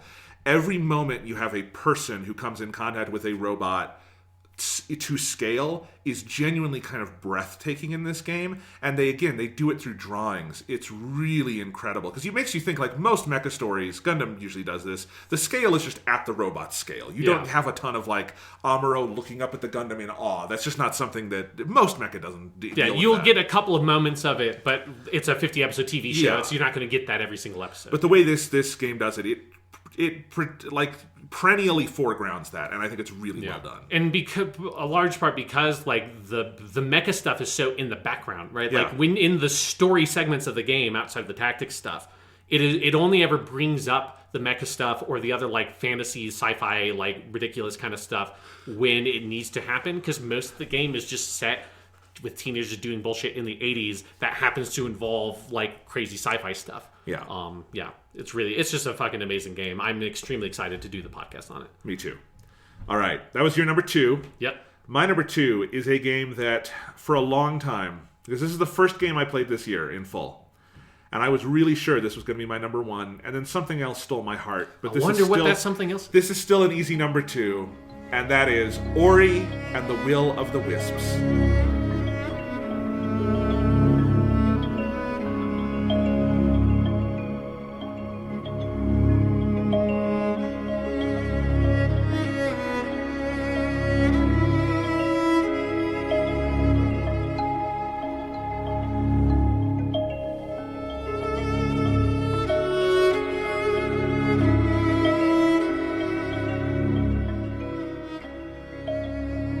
I love this game to absolute death. It breaks my heart and puts it back together. It is amazing. It is the best. This definitely gets the award for best Xbox game of the generation. This is the best Xbox exclusive that they did all generation. I've played most of them. There weren't that many. But this is that shouldn't be like low praise though. This is a phenomenal game, and Xbox definitely carved out a pretty good niche with, I would say, like big budget indie games like this and Cuphead and stuff like that. And this is just such a special game. It is obviously the sequel to Ori and the Blind Forest, which I think was pretty beloved. I think weirdly, Ori and the Will of the Wisps has become a victim of recency bias, where I'm not seeing it in a lot of Game of the Year coverage. And it just should be. If you've played it, you just know it should be in this conversation. Because Blind Forest was when it came out. And this is a much better... I love Blind Forest. This is a much better game than that. In fact, I think Ori and the Will of the Wisps is, bar none, the best 2D Metroidvania game I have ever played. And that is a genre I really love. But it does that by not just mastering the fundamentals of that genre, the idea of a big interconnected world with these situational and contextual puzzles, the exploration, the rewarding backtracking, the gradual accumulation of skill and abilities that makes the world navigable. But it does that by adding onto it a real mastery of 2D platforming, reminiscent of something like Celeste, or combat that I think is probably not as deep as something like Hollow Knight, points in that direction. And so it's got all these things together, and it provides these rich layers of challenge and engagement on all these interconnected levels. From the most micro task in front of you, which is defeating an enemy, or solving a climbing challenge, or something like that, to the most macro tasks of finding a path through the world. You are always engaged mentally while playing this, and it controls like an absolute dream. I went back to it the other day and started a new game on my PC so I could see it with all the bells and whistles. And even early in the game, I don't have all my abilities. I don't have everything yet. Just the basic control of jumping, double jumping, climbing onto a wall jumping off of that, using your little light sword thing. It is so addictive and frictionless to play. It is one of those games where the controller just becomes an extension of your hand. Like, not of your hand, of your nerves. You just don't even feel your hand moving. And it is also this simultaneous expansion of and refinement on systems from the first game, where the only real analog I can think of is Mass Effect 2, in terms of really being bold in saying, this didn't work, rip it out. This didn't work, rip it out. This kind of worked, but I want to change it completely, so rebuild it from the ground up. It is really bold in discarding what didn't work and changing what could work, and then building a bunch of new systems on top and rethinking about how all of it controls, how all of it maps onto a controller, in a way that makes it just this absolute dream to play. It really... Like, I had a lot of Mass Effect 2 flashbacks. They're very different games, but there was something about, I had played Ori and the Blind Forest, and then I went to this, and there's just that sense of jump between something that I felt was really good but a little clunky to something that is smooth as butter. It's amazing, and I think the few video game sequels there's lots of great video game sequels, but that sense of, like, we're going to go into the guts of this thing is really cool. But that's all just the gameplay, because on top of that, this is such an aesthetic marvel. I think Ori and the Will of the Wisps was the first true next-gen game, evident by the fact that it was very much too much for the system it launched on, because I played this on Xbox Series S. Nope, I played it on Xbox One S. We're going to be making this mistake until we're fucking dead. Yeah. Anyway, I played it on Xbox One S, and it was... This game did launch buggy, and it definitely, I think, was not... I don't think the Xbox One S, the base Xbox One, could really run this game that well. But it was still a pretty impressive graphical showcase even there. And on PC, or I assume now Series X, it's just incredible. So, I beat the game on Xbox One S, but I have now started a second playthrough on my PC where I can play it with like all the highest resolution stuff and 120 FPS and all that. And it is just one of the most incredible looking games I've ever played. Even my brother, who doesn't play games like this a bunch, but he recently played this in the original, and he has, again, like, he actually now has like the RTX 3080, so he's got like top of the line stuff, and he said this game is like doing stuff I've never seen. Like what it does with, like, because Ori is a little source of light, casting light on everything, and there's so many light and color tricks this game is doing. It is really a wild, impressive graphical showcase. But, that wouldn't matter if it weren't a masterpiece of art design. Every area is so evocative and unique and imaginative, and it has so much of that environmental context clues and visual storytelling that I think a Metroidvania game lives and dies on. Like I said, graphically, the way it plays with light, it's just incredible. Honestly, playing this on my PC, the light stuff in this game is impressive as anything I've seen with like actual ray tracing so far. It's really cool. And of course, I think the MVP of this game is Gareth Coker, who is the composer of this game. I feel like the Ori score has almost had a life of its own outside of the game, because I feel like people who like video game music like this score even without playing Ori. Mm-hmm. Like my brother has said it's one of his favorite game scores, and he didn't play it until last month. I'm in the same place for both the first game and this one. I've listened to the scores and liked them a lot. Yeah, and I do think these are games you would like, Sean. By the way, if you ever have a way to play them. Because the kind of platforming I'm talking about it doing, I think is the kind of thing you would like, because it is married on to all these other systems. But Gareth Coker is so good, because the first game score is great, but the second game score is something else. It is this emotional but also emotive palette that is omnipresent. It is always there. It is always drawing you in. And the amount of sheer just feeling, I don't know how to put this into words, but the amount of sheer feeling that is evoked by the game in the combination of visuals and audio as you explore the world is enough that, like, there are moments that are completely non-narrativized. It's just me moving through the world and hearing Gareth Coker's music and looking at those visuals, and I'm brought to tears. And that's amazing. And it is also, I think, a really beautiful, moving, and dramatic story. It is like the first game, and I think it does this even better, told in this mythological register of a fairy tale or an ancient myth or something like that. And it climaxes with what is easily one of my favorite video game endings. It's on that level of like a Persona 3 or I'm blanking on my other favorite video game endings, but I have plenty of them. Nier Automata has a good ending. Nier Automata has a great ending, absolutely. Yeah. This is much less conceptual than that. But yeah, it basically ties it all together. I don't want to spoil it, but this is a very definitive there will not be a Game 3 ending. And so this is very much a 2-chapter story, and it all ties together. Kind of almost in the way like Gravity Rush 2 did, where I'm like, oh, they had a plan for this, and they're done. Like, that's really cool. And it's all kind of ties together that makes it feel kind of like one big game. And that ending is just so touching. It is so beautiful. And I think the last thing I want to say about it is, so this game came out pre-COVID. Kind of. It came out. I remember I started playing this game, and then we got the notice that we were going to be locking down. I think people forget how fast that happened. Yeah. We went from 1 week, this thing's in China, to it's in America, what are we doing? Yeah. And then I wound up going home, and I just brought my Xbox with me. And I honestly, Sean, the reason I brought my Xbox and not my PS4, and that created this weird thing where I didn't have my PS4 for months, is because this was the game I was in the middle of playing. And so I just grabbed that one, because the Xbox is also smaller than the PS4 Pro, or that Xbox was, and then I came out here. And so I didn't really think of it in terms of the moment until I went back to it the other day and started thinking about it. And it's not as immediately obviously of the moment as like Last of Us 2 or the next game I'm going to talk about, but I think it's themes of finding hope and beauty and communion with others in a dark, big, scary world that feels so much bigger than you. Ori is the smallest thing on screen at any given time. He's this little, I don't know what he is, spirit rabbit thing. And he is always at a disadvantage because of that. I think all of that resonates a lot right now. The darkness it engages with, there is this sort of, the main foe in this game is this, I can only call it an abject monster, because it is not clear. Like in the first game, it's a big owl. In this game, it is some kind of deformed mutant thing. And it is truly abject, and it is a avatar of rage and sadness and abandonment.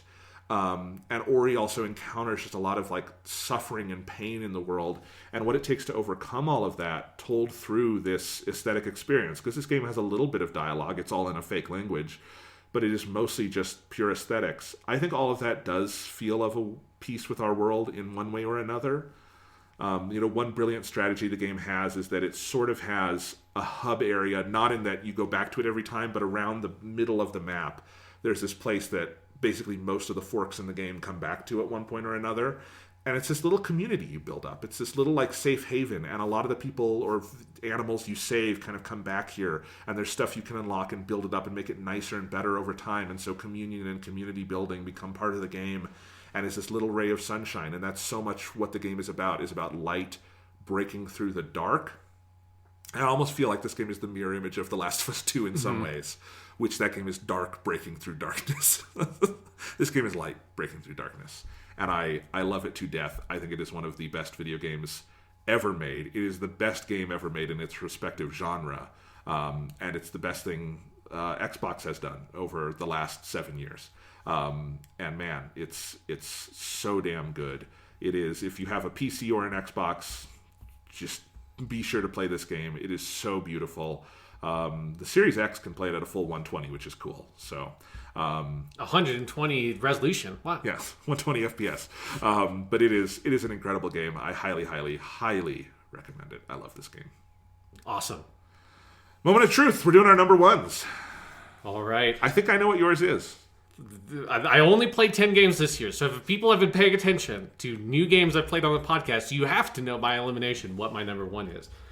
This was one where, so like thinking about my list, there's something of like a lot of the games on my list that I had a pretty hard time, and I think this is like a list where a lot of the specific rankings feel slightly arbitrary to me because for most of the list, these are all games that are like, with the exception of I would say Doom Eternal, Final Fantasy VII Remake, and Dragon Ball Z Kakarot. Those feel like bottom of the list kind of games for me for a top 10. Everything else feels like this would be like this, like a number 2 or number 3 game in a normal top 10. It is like, but I had a hard time being like, but what is my game that's my number one? Because I always, when I make these lists, have this is my number one with a bullet. I know for sure, like 2016, fucking Hitman, boom, it's my number one. No question, right? Nier Automata, boom, my number one, no question. That's how I feel this year. Yeah, like Sekiro, Shadows Die Twice is like, boom, number one. Like it's like that was the easiest call of all time for either of us. Yes, and it's like, so I just feel like my number one is always I just hit that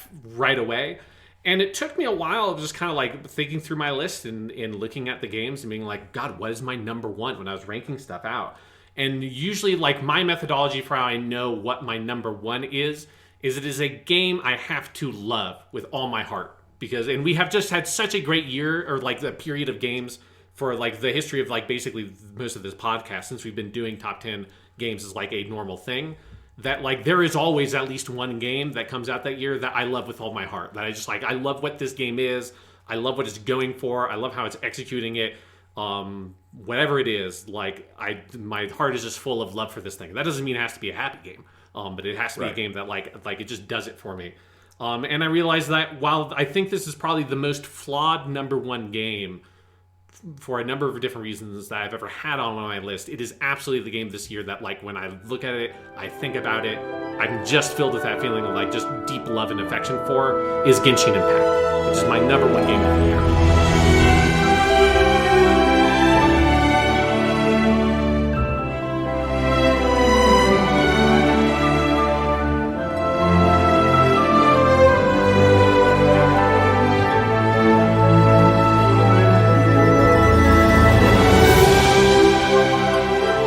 I think is like you said this about Paper Mario, and in many ways Ori, partially because Ori came out like so long ago.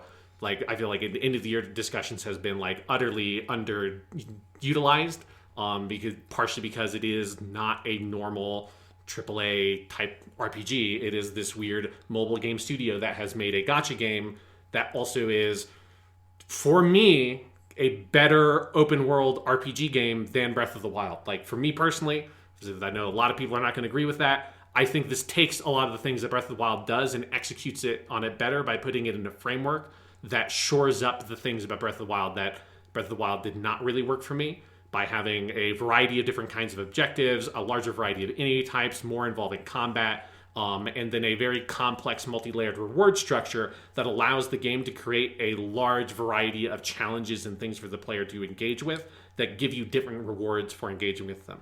And all while having, for me, the thing that Breath of the Wild was like unquestionably incredible at, and like one of, if not the best game at the time for doing, which was just the sense of feeling like you are in this world and you look at like that mountaintop and it's not just like, oh, you can go to the top of the mountain, which has been the thing that people have said in game marketing since Skyrim. It's you want to go see what's up there. You want to go experience it because the mood of the game is so compelling.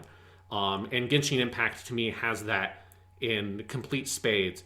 And especially as the game has continued to grow and evolve, since it has come out, we are now in the second sort of large kind of event that the game has had since it first came out, the Dragon Spine event, which literally started like 3 days ago, where they added this whole giant mountain, this like snowy mountain in one region of the map that was kind of blocked off before, and a whole story associated with it, and a series of challenges, and a full 20-track soundtrack that is just for that one area. Jesus. And it is like this thing that, like, one of the reasons why I'm so confident making it my number one is partially because this game has so far, since it came out in, I think, late September, it has proved that it is going to execute on part of the promise of the game, which is it is going to continue to expand and grow, because so much of what the game is technically, like, the story is very much unfinished.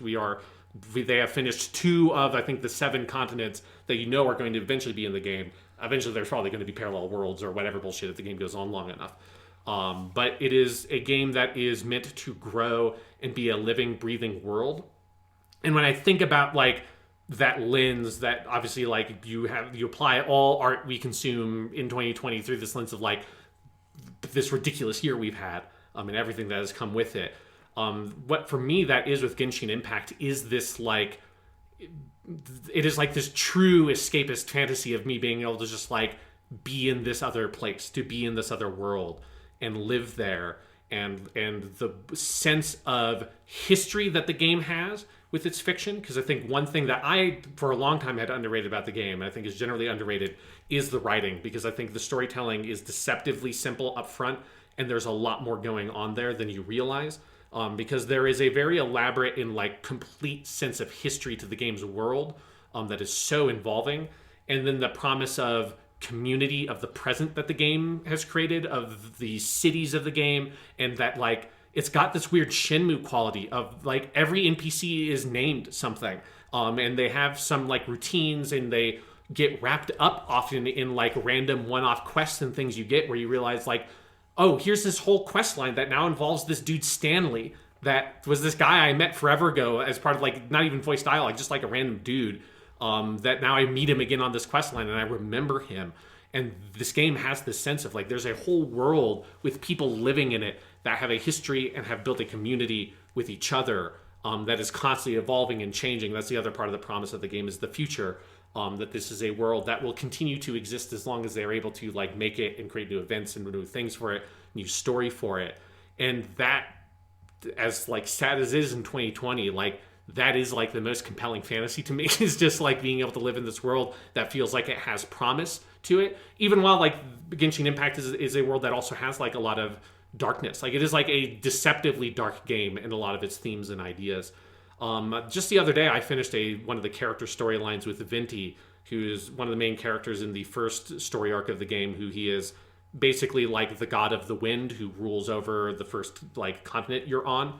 And you do this character side quest with him that has, like, full voice acting and all this, like, unique content made for it, that at the end of it you learn about, like, kind of where Venti came from, and that he tells you this story about 2,800 years ago when he was just like a wind sprite, basically. He hadn't even taken human form, and this whole, like, revolution that he got wrapped up in by another human that is the form that he takes after, is this human that led this revolution, that dethroned the old aristocracy and the old king that ruled Mondstadt, that continent.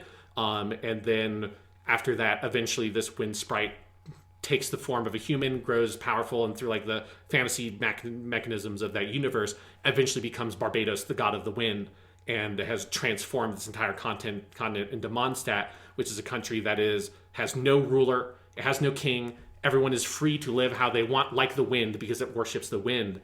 And it is told to you in this beautiful monologue by the character, voiced by Murasa Ayame, who is a really great voice actor. He's the main dude in Haikyuu, the volleyball anime, if people have seen that. And just, like, getting that sense of history to this character, that Venti, in this very, like, Greek god sense, is this character who's, like, he just wanders around. He's like a Hermes. He's just, like, wanders around, and he has a lute, and he plays music, and he likes to drink wine. He just likes to party around, and you realize this is an entity that has a tremendous history to him, and also that there were things before this god existed.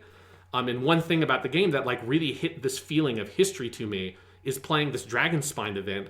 That the mountain is part of the Mondstadt continent, and one of the side quests you can do is you're uncovering this like ancient expedition that went to the mountain and got lost and died, and you're like collecting all these manuscripts, and you realize that these people were sent by the old aristocracy before the current regime existed. This is how old this is.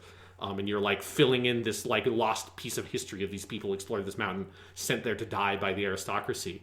And so that's one part of the game that I love, is just the sense of the world and getting involved in it, and how much thought and care goes into the storytelling, especially in these like that Venti questline I just talked about was not something that was in the game at launch. They eventually added that in as a thing you could discover. And so that sense of this world that just exists out there for you to discover, and the promise of there's always more of it because the game is never over, is so enticing and so compelling. And so that aspect of it gets the Game I Needed award, because it was the game I needed in 2020, and also because the game is designed to be played in small bursts a little bit every day. And that is the only time I had to play games in this fall, was until like Thanksgiving break, and I got the PS5 and I went fucking crazy and played 3 games in like a week and a half basically. This year was like, I have 5 minutes to just like play this little thing. And Genshin Impact is designed like a phone game to be played in those bursts. And so but you can also, if you have the weekend, you can just like throw your whole body into it and just like do like, I'm just going to go hardcore on the main story and just like go deep into that and spend hours just playing that part of the game. And so the game is so open to like however you want to play it, and it's so accommodating to the player in a way that like most games are not, that the gacha business model like sort of enables for the game to engage in, and like made it accessible for me in a time when like other games I just didn't have like the time or like the brain like, you know, bandwidth to be able to engage with in that way. Another award I give the game is the Best Soundtrack to Grade 2 award, which is also just the Best Soundtrack award, but it is also in the past, like at the very end, like the last 2 weeks of the semester, and then there was just like a stupid metric shit ton of shit I had to grade. I just put on the soundtrack for Genshin Impact, which is on Spotify. They have both the full soundtrack for the Mondstadt region and for the Liyue region. The Mondstadt region one is good. The Liyue soundtrack region soundtrack is, of all the games I played, is easily the best game soundtrack that came out this year. It's one of my favorites. It is just an incredible soundtrack. The fucking music they added into the Dragonspine area is just incredible. There's this like soft melodic piano theme that plays during the nighttime in the snowy mountain that like when it hits at the right moment, it is just like so perfect. And that's part of that like mood and the aesthetic of the game that really absorbs you in the world. So much of that is communicated by the soundtrack.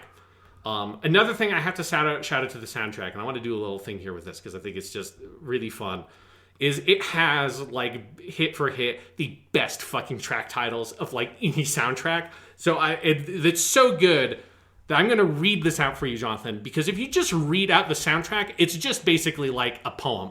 Wonderful. It's incredible. So this is the Liyue soundtrack, Genshin Impact, Jade Moon Upon a Sea of Clouds, which is the name of the soundtrack for the Liyue region. Liyue, moon in one's cup, maiden's longing. Clear sky, a transparent moon, cozy leisure time, sojourner's sweet dream. Winding river, mild waves. Rhythm amidst the reeds, flows of jade-like water. Blossoms across the valley, flow of mildness. Stroll in the shadows, melodious flute, gentle rain, vague whispers. Legends swept away, joy of returning, loners' departure. Foxes at play, plain of nostalgia. Another hopeful tomorrow, this little light of mine. Legend of redemption. Hazy light scattered amongst the tides, rhythms from the conch. Peaceful hike, the fading stories. Wandering flight, faint tracks. Idle away from mountains, humming amidst rocks.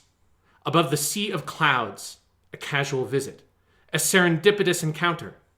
Freedom of crane, rays of sunlight. Rainbow at summit, spring in clouds. Emerging clouds, drink with a hermit, moss-covered path, bird call from afar. red leaf on the chessboard, secluded sanctuary, flickering petals swinging in the breeze, solitude mountains, distant resonance, foregone giants linger in the valley. Slumbering lore, silent ruins, lone drifter, lost expectation. The realm within, rapid as wildfires, chasing the torrents, gallant challenge.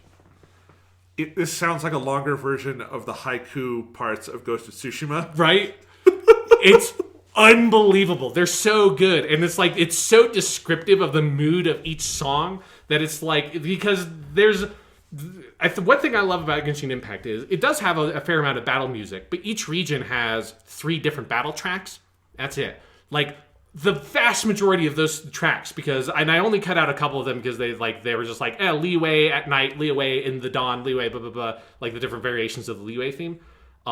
That's like 40 soundtracks that are just different songs and different, and obviously they're not all like completely unique. A lot of them are variations on similar melodies and stuff like that. But it's like basically 40 tracks dedicated just to music that plays while you're wandering around in one of the continents. That's just one of the soundtracks. There's a whole other equally long soundtrack that is just for the Mondstadt region. That is its own music, its own themes, its own leitmotifs.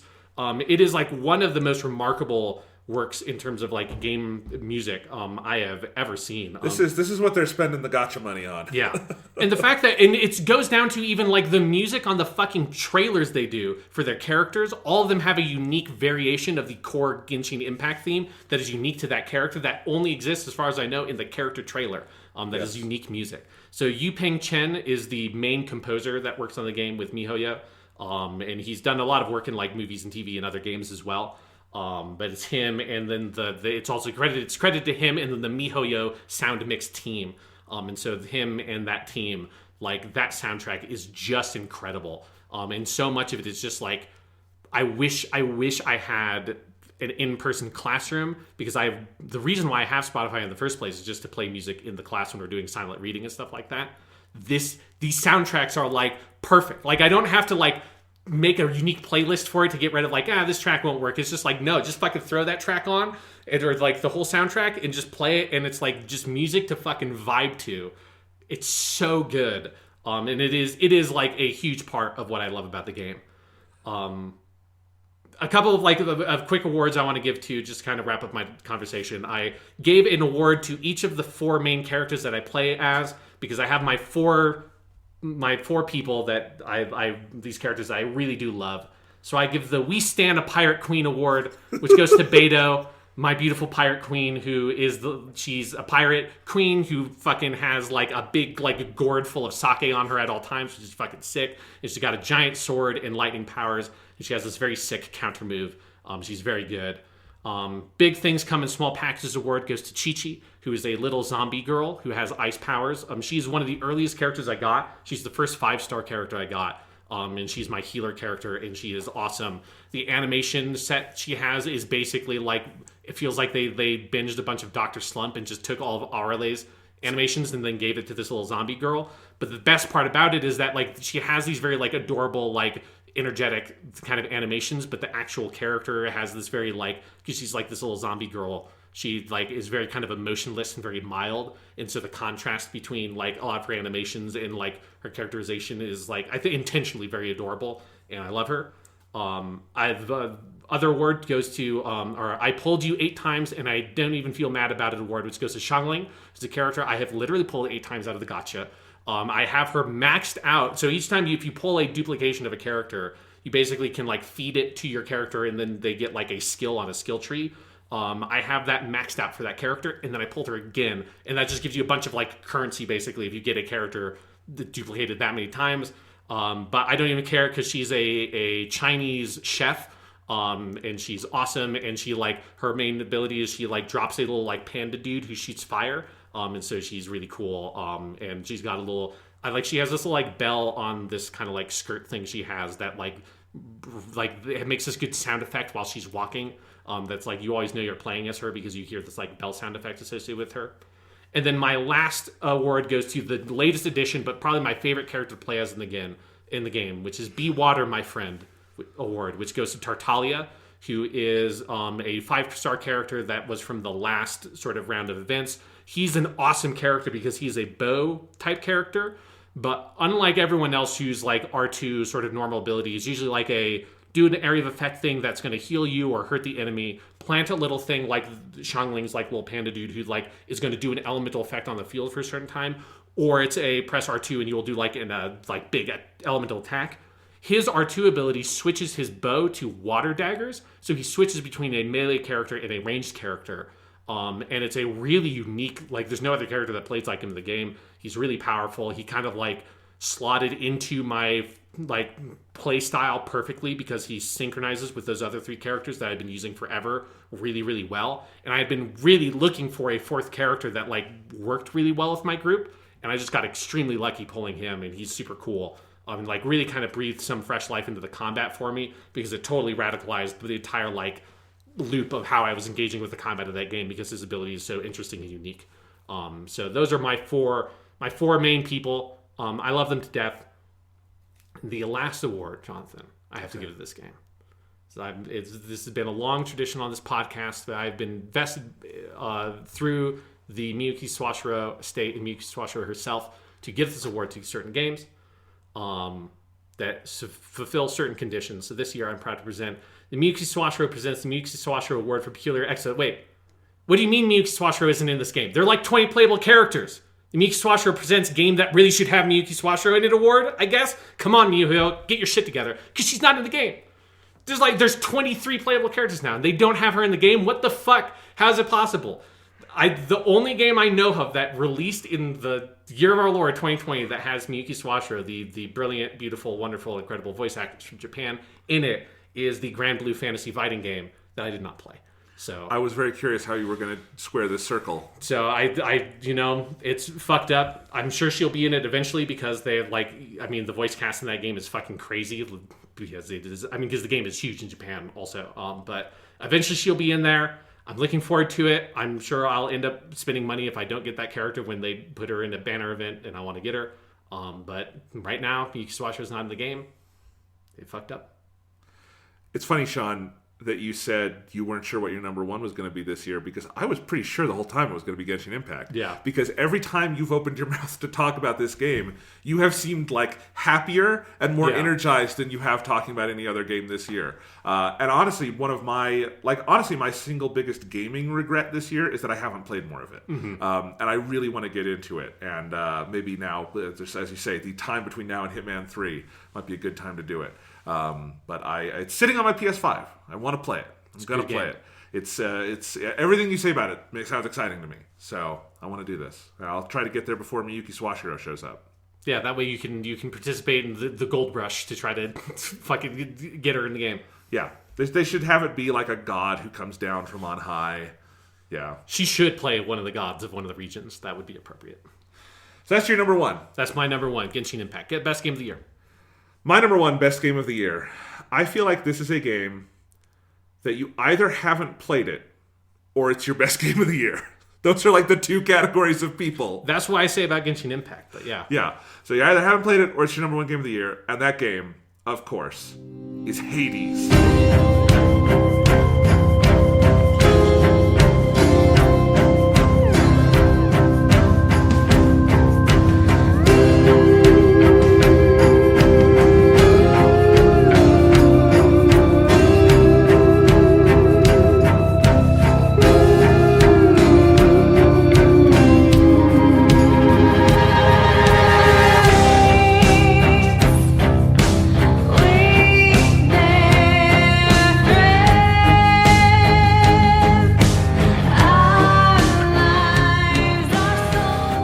Supergiant Games, and I have to start, Sean, with my first award for the wonderful Hades, this is based on an award you like to give every year, Sean. Uh-huh. This is the award for Game So Nice, I Played It 154 times. Because I have done, as of last night, 154 runs in Hades over something like 80 to 90 hours of play. It is I think my fourth most played Nintendo Switch game now. It is such an amazing fucking game. I talked about this basically. My brother complained at one point because he listens to our podcast. He said, you and Sean have just talked about Hades and Genshin Impact every week for like 6 weeks now. Yeah, yeah, we have. That was basically what the podcast was for most of October. Yeah. Yeah, we talked about other stuff too, but like when we talked about games, it was these two. Because Hades is just the most addictive, wonderful, singular, amazing thing. It is nominally a roguelike game, which, if you don't know, are like the procedurally generated dungeon action kinds of games. That you like die and then you do another run, right? It's like you are reset to the beginning, basically. Yeah, and procedurally generated isn't quite right, but it's like, yeah, they're randomized, based on sets of parameters, right?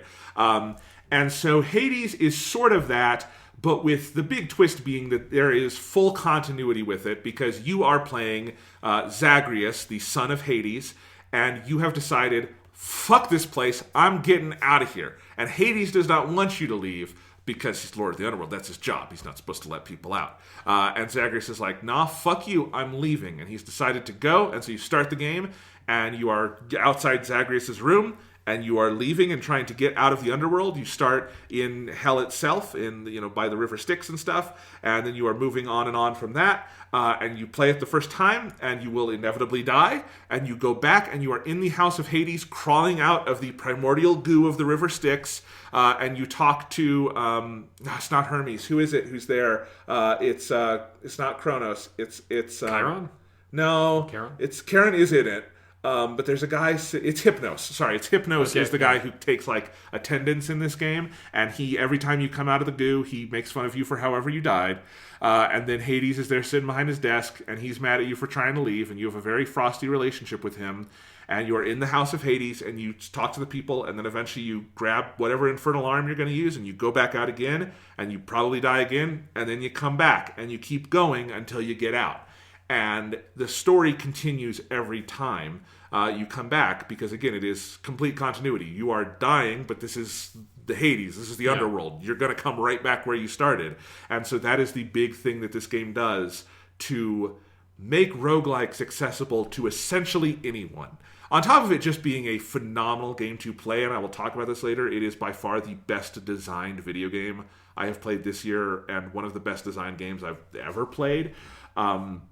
So it is just addictive on that sense. But it is also an ongoing story that you get while playing. And Hades is the game of 2020 for me, because it is about a loop of hopelessness to a certain degree.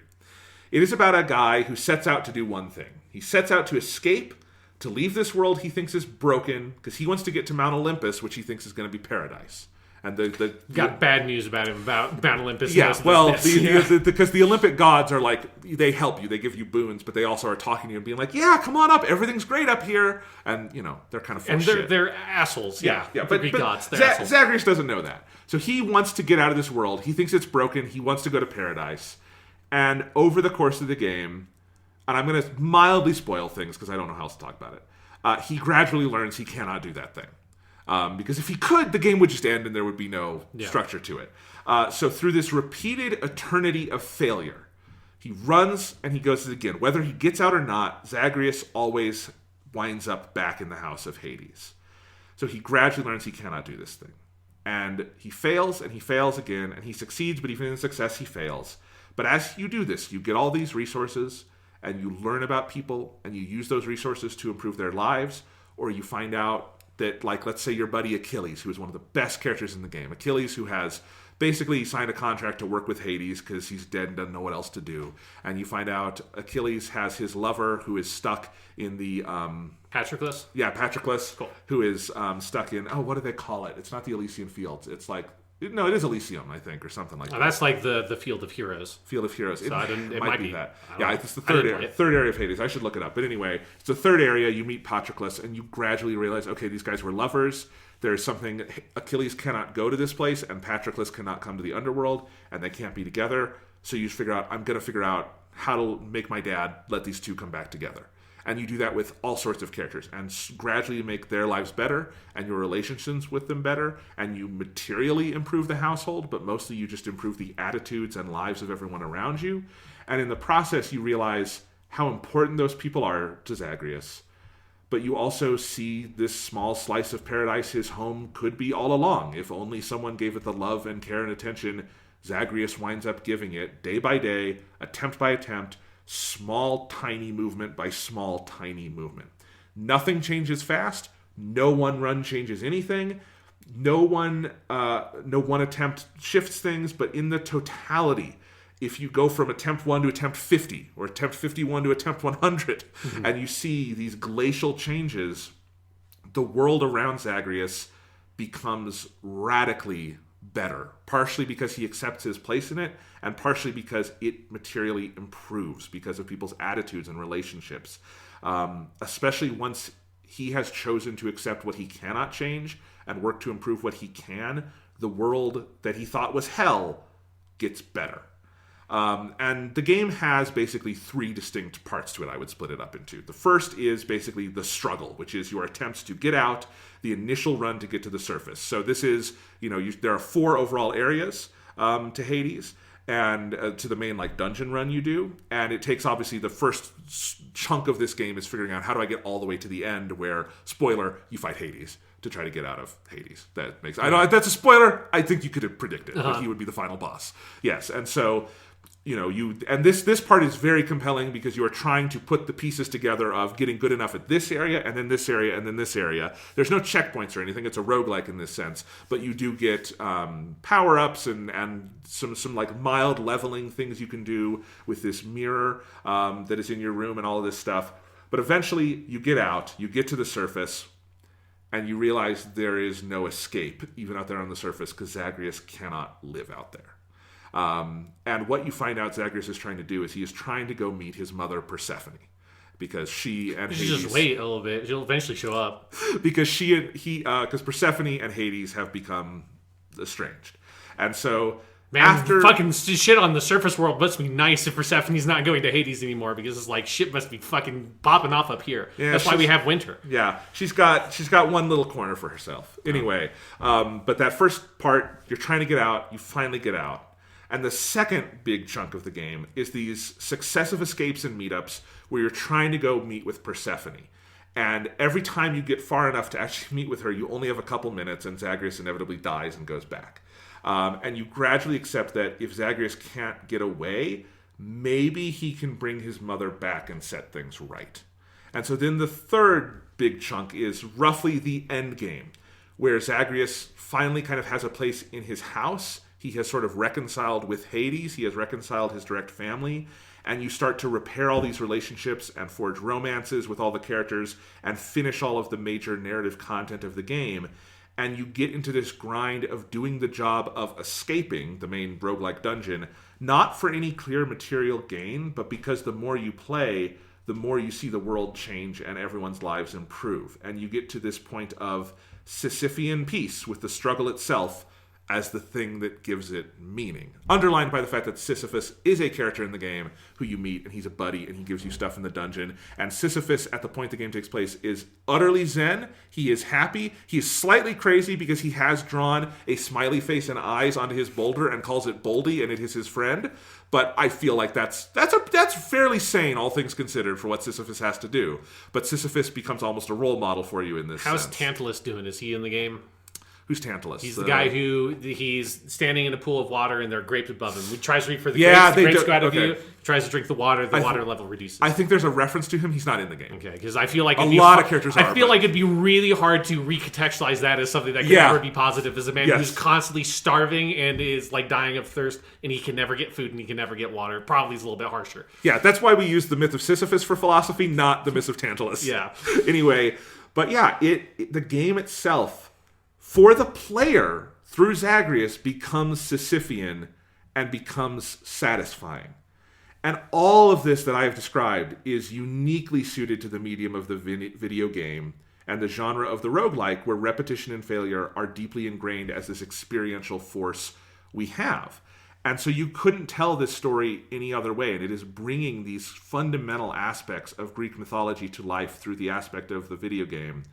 and it is incredible. And on top of that, of course, you have this game's art is incredible. It's my favorite art direction overall, like narrowly with Ori, but this is number one, because it is all drawings too, basically. And there's not an art book yet, but Kotaku did do like an art blog piece where they got a bunch of the assets from Supergiant, and it is so cool to see like the original drawings, because it is such gorgeous art design.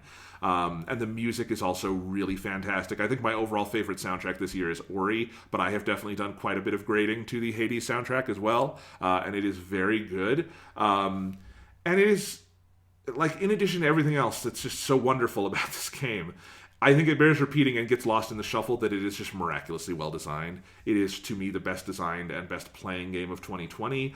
The basic structure of the dungeon and its 4 layers, the enemy types, the layout, the bosses that you fight over and over again. You have 6 weapons, 6 infernal arms, as they call them, and they all have very different play styles. You combine that with the 10 Greek gods and their litany of powers and boons they will give you, all the perks you can get during a run, and this perfectly calibrated level of randomness, which makes skill is still the dominant factor in any run, as it should be, but it makes each run so unique, truly and deeply unique, with the ability to forge builds you just never expected that blow your mind. No build you have really feels completely bad or unworkable, though some are clearly better than others. And the moment-to-moment play and controls with just any of the arms, any random build, is just... it's perfect. There is no other word for it. It is such a joy to play.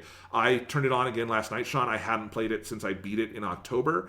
And it just fell right back into it like a warm bath. I got all the way to Hades. I did not clear it because I didn't have like the best build, and I was using the gun, which is not my favorite in that game. Although it is fun. It's just a literal fucking gun he's running around.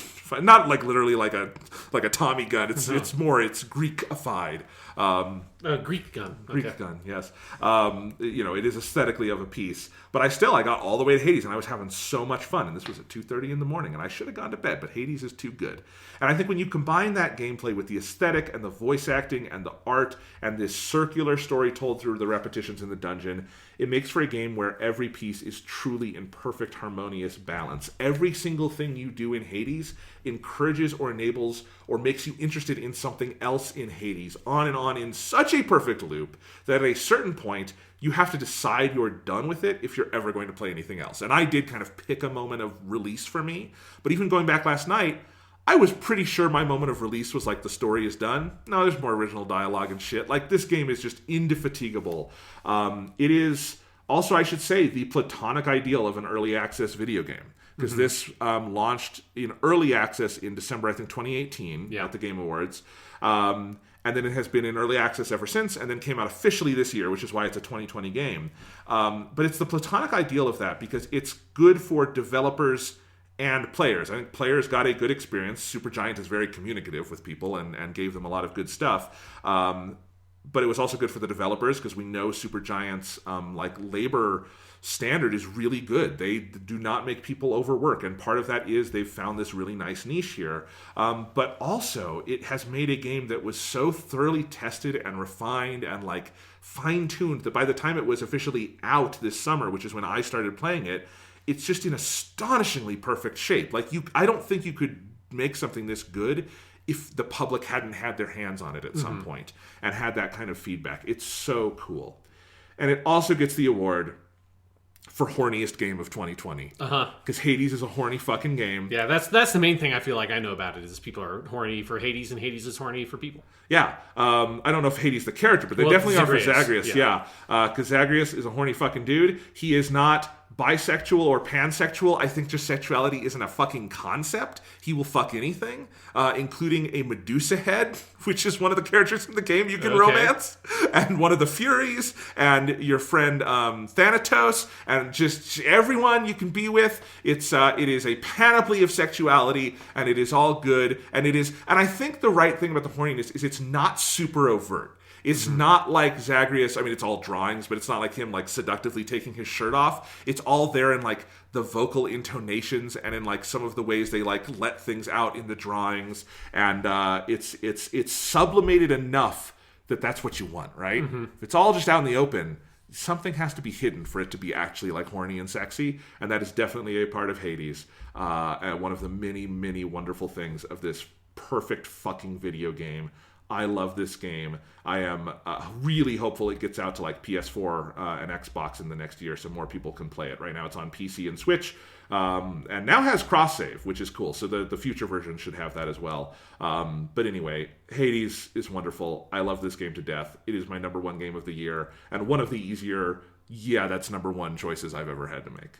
Yeah, I like you said with me in Genshin Impact, I was like, well, yeah, number one is Hades for Jonathan. There's no, It's like, I knew that, like, you really liked Ori, but I also knew, like, I'm pretty sure you literally said on a podcast at one point, it's like, man, Ori's going to be my number one game of the year unless something crazy happens, and then later in a Hades episode, you're like, something crazy happened. Yeah, something crazy happened.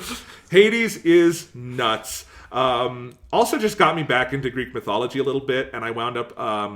I spent a ton of time this year listening to the musical Hades Town because it also got me interested. That's another like modern take on the Hades myth, not in a game that's a Broadway musical, and that musical is just fucking phenomenal. And together, I think Hades Town and Hades and what they both have to say about tragedy and the circularity of tragic narrative structures has informed a lot of my thinking about 2020. So yeah. Greek mythology stuff's good. It is good. I've even, after our podcast, I've not gotten to read it all yet because I'm so busy with other reading shit. I did buy one of the Odyssey translations we wound up talking about, the Emily Wilson translation, which is the new one, and it's very good. Anyway, Greek mythology is cool. Hades is cool. There should be a part in Hades where like Odysseus comes through, but he's not dead, right? He's just like going to go see Tiresias because that's a big scene in that book. And it's just like, man, what the fuck are you people up to down here? Like, I just need some motherfucker to tell me how to get home and then tell me to go like put an oar on my back and walk for a really long time. It's like, I don't know what you people are doing fucking down here. This is weird. All right. Well, let's recap our lists. First, can I go through my 20 through 11 honorable mentions really quick? I'm curious what the rest of your honorable mentions are. Yeah, I won't spend too much time on any of these, but my number 20 was Last of Us Part 2. We talked about that at length. I wanted it in the 20 somewhere.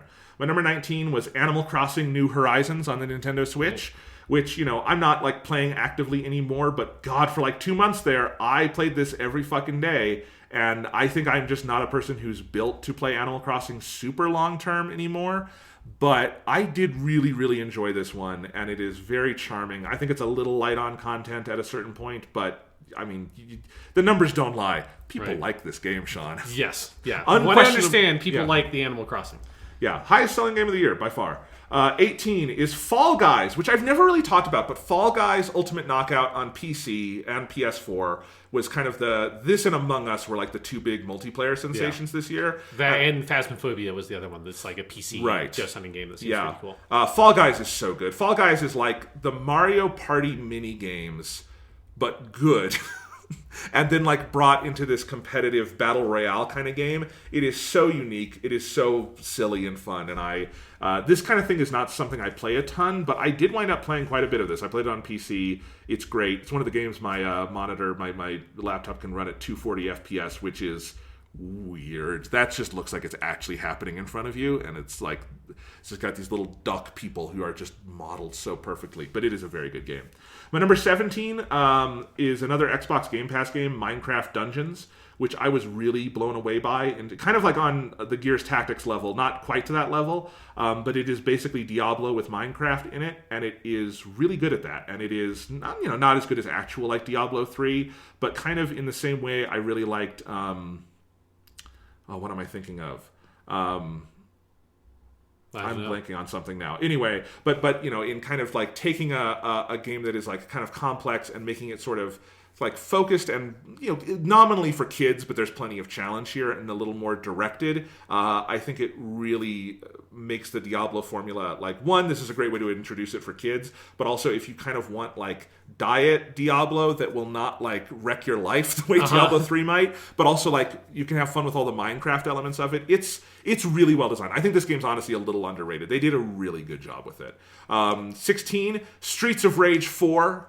I played it on Nintendo Switch, but it's on everything. It's on Game Pass. What a nice surprise that was, because I've always loved Streets of Rage. This is probably like the best one that's ever been made because it's got all the benefit of the hindsight of those earlier games. It's got an amazing soundtrack that basically the entire original sound team, including Yoko Shimomura, contributed to this one. The amazing art. It's all done like kind of almost Saturday morning cartoon style. I love it. It's Streets of Rage, and it is no more or less tthan that, but it is perfect in what it is. My number 15 is a game called Spiritfarer, which I also played on Xbox Game Pass. This is a really hard game to describe, and I think it would be higher if it were a little shorter, and I think it fluffs itself up a little too much at times of having too much filler. But Spiritfarer, you play, it's in the afterlife, and you are the new Spiritfarer, who you have a big boat, and you find lost souls in basically this purgatory and bring them to this spirit gate after a certain amount of time and let them go on to the afterlife. And that core of the game, which is going around in your boat, it's basically like a management sort of sim game where you have this boat and you have all these like timed things that are going on, like making food for people and getting ore and getting all this stuff you have to have for your boat. And then all the characters that you're faring are all on the boat together. And the boat traveling is also a timed element. It's a really compelling gameplay loop. Like I said, I think they overdo it at times, but the core thing of meeting these characters, learning their stories, and then eventually letting them go in moments that are consistently pretty tear-jerking, and the music is beautiful. It's a really unique and wonderful game. My number 14 was Resident Evil 3. I think this is just as good a remake as Resident Evil 2. The difference being Resident Evil 3 isn't like quite as good a game. Yeah. But I think it is still on par with like that level of production and everything, and it is an absolute must play, especially now that the price is down. I bought it at like a full $60 and I was okay with that because I was so on my Resident Evil shit. I'm not sure it's really worth that. This is like one 8-hour campaign. But now if you can get it for like 20 or 30, it's a no-brainer. It's so good. Number 13, another Xbox game that I would never have tried without Game Pass, and this is Moving Out, which is a co-op moving game. There's probably been a lot of funny YouTube videos about it because it is a very funny game. I played this couch co-op with my brother over the summer, and it is one of the most fun co-op experiences I've ever had. You are basically two very, very clumsy moving people, and you have to figure out how to get all the stuff out of the house into the truck. You can break whatever the fuck you want, and it is nuts. But it is, like, honestly a really, really well-designed game, and it has some really, like, loopy, crazy shit in it, especially as you get to the end and you go to space and move stuff in zero gravity. Yeah, I've not seen that part of the game. No, I've it's I've crazy. watched some videos of it. It is a very entertaining game to watch people play because it has that, like, physics kind of, like, bullshit stuff that happens. It's fun. You can probably tell there's a lot of, like, Game Pass stuff on here, and there was on my main list, too, Gears Tactics and Ori as well. And I think Moving Out, more than any of these, represents the kind of game I probably never would have noticed or tried without Game Pass, but it's just you download it and play it, and we spent at least 10 hours in it. It's a phenomenal game.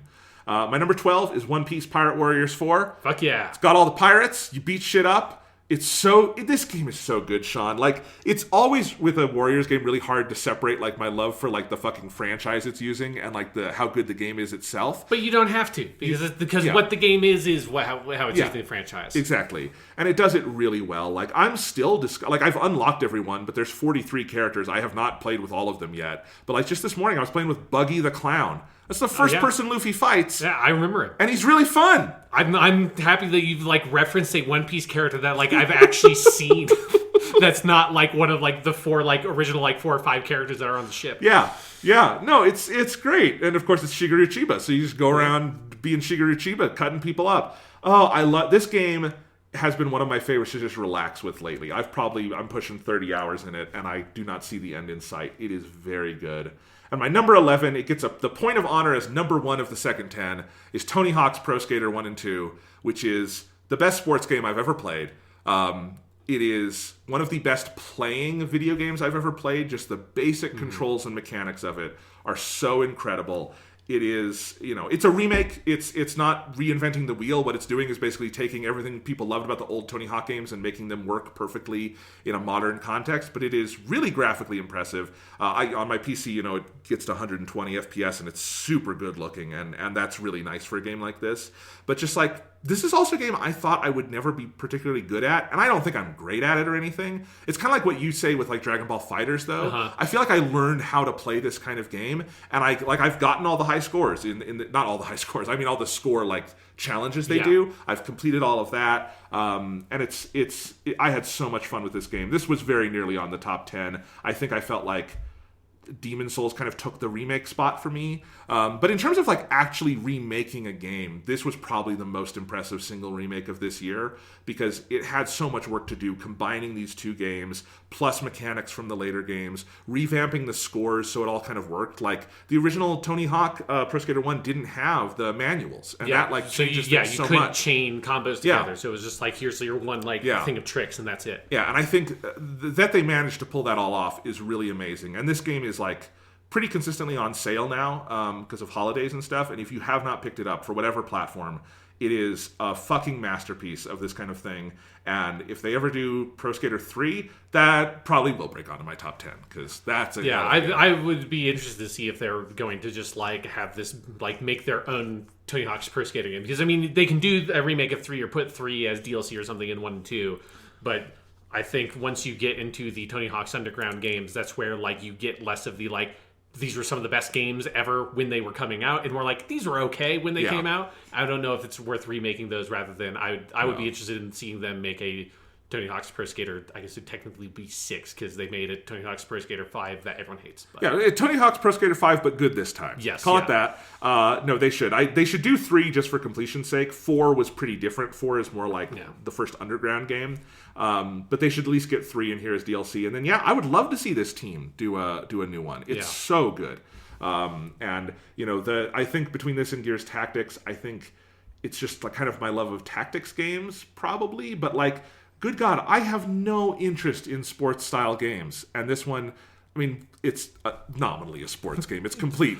Yeah, it's not. I wouldn't necessarily call it like, it's not like a simulation of the extreme games skateboarding. It's an arcade sports game, and it's so good at that. Tony Hawk's been the pro skate gold standard for a long time. I mean, fuck, it got Thomas and I over the summer went on a whole kick of watching a bunch of Tony Hawk videos, and then down the rabbit hole of different skating injury videos where people hurt the shit out of themselves, which I find fucking hilarious. Yeah, a lot of people like trying to grind a rail and dropping on their nuts. Yeah. And not a single goddamn one of them wearing a helmet. Unless they're a professional skater. That's how you can tell professional skaters from non-professional ones, is pros know to wear their goddamn helmet. Yeah, they've hurt themselves enough not wearing the helmet to when you're Tony Hawk and you're trying to fucking ride a skateboard off a ramp and spin 900 degrees in the air, you know you're going to put your fucking helmet on. You're going to do some stupid shit like that. Yes. So anyway, that is my 20 through 11. Let's recap our top 10 really quick, Sean. All right. My number 10 was Gears Tactics. My number 10 was Dragon Ball Z Kakarot. My number 9 was Fire Emblem, Shadow Dragon, and the Blade of Light. That's right. My number 9 is Final Fantasy VII Remake. My number 8, Astro's Playroom. My number 8, Doom Eternal. My number 7, Marvel's Spider-Man, Miles Morales. My number 7, Demon's Souls. My number 6, Demon's Souls. My number 6, Astro's Playroom. My number 5, 13 Sentinels, Aegis Rim. My number 5, Marvel's Spider-Man, Miles Morales. My number 4, Paper Mario, The Origami King. My number 4, Ghost of Tsushima. My number 3, Ghost of Tsushima. And my number 3, The Last of Us Part 2. My number 2, Ori and the Will of the Wisps. My number 2, 13 Sentinels, Aegis Rim. My number 1, Hades. And my number 1, Genshin Impact. This has been a long one. This is going to be one of our longest podcasts ever, but I think that's okay. This was a big year for games. Big year for the world, not in good ways. And yeah, I'm glad we got to look back on 2020 through at least one positive lens. Video games were good this year. Everything else wasn't. All right. Next week, we should have for you our weekly Suit Gundam on Mobile Suit Gundam Seed Destiny. It's been a podcast long in the making. Yes. I am extraordinarily excited to record this podcast for a lot of different reasons. And later in the month, we will have our 13 Sentinels discussion. At some point, we're going to be doing the next Batman movie. There is a ton to come. I am really excited for this year on the show, Sean. Yeah, me too. We have so much good things in the work. We've got Weekly Suit Gundam full steam ahead. We've got our Batman on film series. Hitman 3 is coming out soon. It's going to be a really cool year for games, I think. We're going to have... You're going to eventually play a Yakuza game. I am going to play the shit out of that Yakuza. I'm going to listen to Akio Otsuka sing karaoke, goddammit. Yes, you are. I am excited. The PS5 is going to be full steam ahead. Oh, I'm excited. More adaptive trigger stuff. Yes, there's you know, who knows what the rest of the world will have for us in 2021, but by hell or high water, this podcast is going to be fucking good.